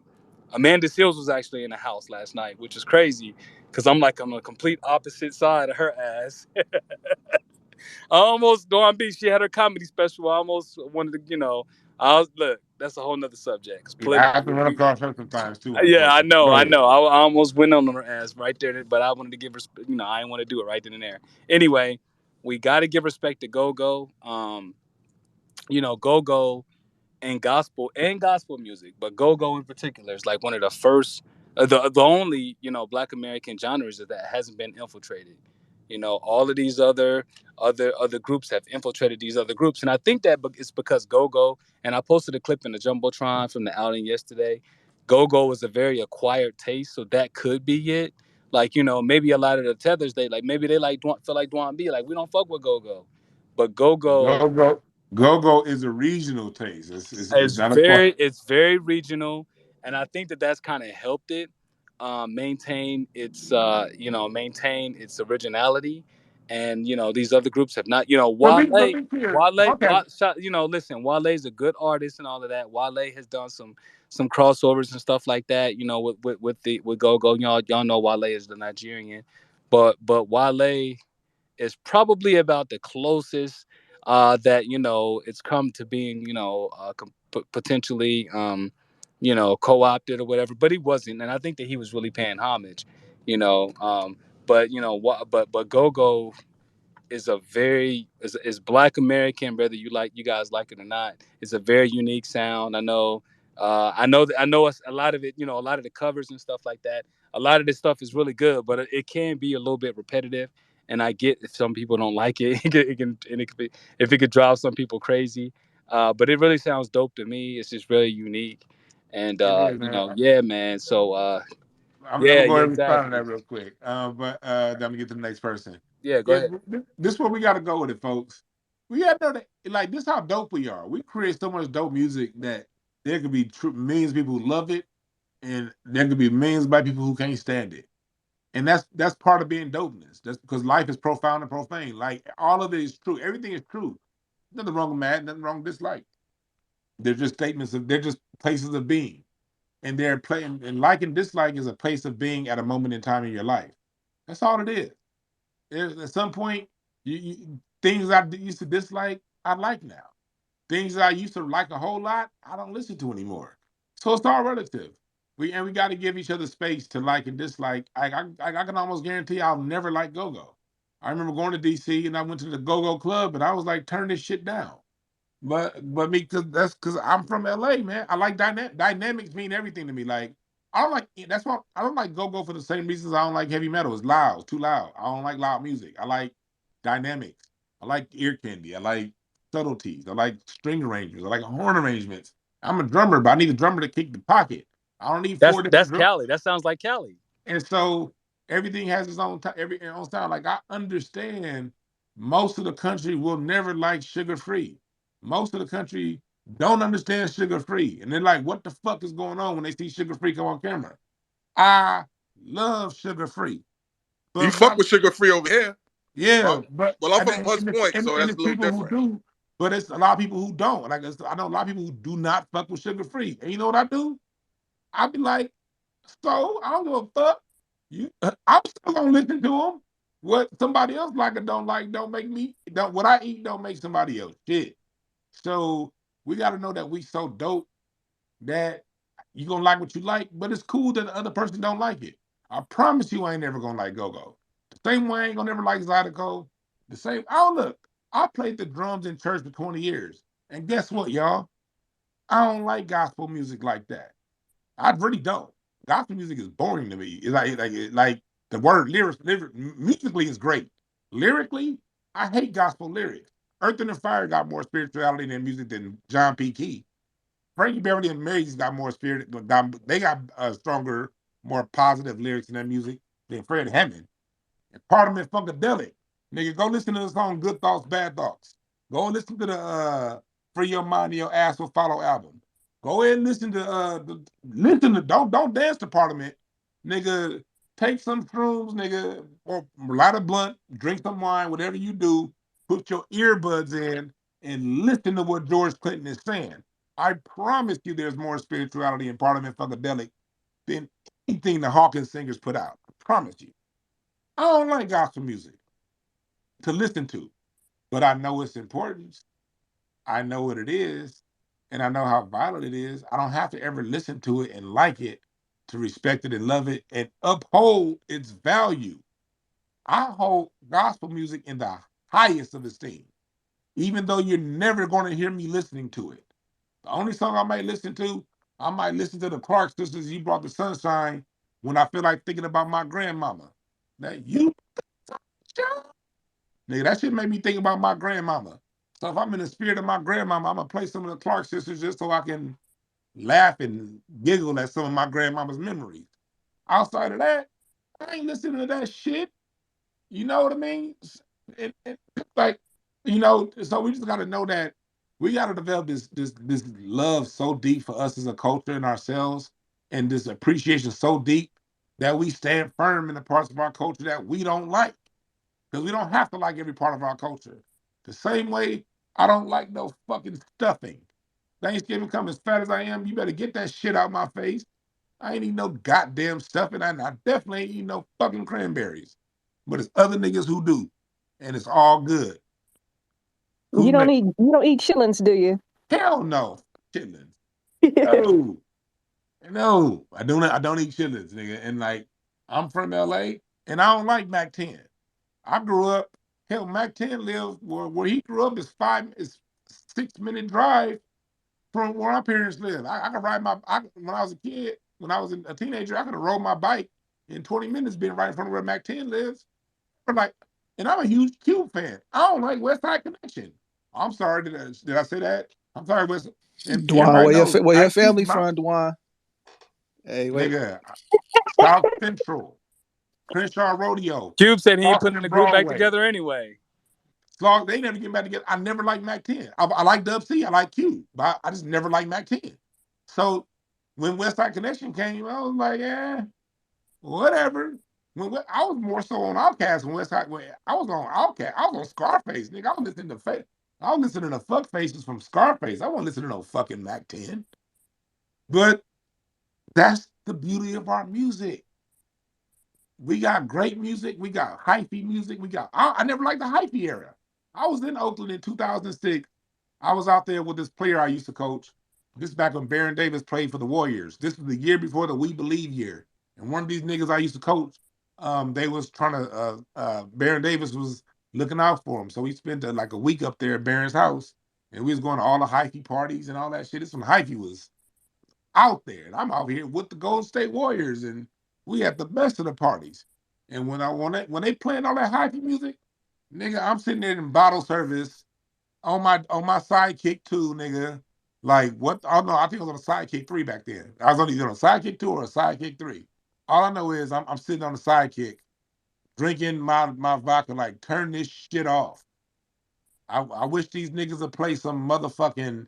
I wish these niggas would play some Nas. I'm thinking this shit in Oakland. I wish these niggas would play Nas. Fuck regions. It's got good music and it's got bad music. Nigga, we got shit we like, we got shit we don't like, and we can all respect it. As long as we have respect for each other as Black Americans, we all good. Who next? You know, Sage was really next. Actually, was Sage. It's either Sage or she means business, but I don't think Sage got to really speak how he wanted to. Go ahead, huh? Go ahead. Nikki, if you called on me, I can't hear what you're saying. Did she call on me, Brother Dwan? Yeah, she called on you, brother. Go ahead. Go ahead. Okay, sorry about that. So in closing, I do want to say this: hip hop more than just a genre; it's actually a culture too, and the culture did not just start in New York. I want to push back on what the brother Duncan said earlier. Hip hop is a Black American thing; it's not just a New York thing. So we don't stake claim to that.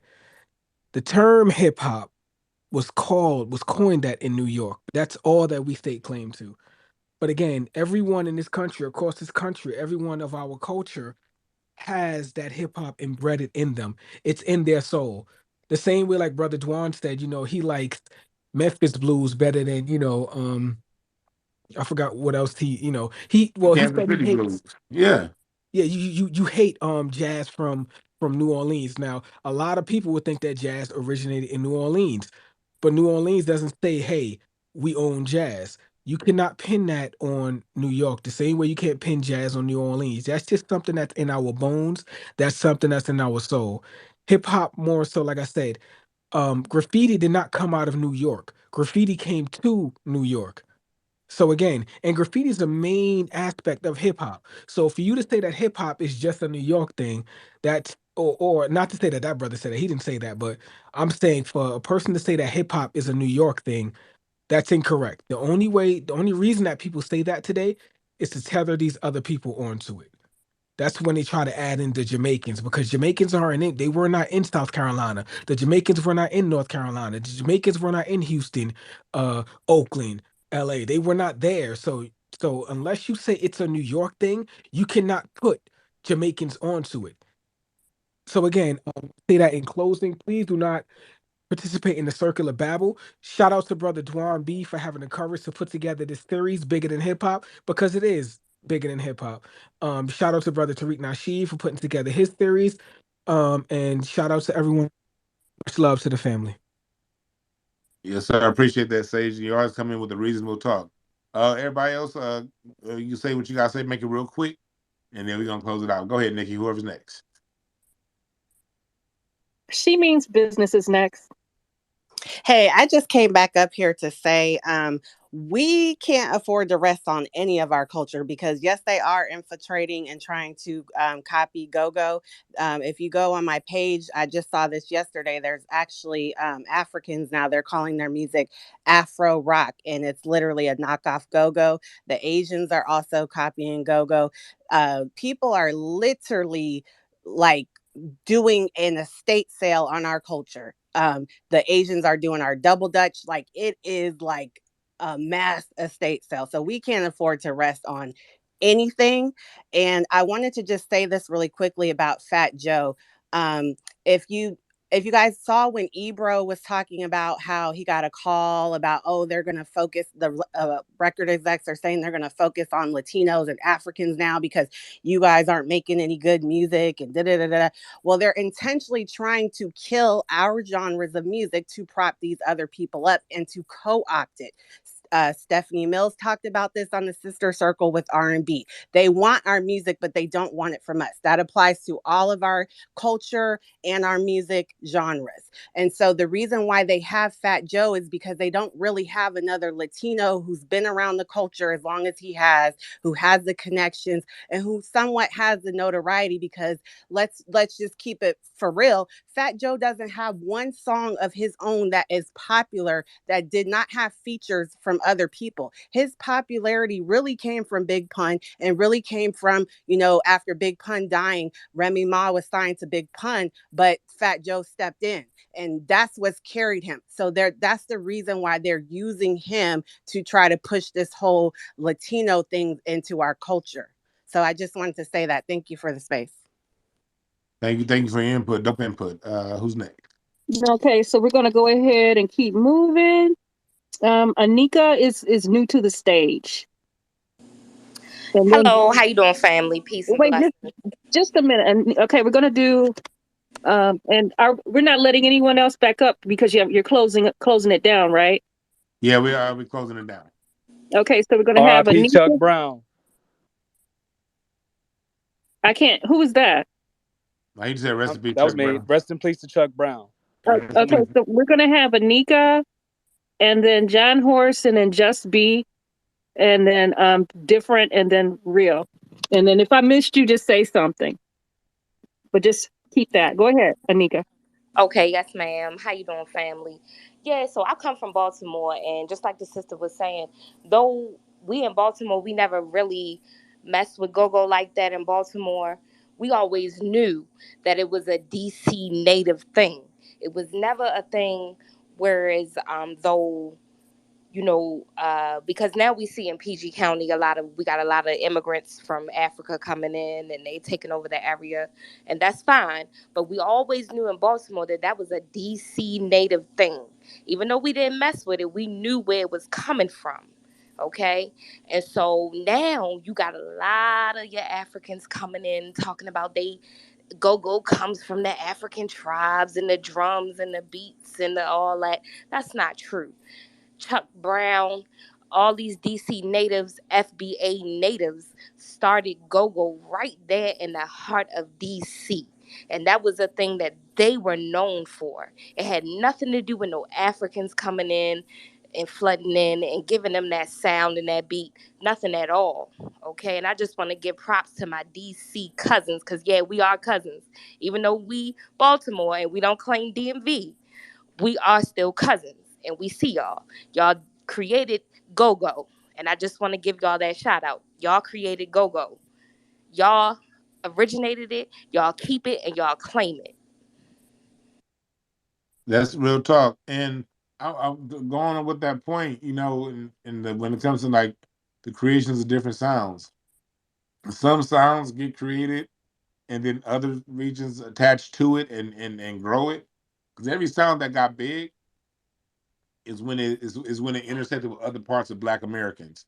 What made the blues really got big when a lot of the Black Americans moved to Chicago. When we're first off Memphis, because Memphis was the place that a lot of the people from Arkansas, Alabama, Tennessee, all the different rural parts would go to. And then that's why Memphis has such a unique sound, because it's a melting pot of regions of Black people. What makes Chicago blues sound, because they're from Memphis, they all moved to Chicago.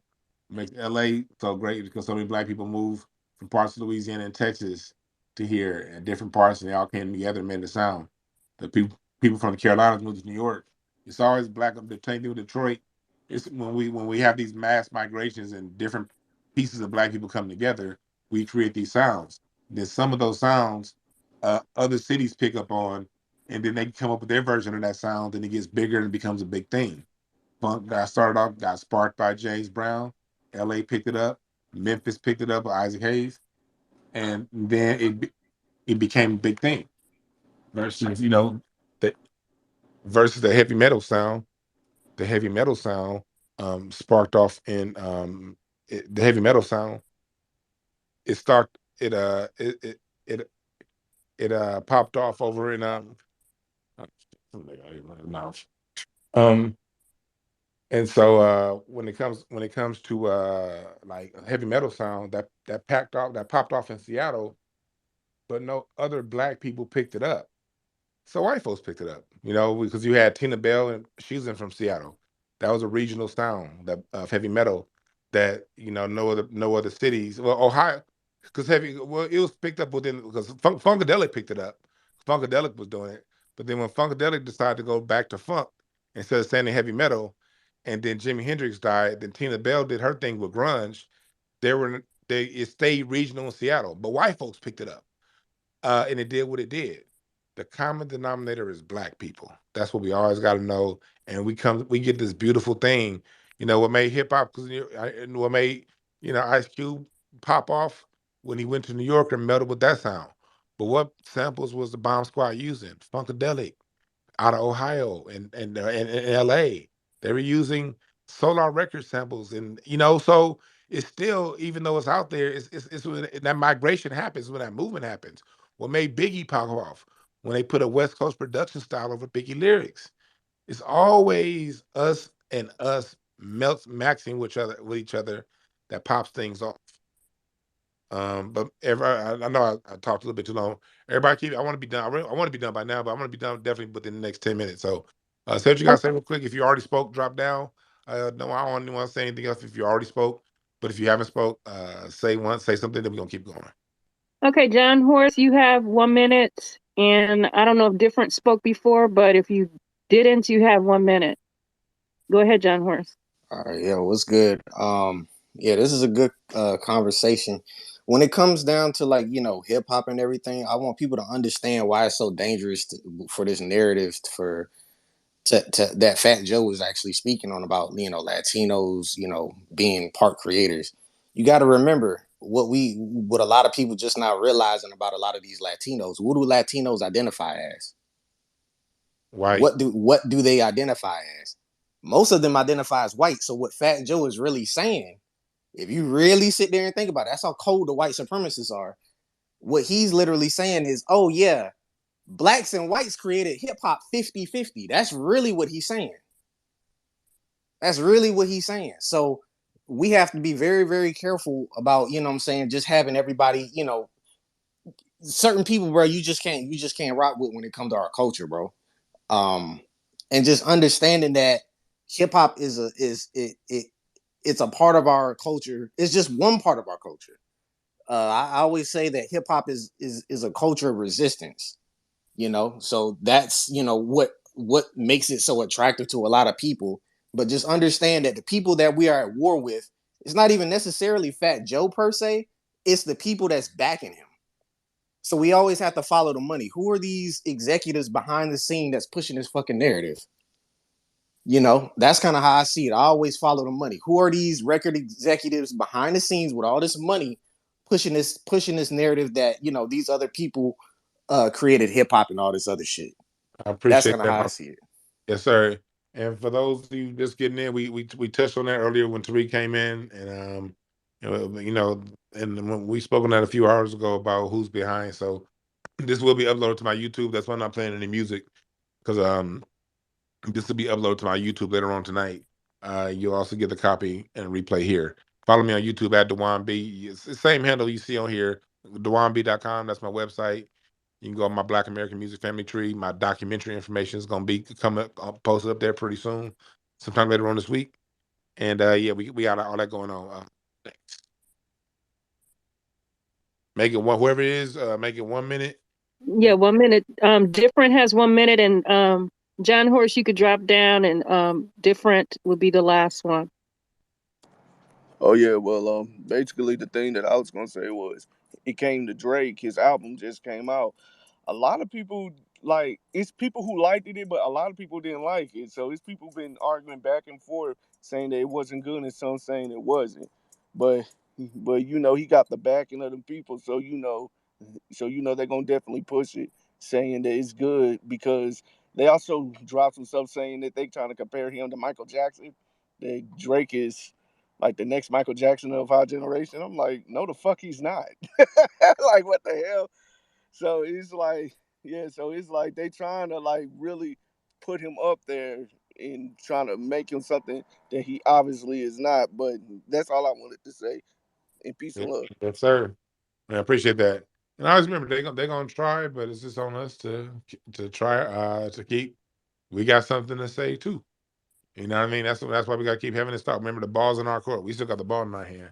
They trying to take it, but we got a better handle, and they got sloppy feet. So we just got to keep dribbling the ball. Did Sonny, Nikki, did y'all want to say anything before we get up out of here?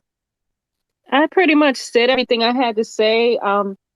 Other outside of them talking about the Jordans, I remember Latino people like scowling at at certain shoes and telling their kids that people who wore those were bad. So it doesn't even make sense what they're trying to say now about wearing Jordans and any of our attire. And it's nonstop, Nikki, because there was an article in the LA Times last week talking about how Latinos created zoot suit style, and they got the zoot suits from black people in the 20s. You know what I mean? So it's never ending. Sonny, you got something you wanted to say, brother? Yeah, most definitely, man. Man, great conversation like always, brother Dwan. Uh, it's crazy, man. I just put it up in the jumbotron, and this is the reason why we gotta have these conversations.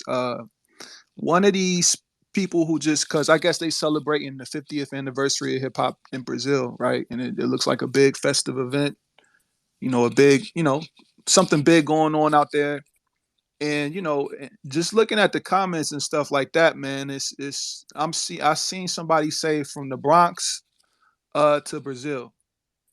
And this is why we got to have these conversations, because the way that it gets reduced down, um and the narrative gets spread across the globe, it it it it comes back into those talking points that you were saying, Dwan. And this is the reason why we got to understand that it's bigger than the Bronx in New York. All these different ingredients that came together to create hip hop, you know, all came together from different regions. And we gotta, make sure that we uplift and we take care of hip hop's parents, funk, jazz, blues, bebop, R&B, every single ingredient. We got to give reference to, because these people chomping at the bits. You know what I'm saying? Like these people are culture vultures. It really does strike a nerve with me, Dwan, because this is ethnocide on steroids. It's erasure. Everybody got a culture except for Black Americans, bro. And I don't, to me, it's disrespectful. Um, Being that the talking points are coming from people who willingly participated uh, in us becoming slaves, right? So we got to hear the talking points from people who willingly, because let's just keep this shit 1,000, man. Like, it was, nobody got kidnapped. It was called a transatlantic slave trade. When you trade something, that means we openly doing business. I trade you something, you trade me something, right? Nobody came and ambushed you and snuck you off for no continent or nothing like that. So we got to hear from people who willingly, openly participated in the selling us and trading us. These people are now allowed to say that we don't have no culture. You know what I'm saying? And it's disrespectful on another level, because we said, Dwan, if people don't have a culture, then what are they? What do they have? You know what I'm saying? We created a culture out of nothing. We took lemons and made lemonade. So, it's important that we have multiple. We combat this mainstream media, because we seeing that they're putting millions of dollars behind this machine, right? And it's nonstop. It's on the BET. It's on movies. I don't even know what's finna happen, after Denzel and Samuel L. Jackson, all of our great movie leaders that are Black Americans, right? They all getting old, bro. I don't see no upcoming new Black American actors and actresses like that. So yeah, this is intentional. This erasure is intentional, from all different levels. We need multiple, man. We need document. Shout out to everybody that's dropping a documentary. You, Tariq, everybody, bro. We need documentaries. We need TV shows. We need movies. We need cartoons. We listen. Everybody has to become media at this point. That's just where we at in this game. We in the end game now. We in the fourth quarter. Everybody got to become media. You know what I'm saying? And everybody got to, combat this narrative, bro, because we going up against a beast. Hey, can I say something with what you just said, Sonny? Yeah. For our artists, we're going back into where we were at the point in time we were in the 40s in the 50s and 30s, our artists, because it was so all around everywhere, you had to be a part of it, even if you didn't want to be, you know? So when you got to the 50s, a lot of black art, what they did was, they're doing the same thing they did before. They did this before. By the time you get to the 50s, they don't have, they the beboppers, it was going on in bebop, but outside of bebop, that they took Billie Holiday's cabaret license. The people, the black folks willing to speak up. A lot of your 50s black music, the rock and roll, that was party music, that was pushed on purpose. The people that had something to say, they didn't get recording contracts. The people who didn't, and we still look at them as legends. But the people who are just more a little richer, your Chuck Berrys, that was party time music. There were other artists out there that had something to say, but they weren't getting the chance. And then when the 60s came, it got to the point to where the people, the artists that were coming up, growing up seeing this stuff, when they get to the 60s, Dancing in the Street by Marvin Gaye and those lyrics was low key talking about rioting. You know what I mean? It was the point to where the artists, it got to the point to where it so many the art, so much art of the 50s was ignoring what our plight and ignoring what we went through. There had to be a revolution. So Motown was a welcome thing, and even though Motown tried to stay apolitical, it opened up the world for the lanes for your Stax records and your later stuff as the late 60s came along. And then the artists that came up through Motown, Stevie Wonder, Marvin Gaye, they turned around and sued Berry Gordy in 1970 so they could release something political. The artists, that great generation, the late 60s through the 70s, the artists took it upon themselves. And then the people, Muhammad Ali was a thing. So it was like everybody was, whoever, if you were an entertainer, Muhammad Ali was the most popular thing out there. So you better put something in your music if you want to have some kind of something. It was a communal thing, man. And every artist was their own media. Marvin Gaye was media. We got to look at it like that. Stevie Wonder was media. Melly Mel was media. You know what I mean? Early hip hop, when we had control of it, was media. Too Short used to write rhymes, and Ice T. They both got their career started the same way, going to the hustlers and writing rhymes about what they was doing on the corner. That's media. So when Sonny says media, your Twitter's media, our Facebook is media. That's everybody taking a turn at whatever level of media that they have, spreading the knowledge. And through seeing that, just like Marvin Gaye and Stevie Wonder, they were the children that was growing up seeing that, okay, although there wasn't much representation in militancy in the music, there was a lot of black people in the 50s really, really like, A. Philip Randolph, your boy, Sonny, not your boy, but it should be all of our boys, popping off in the 20s and 30s through the 40s. Those were the children that saw all that. So when the artists of the 60s and 70s came, they were the ones who grew up saying what we talking about right now. So as we keep having these conversations and we keep talking, remember the kids are watching. Everybody's kids are watching. Your nieces and nephews are watching. Your cousins are watching. They all watching how we get down. So we're directly and indirectly raising the next generation of media that's going to use their art to protect it, to project this. And part of the underground railroad in this new media is Tubi.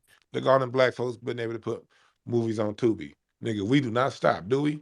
Look at Twitter Spaces. Sonny, and what you be doing, the discussion that you have, and Nikki and everybody in here, they gave us this Twitter shit so we can fuck off and talk about nonsense. And look at what we doing with it. So we've always had a dedicated cluster of us that whatever they throw our way, we're gonna use that shit to springboard. So we ain't going through nothing with that we haven't already been through. Remember, they flooded us with immigrants through the 1880s through the 1930s. They were supposed to wipe us out back then 100 years ago with all the Europeans. Did it work? No. They were supposed to bring in all these immigrants. They started bringing in immigrants in the 60s. And do they have political power? Yeah, they done infiltrated in. But guess what? We the fuck still here. So, like, did it work? No. We still here and we still talking shit. We don't care. You know what I mean? Like, it's a war going on in Israel. So the fuck what? What about these reparations? We don't give a fuck. And that's why we still winning. But finish what you got to say, something. I'm trying to cut you off. Nah, you pretty much hit the nail on the head. Like, that's pretty much it, man. We gotta become our own media, man, and combat the narrative. From multiple different sources and multiple angles. You know what I'm saying? So that's pretty much it, brother Dwan. Yes, sir. I thank y'all for listening. Follow me on YouTube and watch my YouTube space for this week for the trailer to drop for my my short. It's a documentary short. It's and then I'm dropping it two ways. I'm definitely gonna drop it for free on YouTube. It's gonna be a free version, but I do ask you to join my pay-per-view Q&A. That's gonna have an extended version and a live Q&A afterwards. Um, that's gonna be popping off in November, and then we were using that as a fundraiser to propel the series. All right, intentions on the table. Let you know what it is. Um, and then for the people who don't want to put the money, I'm still gonna have a free version out there for you guys to play and piece up and clip up and put out there and dare somebody to look up and see if I'm lying. All right. I appreciate y'all. Follow me at DwannB everywhere. Subscribe, and then that's where everything's gonna be at. All right, y'all have a good one.